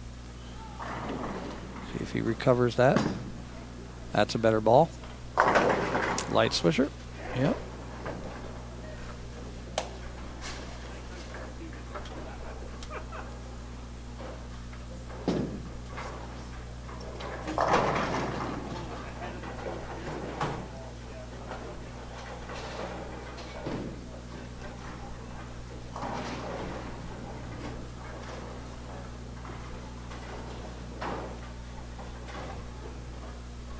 See if Steve can get the 10-pin out here on a pocket shot. That looks good. Oh my goodness. Wow. Back to back to back wrapped 10 pins.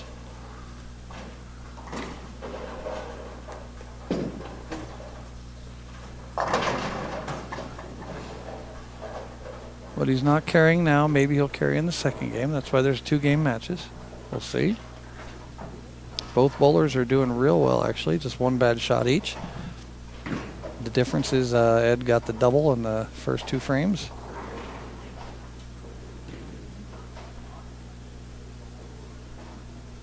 Steve just got to stay with it, stay focused, make the spares, move on. Which he consistently does. That's why he's Player of the Year here out on the CSBT.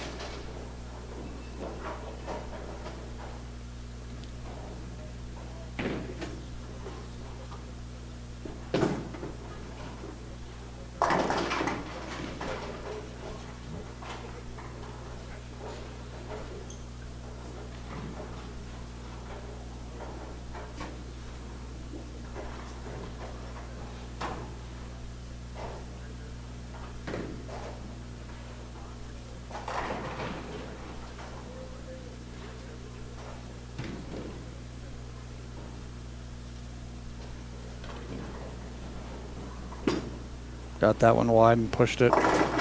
Yeah, I got the break getting the 10 out there, but left the 2-4-8.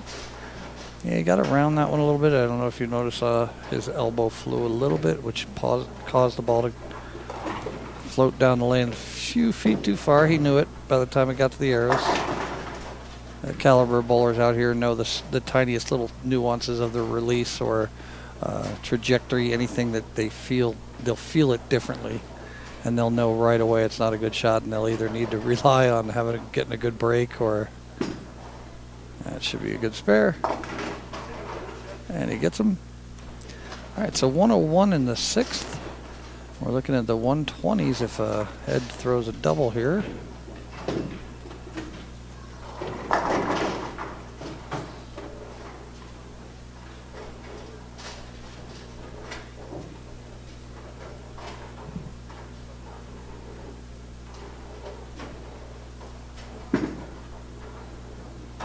Oh, wow, runaway Brooklyn leaves a 3-pin there.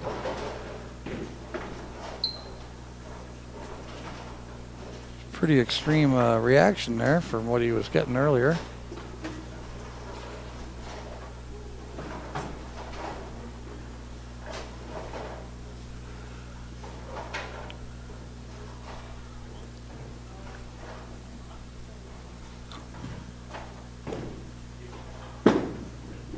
And right on, direct on the spare. That's going to be 116, I believe, is it? 116 in the 6th to 101 in the 6th, 15-pin match. Real close with 13 frames to go. Nothing to stress over. Just got to get something going here. Steve's been punching the pocket pretty consistently. Law of averages say that they'll eventually go down. And looking to get back in the pocket here. It's a good ball. Oh, that one came in a little light too. I thought it was going to react, and leaves a 2-4-8. The same thing Steve left over there.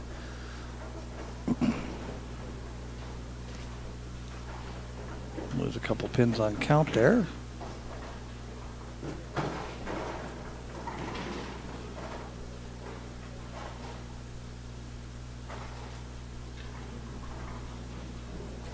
Going direct at it, and gets them all.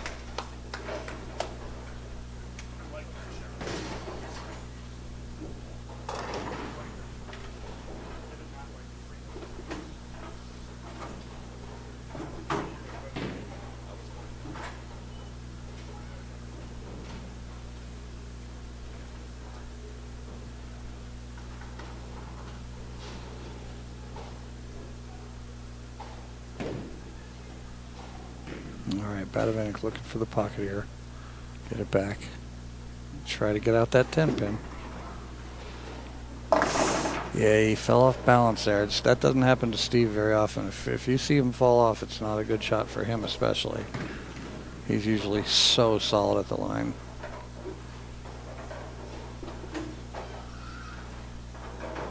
3-6-10's nothing to sneeze at. You gotta really focus and make sure you get him. He gave that 7 count count back.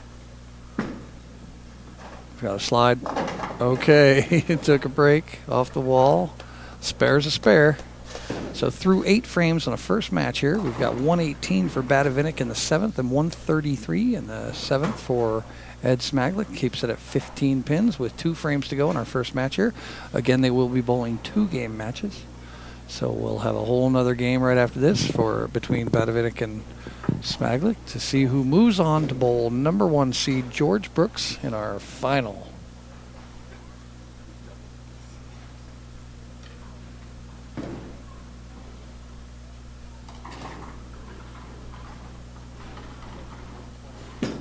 Steve moved in a little bit.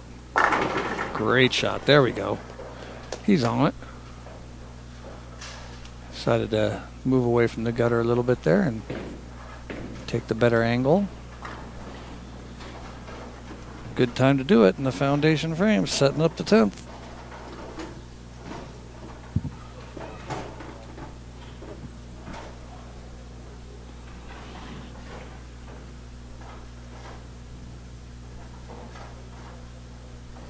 Smaglick went runaway Brooklyn last frame. Oh, and he bulldozed at the pocket.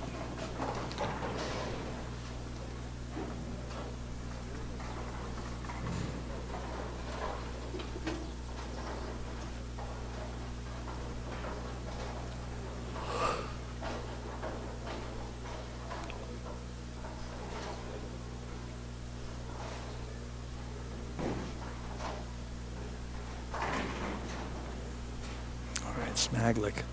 Looks like he's got a better look on this lane. Good shot there, a swish and strike in the 10th.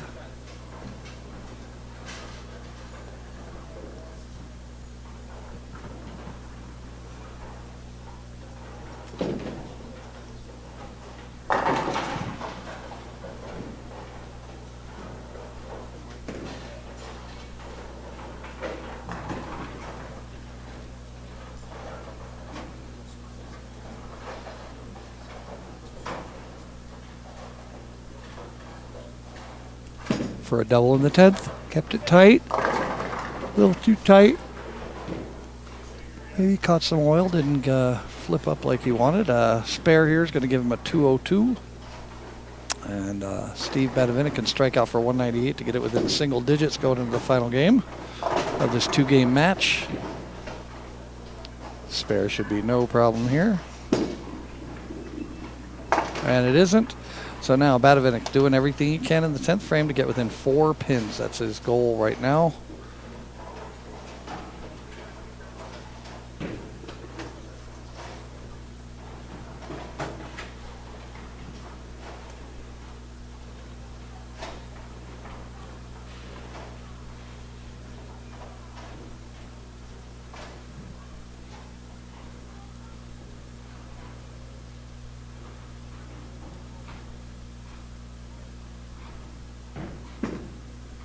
Got to sit. Oh, God, another 10 pin, this time high pocket. Was going to strike out, or spare strike for 178, which is going to be a 24 pin lead going into the final game for Ed Smaglick.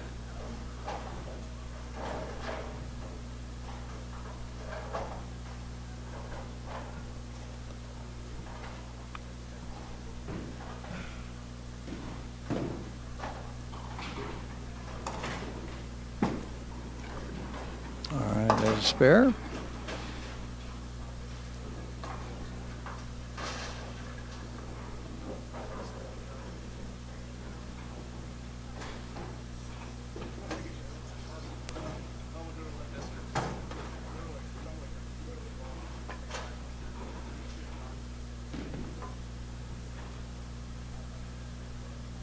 All right, looking for the fill ball here.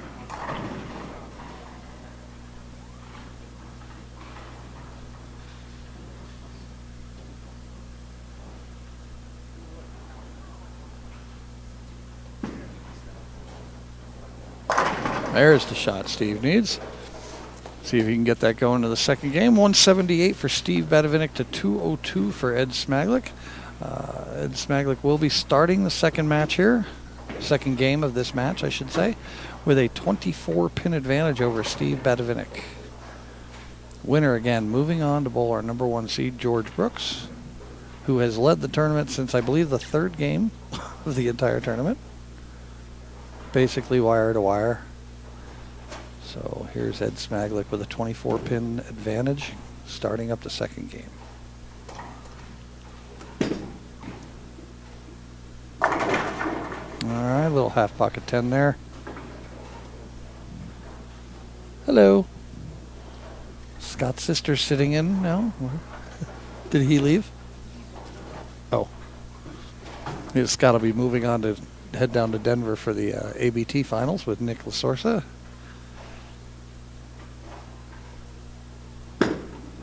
There's a spare for Ed. Let's see what Steve can do here. He's got a little ground to make up on the Vegas stud, Ed Smaglick.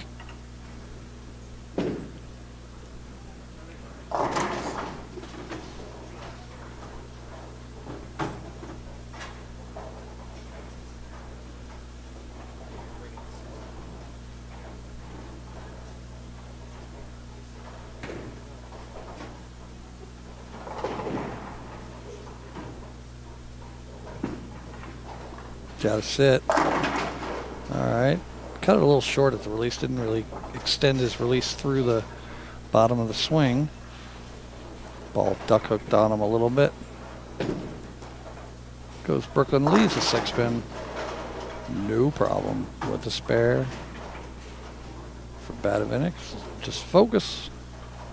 Point A to point B, hits point C.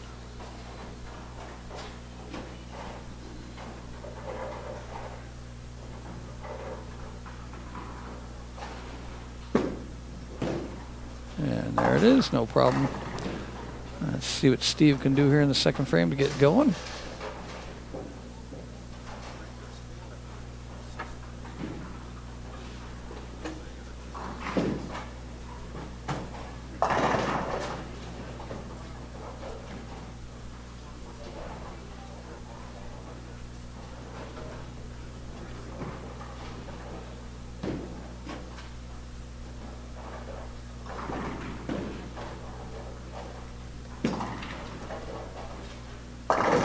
Liked it.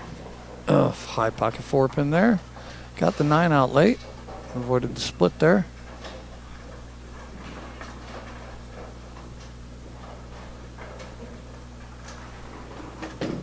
Steve's taking copious notes.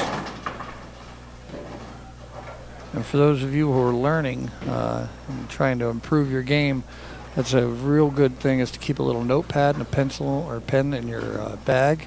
And every time you bowl, jot where you're standing, what you're looking down, what's working for you. Maybe an earlier push away, you slow your feet down, you you have your wrist in a different position. All right, you got it, Scott. Scott's heading down to Denver to go to the ABT tournament and with Nick Lasorsa. We'll see you. I don't know. We'll have to, huh? Next week. Yeah, that's true. ABT. Where is it next week? Okay, we'll double check through Facebook. But Scott's Legister's heading out. His sister's here taking over the production. I said his sister's taking over the production. As Ed Smaglick's going up for his second frame. Good shot by Ed there. Increases his lead to 25. Could make it 35 with another strike here.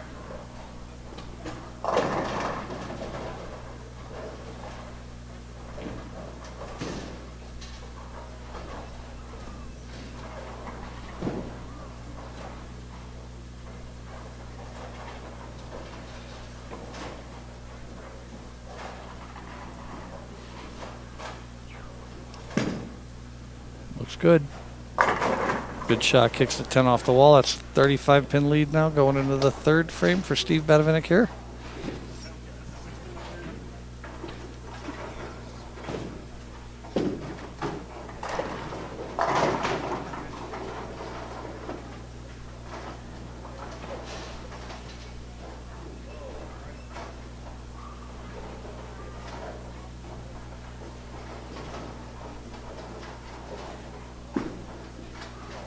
That's a good job by Steve, kicking the 10 off the wall. Finally got a break, 10 kicked.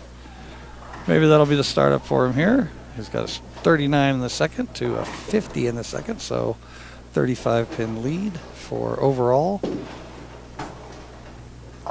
for Ed.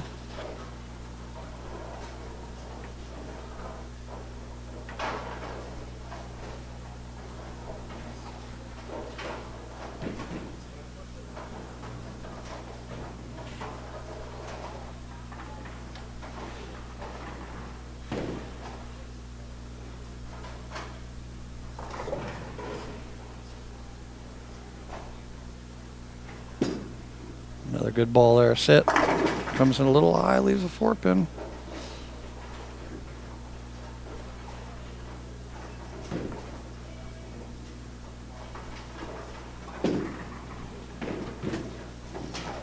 We're getting down to it. We're coming up on the second half of this second game here. Ed with a 35-pin advantage. Could increase that when he gets up there. Even Steve spares here. Ed can increase that with because he's on a double right here. Continue adding to those that string. He'll be adding pins to the lead.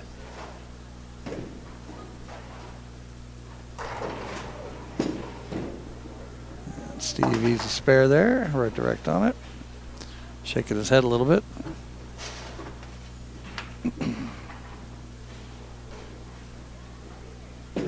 He's been bowling better than he's scoring, I think. That's with all those 10 pins and 4 pins now.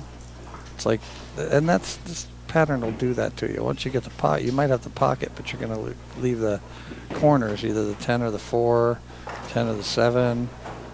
Getting a lot of that non-carry shots there.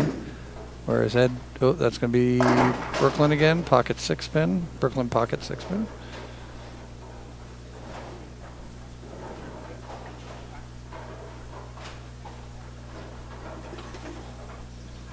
So he was up, he won the first game by 24. The spare here, he's going to be up 34 overall. Steve's going to get something going here in his 5th frame coming up. After Ed bowls finishes 4th there, Ed bowls his 5th right now.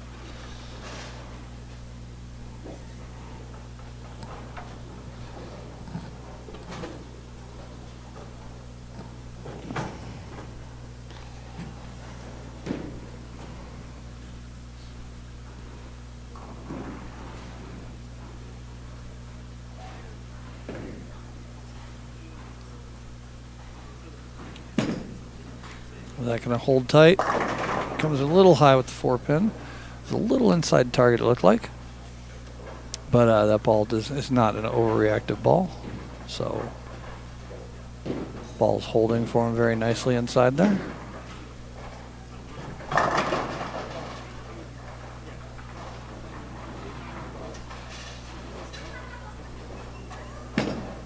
No problem on the spare. He's real direct. Consistent on his spare shooting there. All right, so Steve's turn coming up. We're second half of the game here. He's starting his 5th frame on a spare. Looking to make a big move here. He's got to start striking.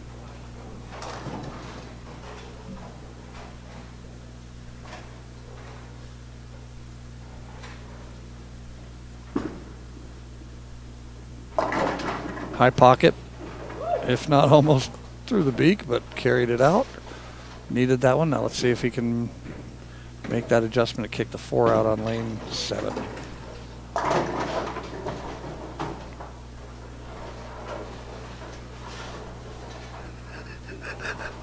George is down there practicing. He just kicked out a 4-pin off the wall again. Another ball return. What do we got here? Oh, he's going to need to re-rack. Yeah, that head pin is off a little bit. Either that or the 5 pins moved over. But we do need a re-rack.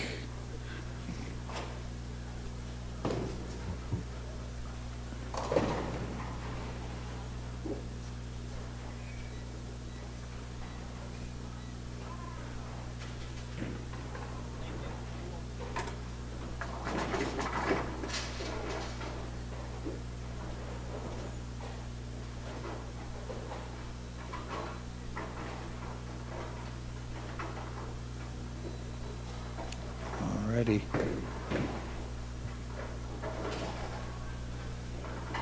Step down, take a little extra time. A veteran move. All right. One shot. Needs a double here. Get back some pins that he's been losing by. That's a good ball. There we go. That double's going to put a little pressure on Ed to keep his lead. He's down to 20. It's back down to the original 24.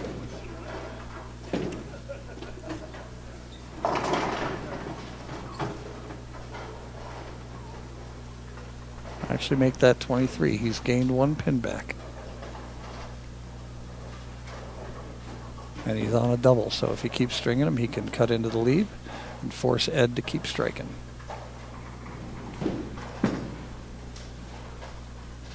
Oh, Ed goes through the beak, leaves a 6 pin.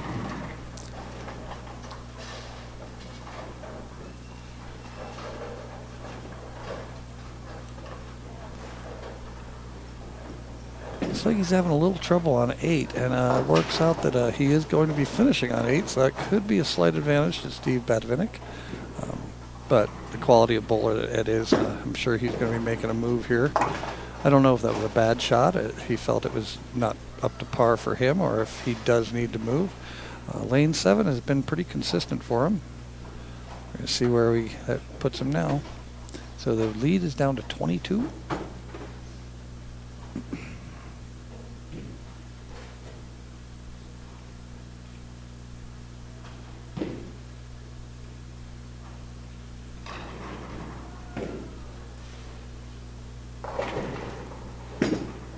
That's a good ball. Ooh, came in a little light and leaves a baby 2-7 split. Slowly, the lead is shifting.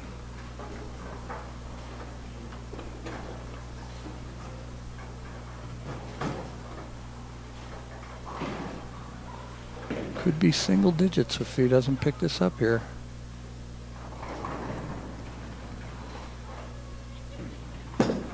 Uh-oh, he's direct on it. Yeah, he chopped that 2 straight back, so that's going to give him 134 in the 7th. And we're looking at single pins here. If Steve comes out in doubles, he'll be taking the lead back.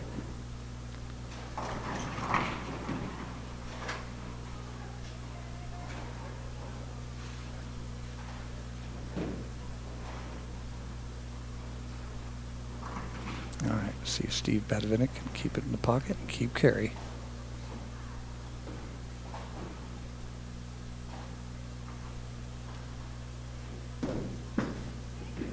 It's a good ball. Oh, wow.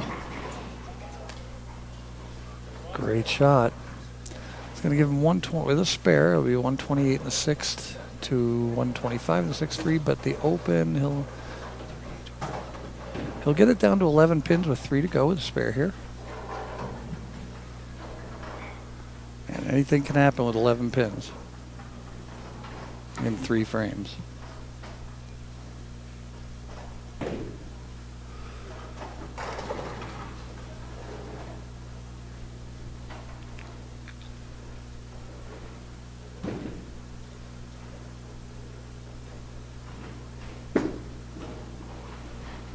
And doesn't miss that at all.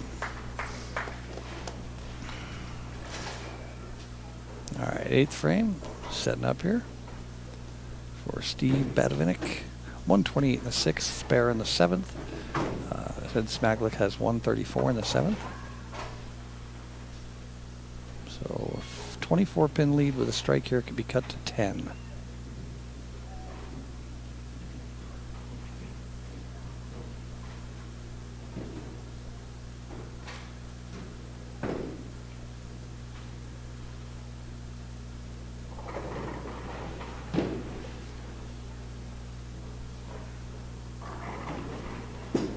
It's got to sit. Yeah, that was left of target. So that's 12. Ed's going to have a 12-pin lead going into the 8th frame. As long as Steve makes sure he spares this. Got to watch for the chop. It's all about focus and execution when it comes to single pin or easier spares.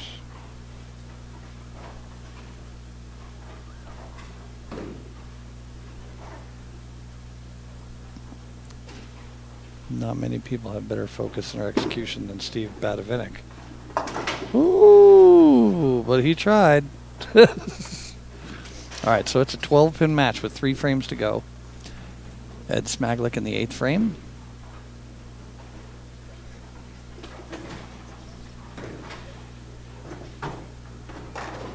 This has been his troubled lane. He's got 2 of the next 3 frames. The last 3 frames are going to be on his troubled lane to see if he makes an adjustment.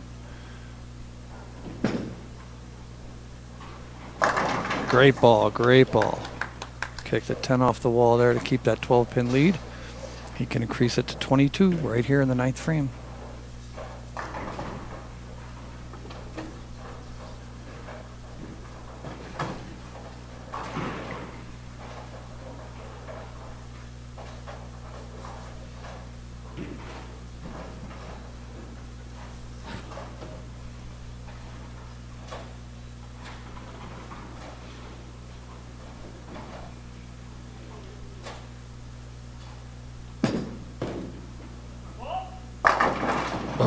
Wrap 10. It's a good shot. Right in the pocket. 154 with spare. He'll have 154 in the 8th.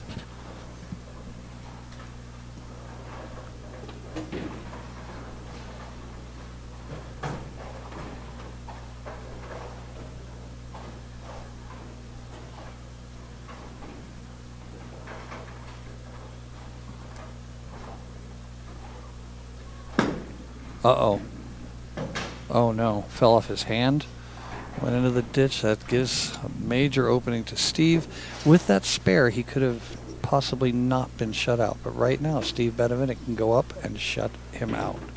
If he throws the next 3, Steve will be moving on to Bowl George. 192 is all Ed can get, plus the 24 pins is a 216. And we're looking at a 226 possible for Bavinck. He needs to get to 217 to shut out Ed Smaglick again, if my addition's correct. So that would be the next 3 strikes. Spare turkey. Spare turkey in the 10th would be a possible tie. That's a great shot by Steve. Got a little wide, but that ball recovered very nicely this time.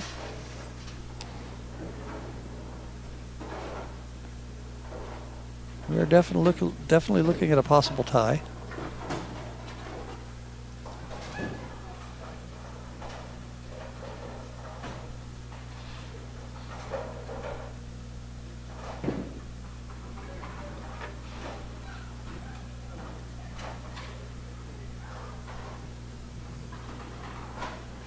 If they both go spare strike, we're looking at a tie frame, tie game, tie match.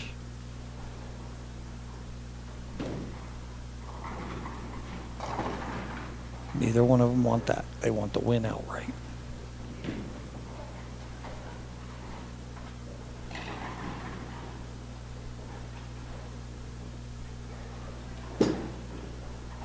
Great ball. Great ball by Bavinck there.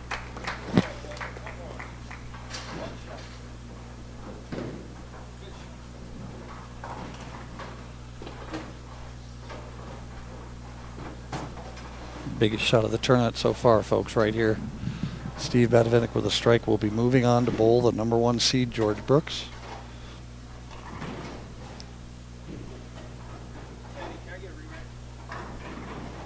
Once again, taking his time, getting a re-rack.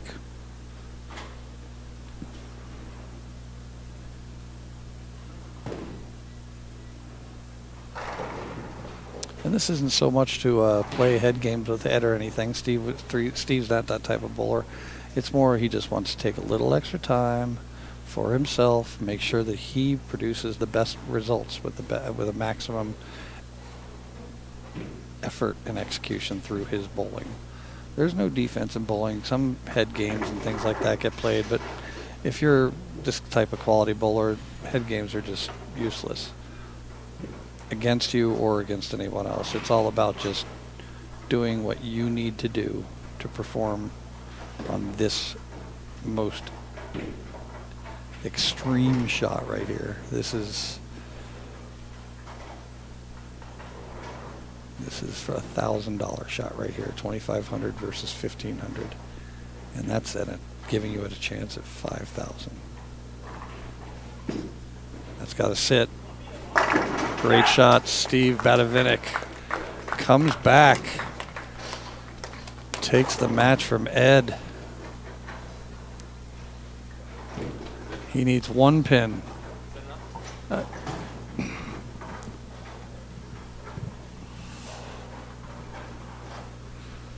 He does need one. He needs one.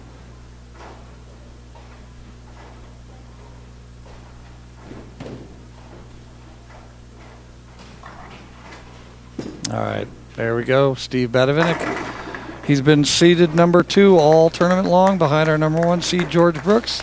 Comes down that he ends up winning his match from Ed Smaglick in a great performance there, especially toward the end. All right, Ed Smaglick finishing out his match, leaving the 1-3 there. So the 225 gives Steve Bavinck the opportunity to go up against number 1 seed George Brooks. Ed Smaglick takes home $1,500 for his double. Ends up with the 170, just getting that out of the way. We're going to take a quick break, get George's practice shots. We're going to be back right around the bend.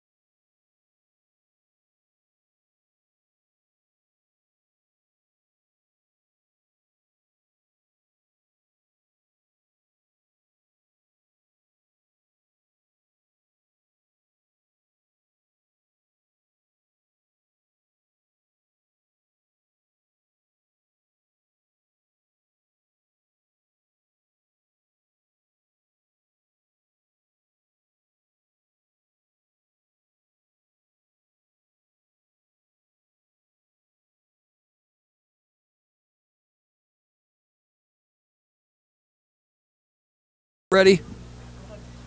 I mean, I'm ready. Whenever you are. So I only have to throw this once, right? During the match? Alrighty, we are on.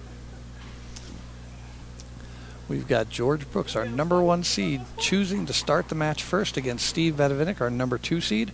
These two bowlers have been in the top 2 spots for the majority of the tournament, and I mean 80% or longer. George has been leading, I believe, since the 3rd game of the tournament, and Steve jumped up to 2nd by the end of the 1st block. So these have been the #1 and 2 seeds, and people got a little close, and then they'd have those big games and jump ahead of them again and solidify their positions. And here we are, championship match. George Brooks comes in a little high. He's 4-pin, but a good ball.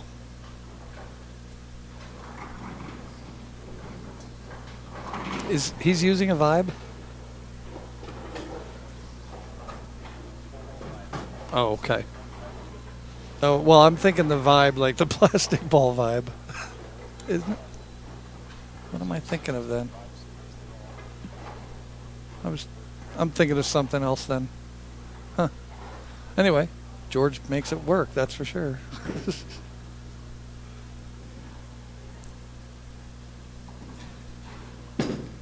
And directed. Oh, okay. That right there showed you what the Wolf can do. He did catch it, but there was a chance. All right, Steve Bavinck, first frame, final match.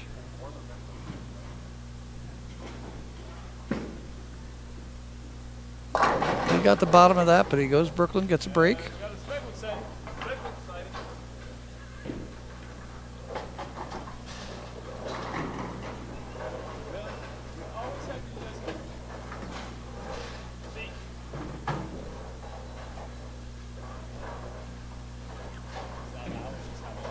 You'll carry the 4-pin. You'll carry that off the wall eventually. All right. 2nd frame. Looks like you throw a better shot here. That's going to be high too. Oh, no. Flush. Looks like that lane got a little hold for him there. The bad man.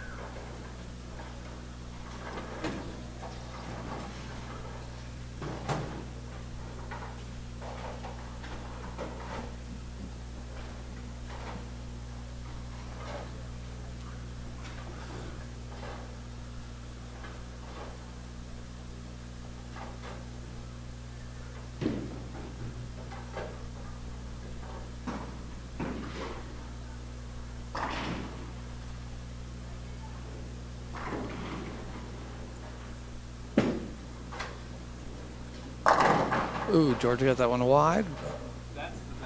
But the first game, the first game for sure, that was ridiculous. That was just the bad sighting. The second one will be the bad-o sighting. Those were just, I could, that one you walked away going like this, I'm like, wow.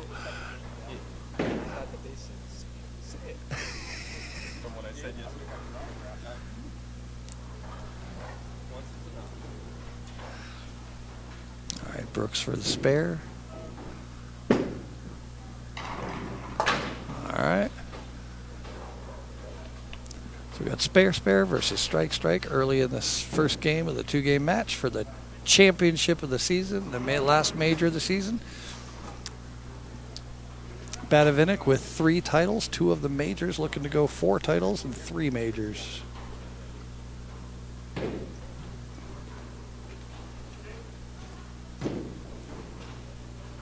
All right, Brooks looking to get an X on the board here. 2 pocket shots, 4-pin and a 10-pin, trying to split the difference here.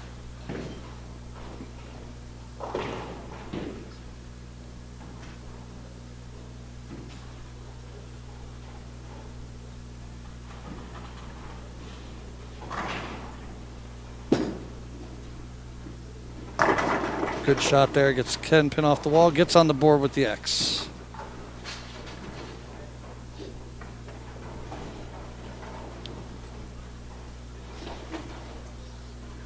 Bavinck can continue his striking here.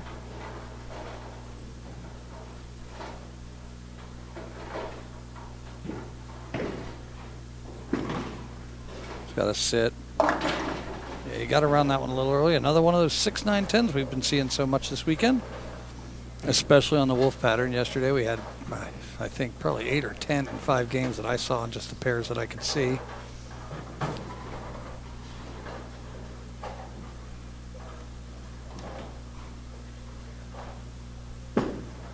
And direct at it, avoid the chop, and we're good. So, spare, spare, strike to strike, strike, spare.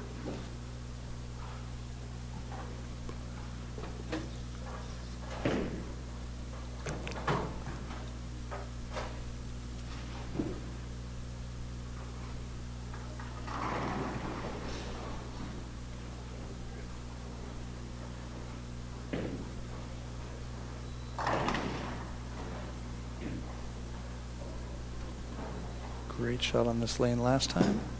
Looks like he's repeated it, and he does. He's so studly.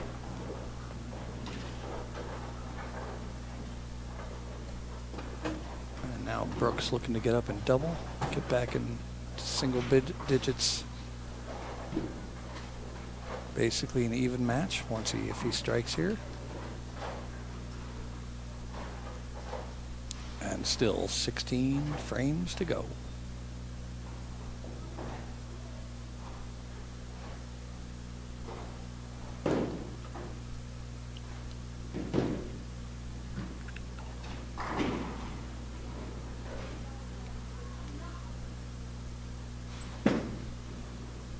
Looks good. Oh, wrap 10 pin.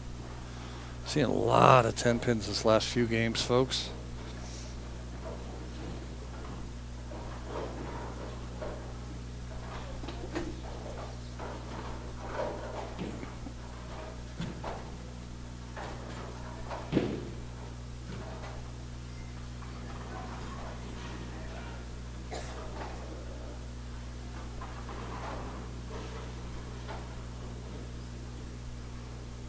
Brooks for the spare.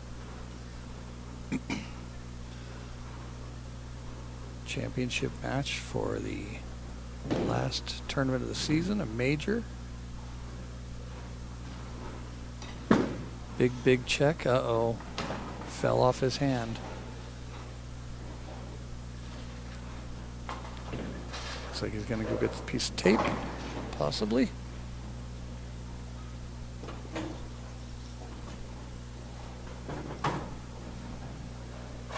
And that's what he's doing.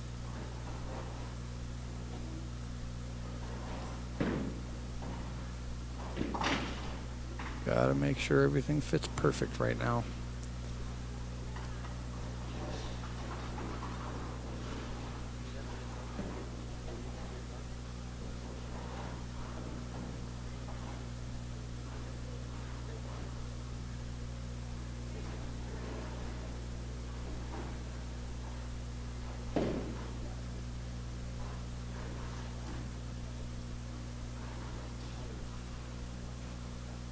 Is all settable tape.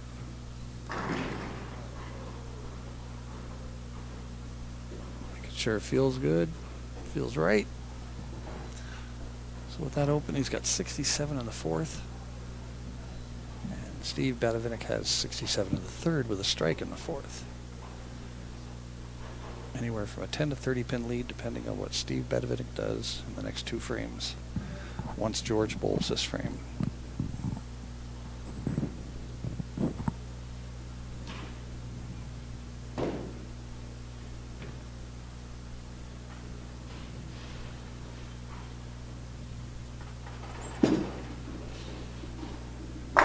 There's a great shot. It's like both these bowlers are lined in. George just had that one gaff on the 10 pin where the ball fell off his hand.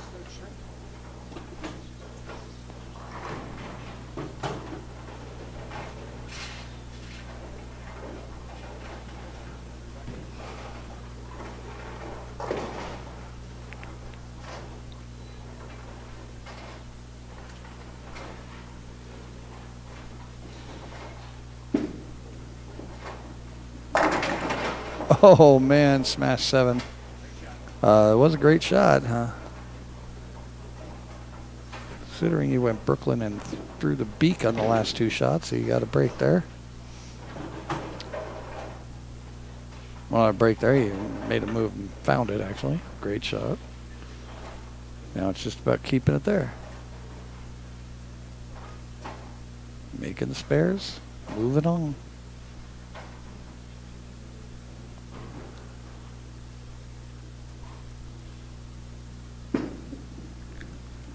And no problem for Steve there.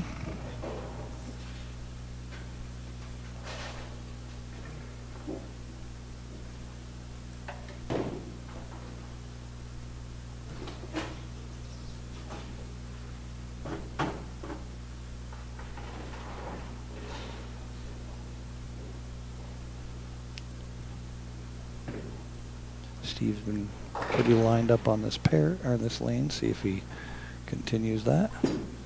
Looks like a great shot. That one came in a little later than I thought. Left a little flat 10 there.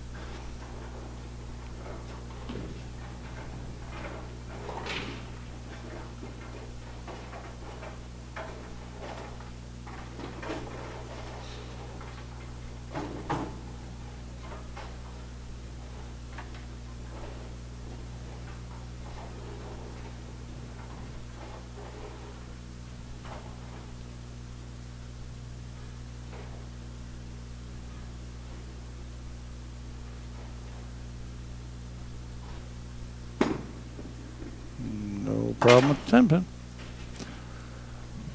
So other than that one just ball that fell off of George's hand, a piece of tape, we've been real clean, real solid game, real tight.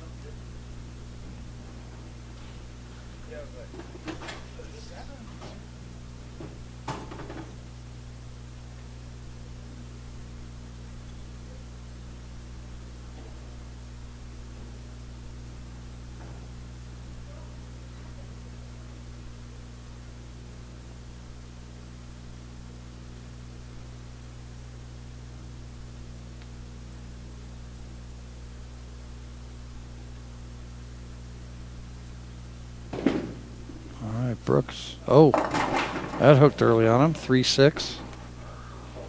He wasn't expecting that.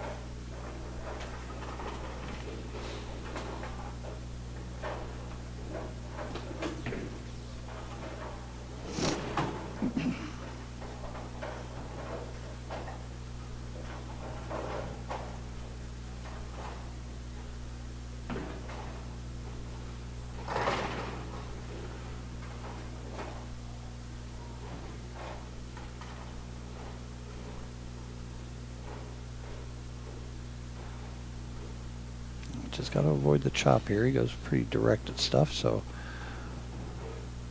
minimizes the chances of it, but there's always that chance. Try to avoid that at all costs.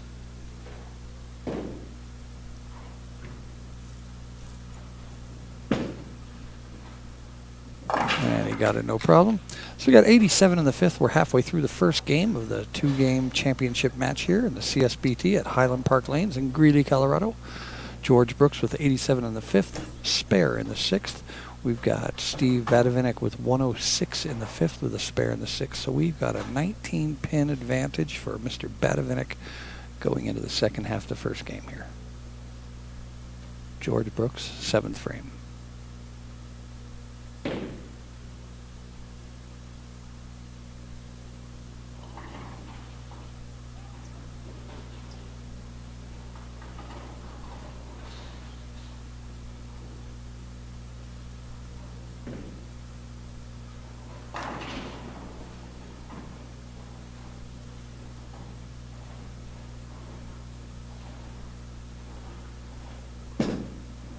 That looks pretty good. Light swisher. Oh, pocket 710.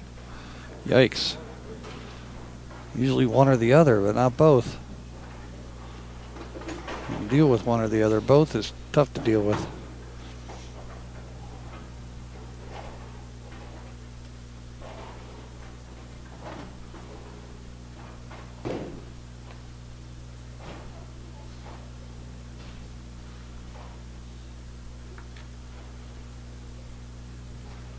George will just be heading for the 10 pin, trying to bounce it out. Can maybe get a lucky break here.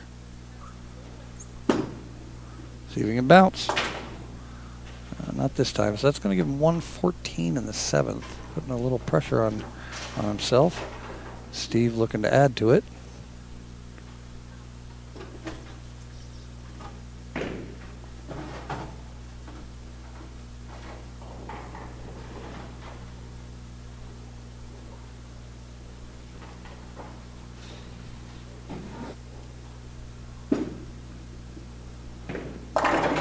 Good ball. High pocket 4-pin.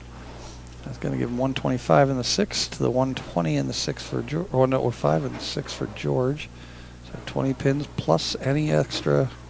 We have a 31 pin advantage with a spare and a strike.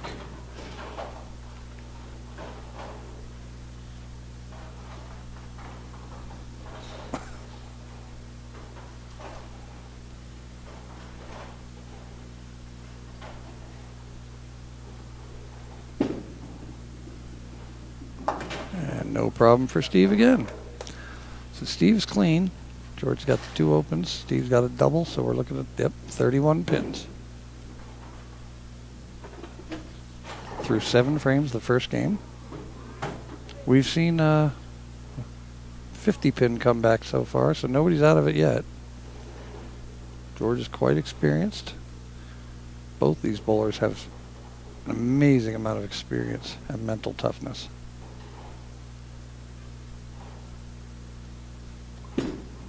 That's a great ball. Oh, another 10 pin. Yikes. So clean off his hand.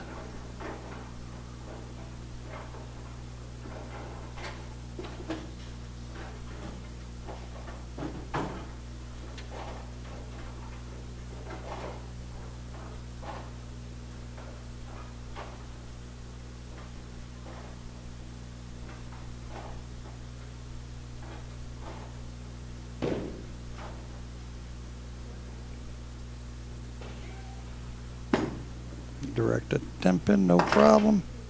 Saying no problem a lot with those single pin spares for Steve Bavinck, as expected. So that's going to be a 30 pin lead going into the 8th frame for George Brooks. Well, the lead is for Steve Bavinck. The 8th frame is for George Brooks. Make sure we get that straightened out there.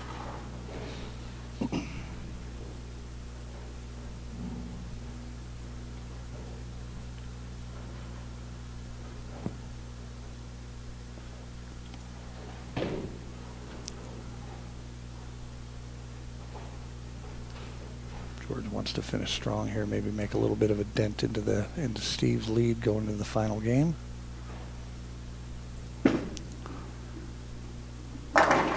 Oh, wow, 10 pins everywhere today in these last couple matches.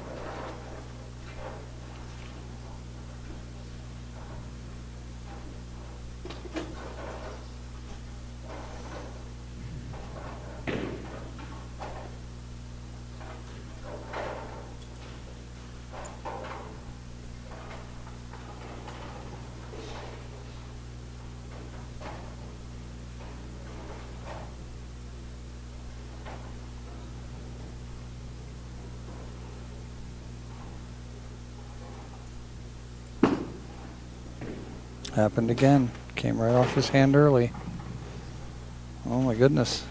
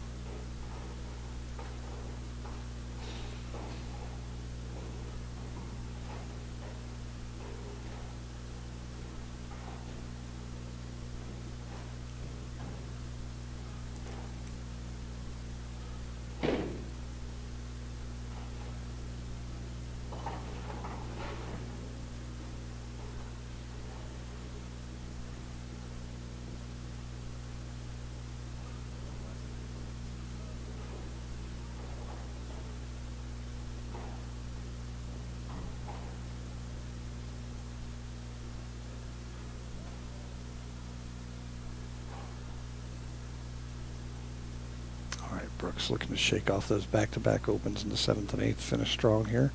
He needs the last 4 to shoot 183. That's a good ball.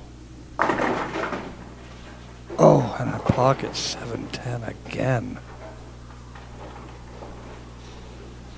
Okay.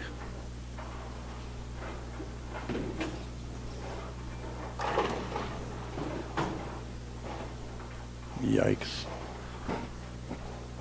He's had some great shots that have gotten bad breaks on.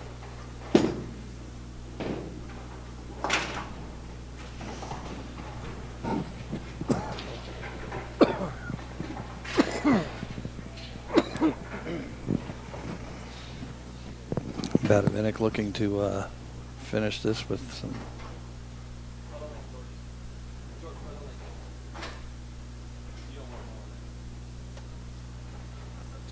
Steve, you're up.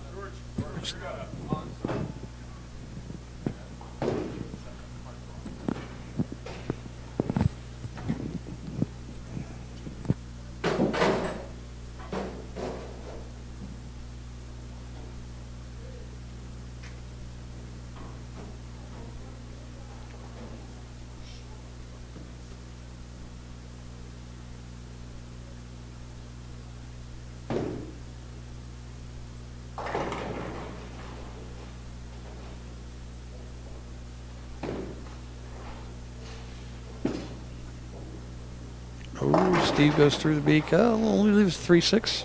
Stays out of as much trouble as possible. Looks like he might have got a little soft with his speed.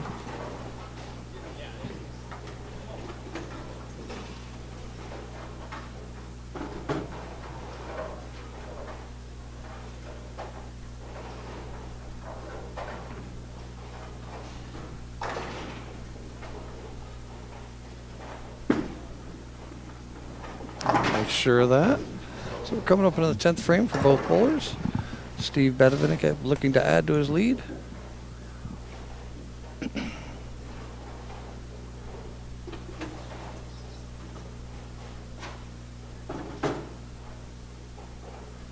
He has had a great shot on lanes. Lane 7, just hasn't been able to carry. That's a good ball. That was it, flush. So with the strikeout, he could shoot 212. And the most George can do is 162 this first game. After he's got some bad breaks, but he's also missed some easy spares.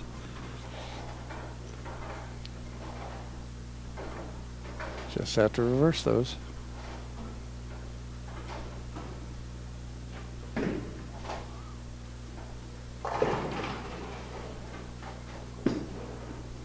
Gotta get that up. Steve swishing 7 there. So we're going to end up with a 202 with a spare here. He's going to have at least a 40-pin lead cushion going into the final game.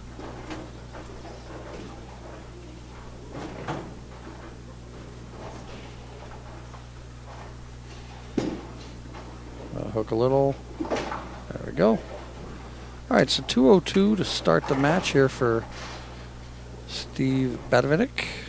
George Brooks getting up in the 10th frame, seeing if he can finish out strong to give himself a little momentum going to the second game.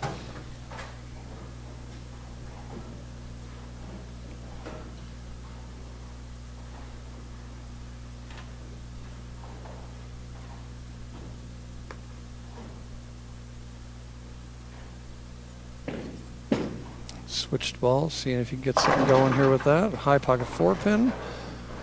It's going to be about a 50-pin lead with a spare and strike here.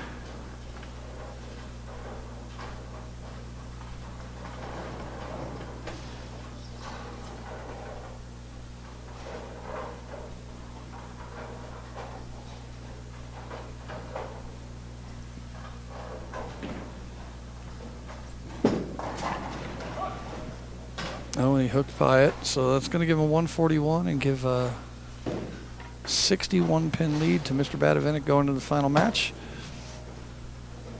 which he will start. Yeah, I don't. Oh, they got him going here.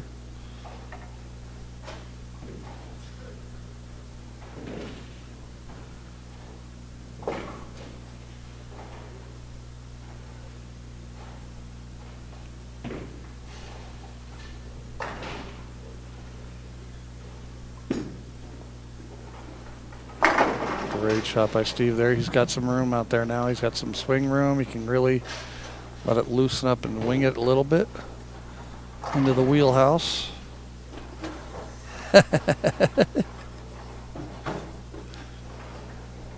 Steve just went over and gave Brandon Nolles, our 5th place finisher, a big kiss on the head. I think that's for luck.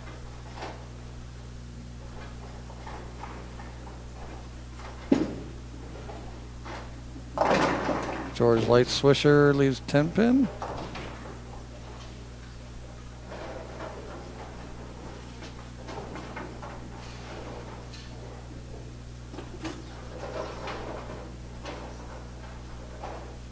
Once again, we're missing the middle of everything that's around us in severe weather. We get all that severe weather, and we're the one spot that's nothing. George gets, that's just like yesterday. Looks like George got the spare there. It's pressure time already for George. He's got to start doing something to put any pressure on Steve. He's got a 71 pin lead. 9 frames to go.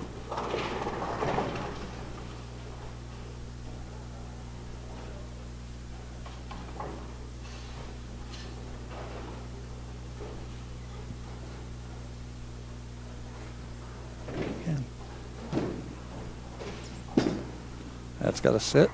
Okay, the ball's got a good reaction there.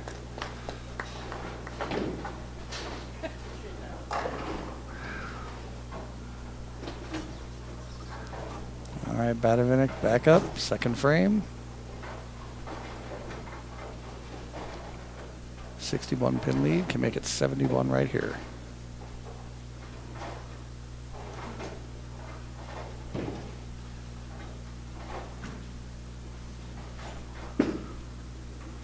Got that one wide. Little light swisher carries.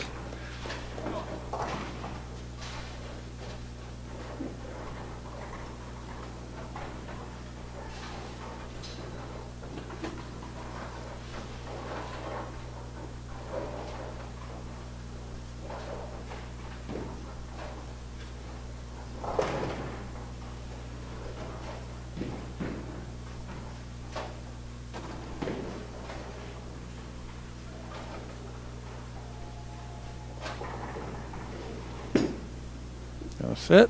High flush, kicks the 9 late. Now we're looking at another championship here for Mr. Bavinck. George is under the gun now to finish out, and we're only in the 3rd frame.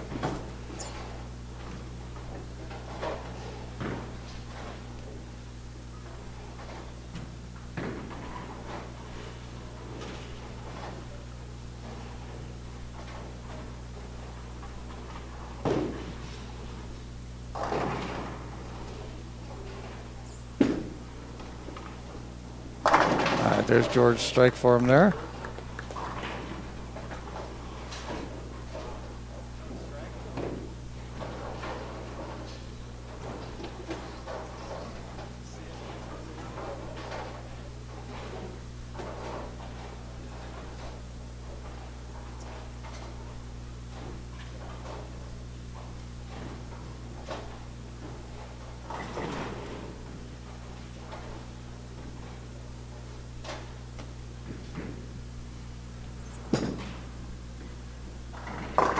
Got inside his target a little bit, leaves a 3-6-10.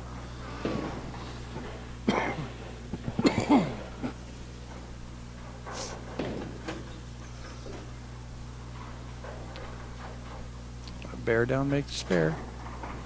Looks like he's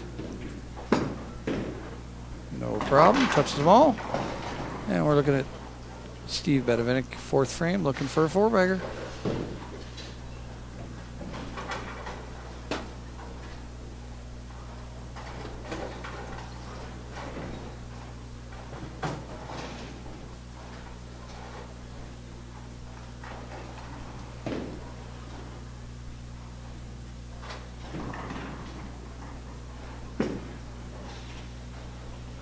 That had to sit. He got a little bit at the bottom of it. The bottom of the swing grabbed a little bit. Only a 3-pin, single pin, that's good 9.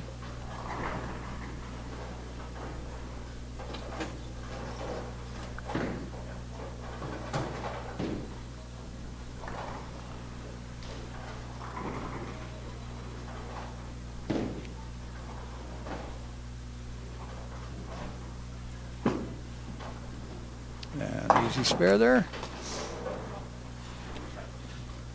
All right, we're coming up for the 5th frame. We got only half a game left of our major championships tournament here at the CSBT. Steve Bavinck's 5th frame with a very large margin, almost 100-pin lead after 14 frames.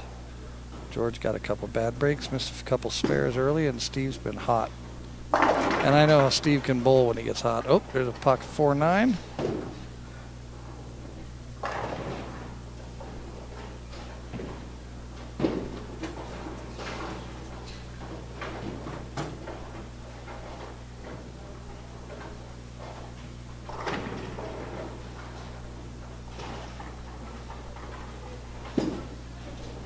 Is he going for it? Oh, he almost gave it a shot, gave it a run. That gives him 105 in the 5th. George can cut it to 49 pins with a double. And by the way, starting up in a few minutes is the United States versus Portugal World Cup match.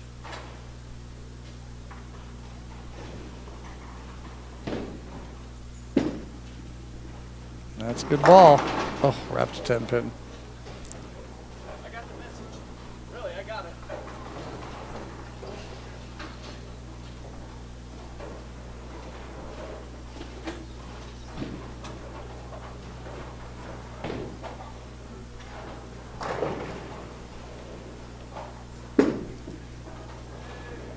All right, George covers that up.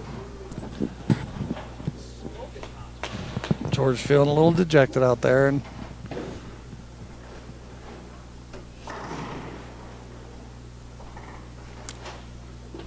Steve Bavinck can do that to a few people. Make anybody bowling him dejected. I've been on the wrong end of that.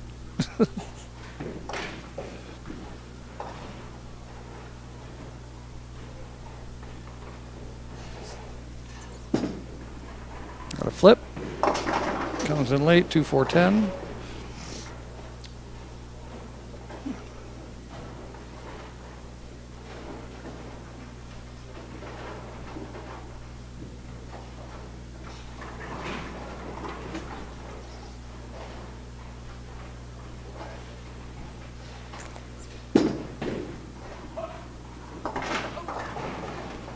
All right, Steve looking to finish up the match here. Starting the 6th frame. Match is pretty much in the bag for Steve Bavinck. Going to win his 3rd major over George Brooks. Still got quite a few frames to go, but there is a pretty insurmountable lead here, especially the way Steve's bowling right now. There's a light swisher.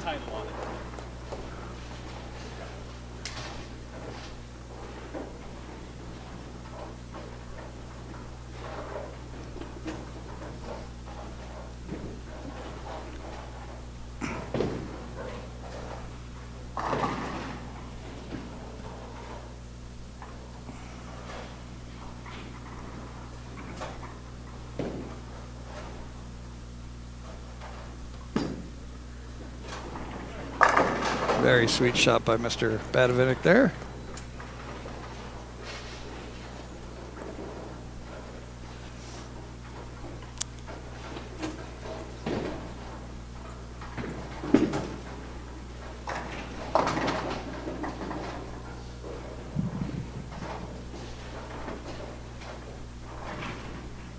Steve's going to be walking out of here with $5,000 at his 3rd major. It's hard to believe he only has 4 wins now. He always seems to be in the finals. Huh? The website? ColoradoSports.TV. .TV. Yes. Should be, yeah. Okay, gotcha. They only have a few frames left. Oh, excuse me, folks. Forgot to cover the microphone on that one.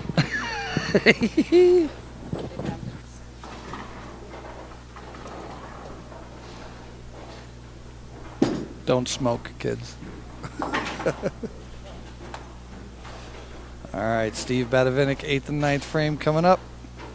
He's trying to hook his family up on ColoradoSports.TV. Watch him for the last few frames. Once the match is over, we're going to be taking a quick break for editing purposes. Let Steve get situated, maybe put some equipment away, and then we'll be back to interview our champion. Maybe set up the camera or the microphone down there and just pan it down. Ooh, fast 8.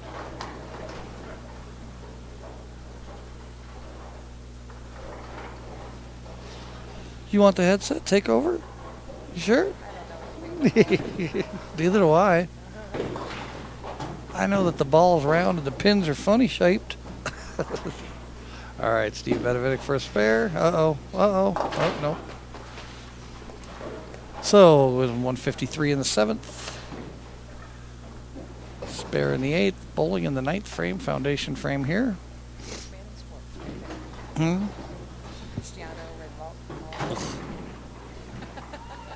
Does nothing for me.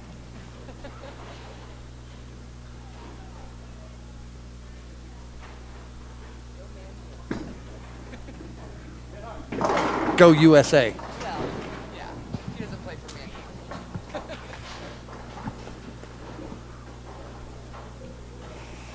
And that pretty much just sealed, well, the deal was sealed, but he tripped over the line.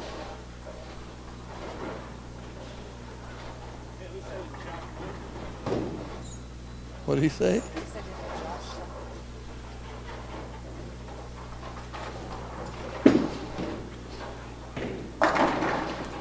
All right, we're looking at the 10th frame for both bowlers.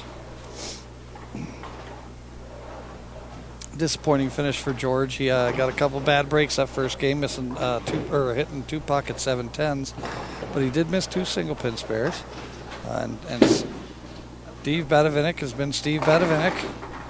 So George led the entire tournament, but came up short here in the finals. Got a 3-9 there. I don't see much of an effort going for it. Yep, no, definitely not. And he made it. Nope, it's gonna. Yep, he made it. Now you have to throw another one, George. What did you do? No, here we go. Oh no. Okay. On the Wolf, I expected that to hook. All right, Steve Bavinck finishing up. He can shoot a 233.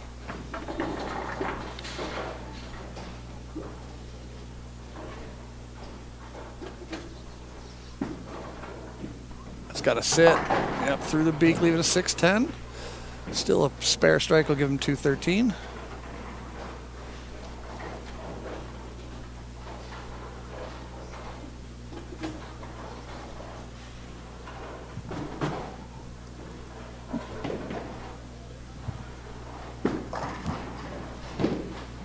Oh, and he chops the spare. Here you go, David. Thank you for the hoodie, sir. Alrighty, with that, we got a 201 to 159 second game final. We'll get you totals when we come back. We're going to take a quick break here, edit purposes, let Steve get situated. We'll be back with the interview with our latest major champion, Steve Bavinck. Alrighty, see you around the bend.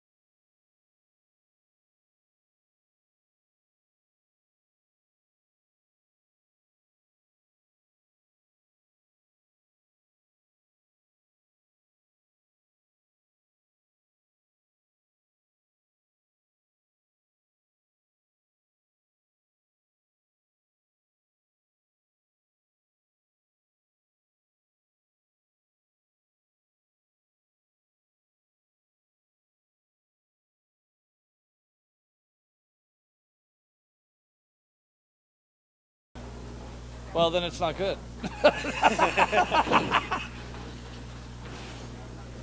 Okay, we are live. We'll get this going here.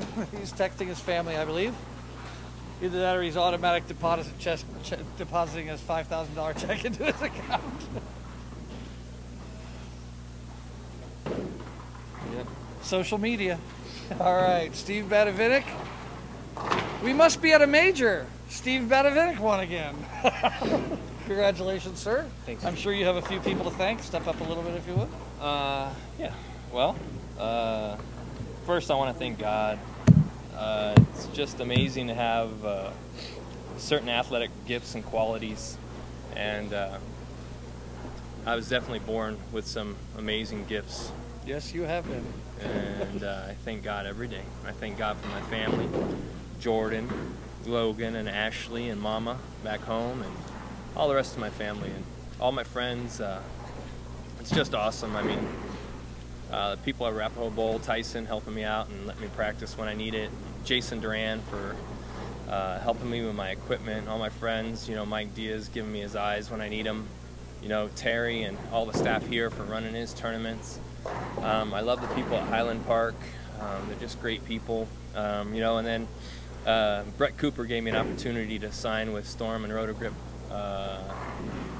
this January, and well, it's pretty obvious. We've had some pretty major wins. It's been a great, you know, 6 months.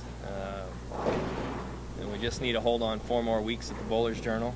There you go. And we can win again for Colorado and keep putting us on the map. I just extremely grateful. Yeah, Colorado's been on the map for quite a bit here lately, doing really well. And Terry, let's get you in here, sir. Here's our director of the CSBT.